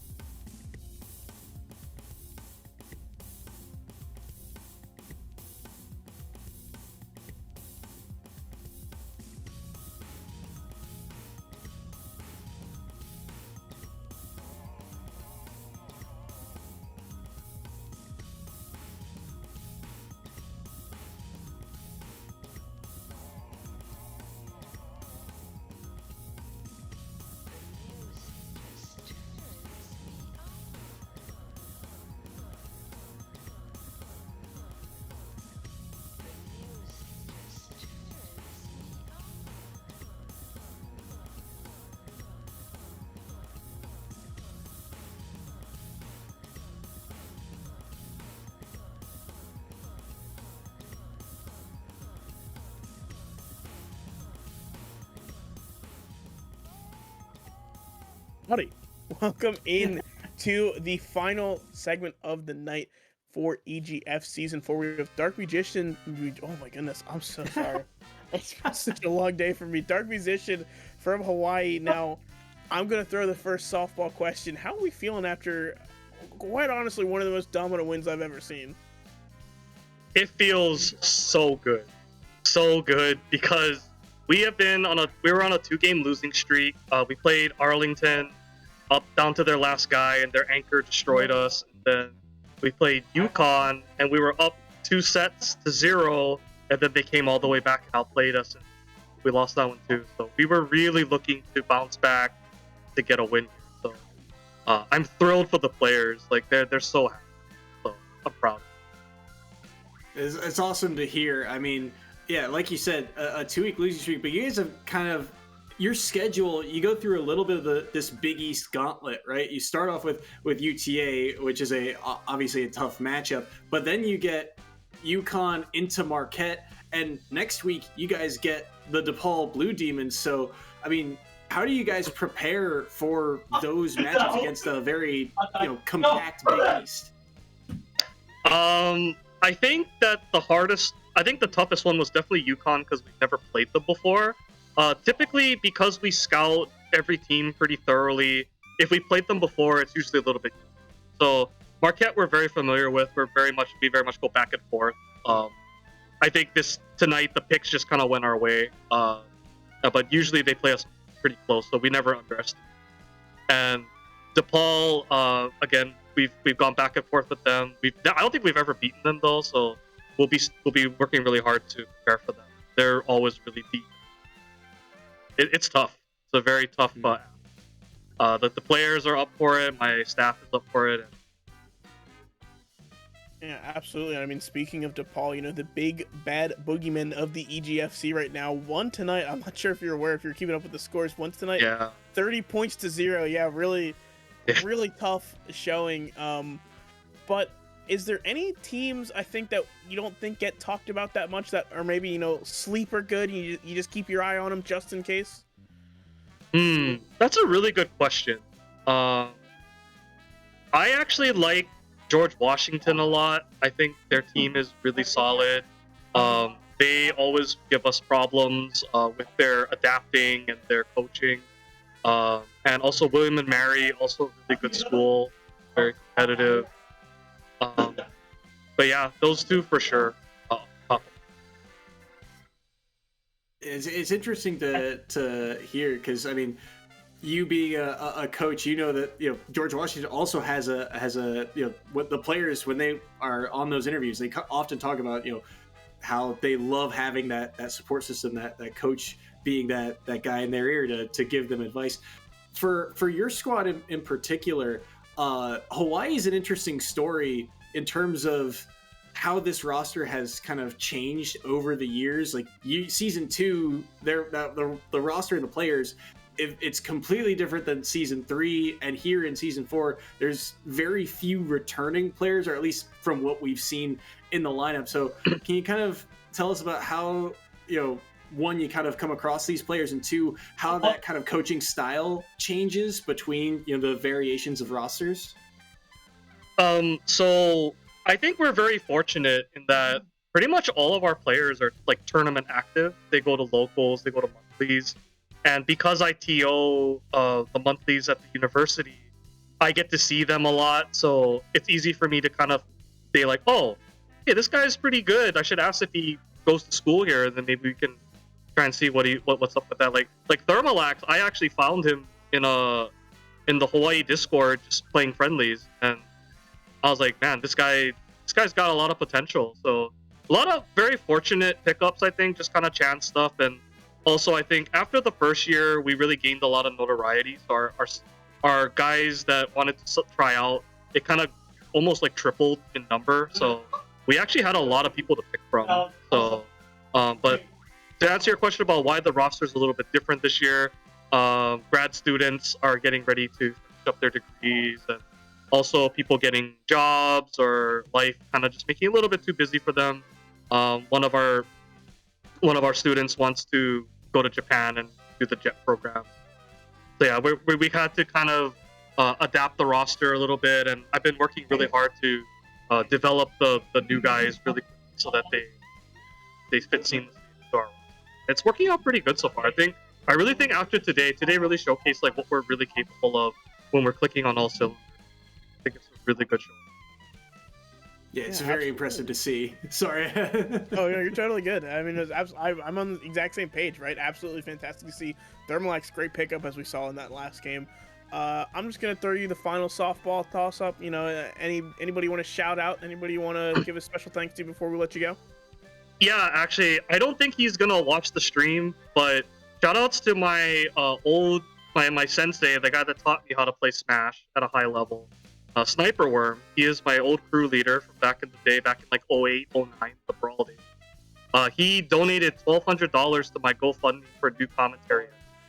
Very generous of him. He said, keep doing what you're doing. The Hawaii scene needs you. You know, it's not an easy job. Thank you, Sniper Worm. You know, I'll always remember the good old days. We play together all the time. I really appreciate it. Shout out. Awesome. Thank you so much for joining us, Dark Musician. Congratulations on the win, and we'll see you next week for that matchup against DePaul. Yep. Shout out to you guys. Thank you very much. All right, fantastic set to close off the night. Doesn't reflect it by the numbers, but was absolutely a fun one to watch here. I mean, but that will round out our night. It's just been a very long day for me. I'm excited to get some food in me, get some sleep, and then, you know, be up bright and early next week for some more Smash. Soy, anything else to say? No, it's been a fantastic week, and we've got even more matchups upcoming. There's even more games on this week. Rocket League is tomorrow. Overwatch, I believe, is on Thursday. So if you love the official EGF and all the games that we bring, be sure to check out your school in those games. Those will be coming up in the next few days. And thank you to production again for the fantastic showing that they put on this week. The replays are always such a blast and so helpful, especially in terms of analysis. So thank you to House of 3000 once again. Absolutely, and Soy and I will catch you next week. Hey, come back by. We're just gonna have some more Smash for you, but for now, have a good one.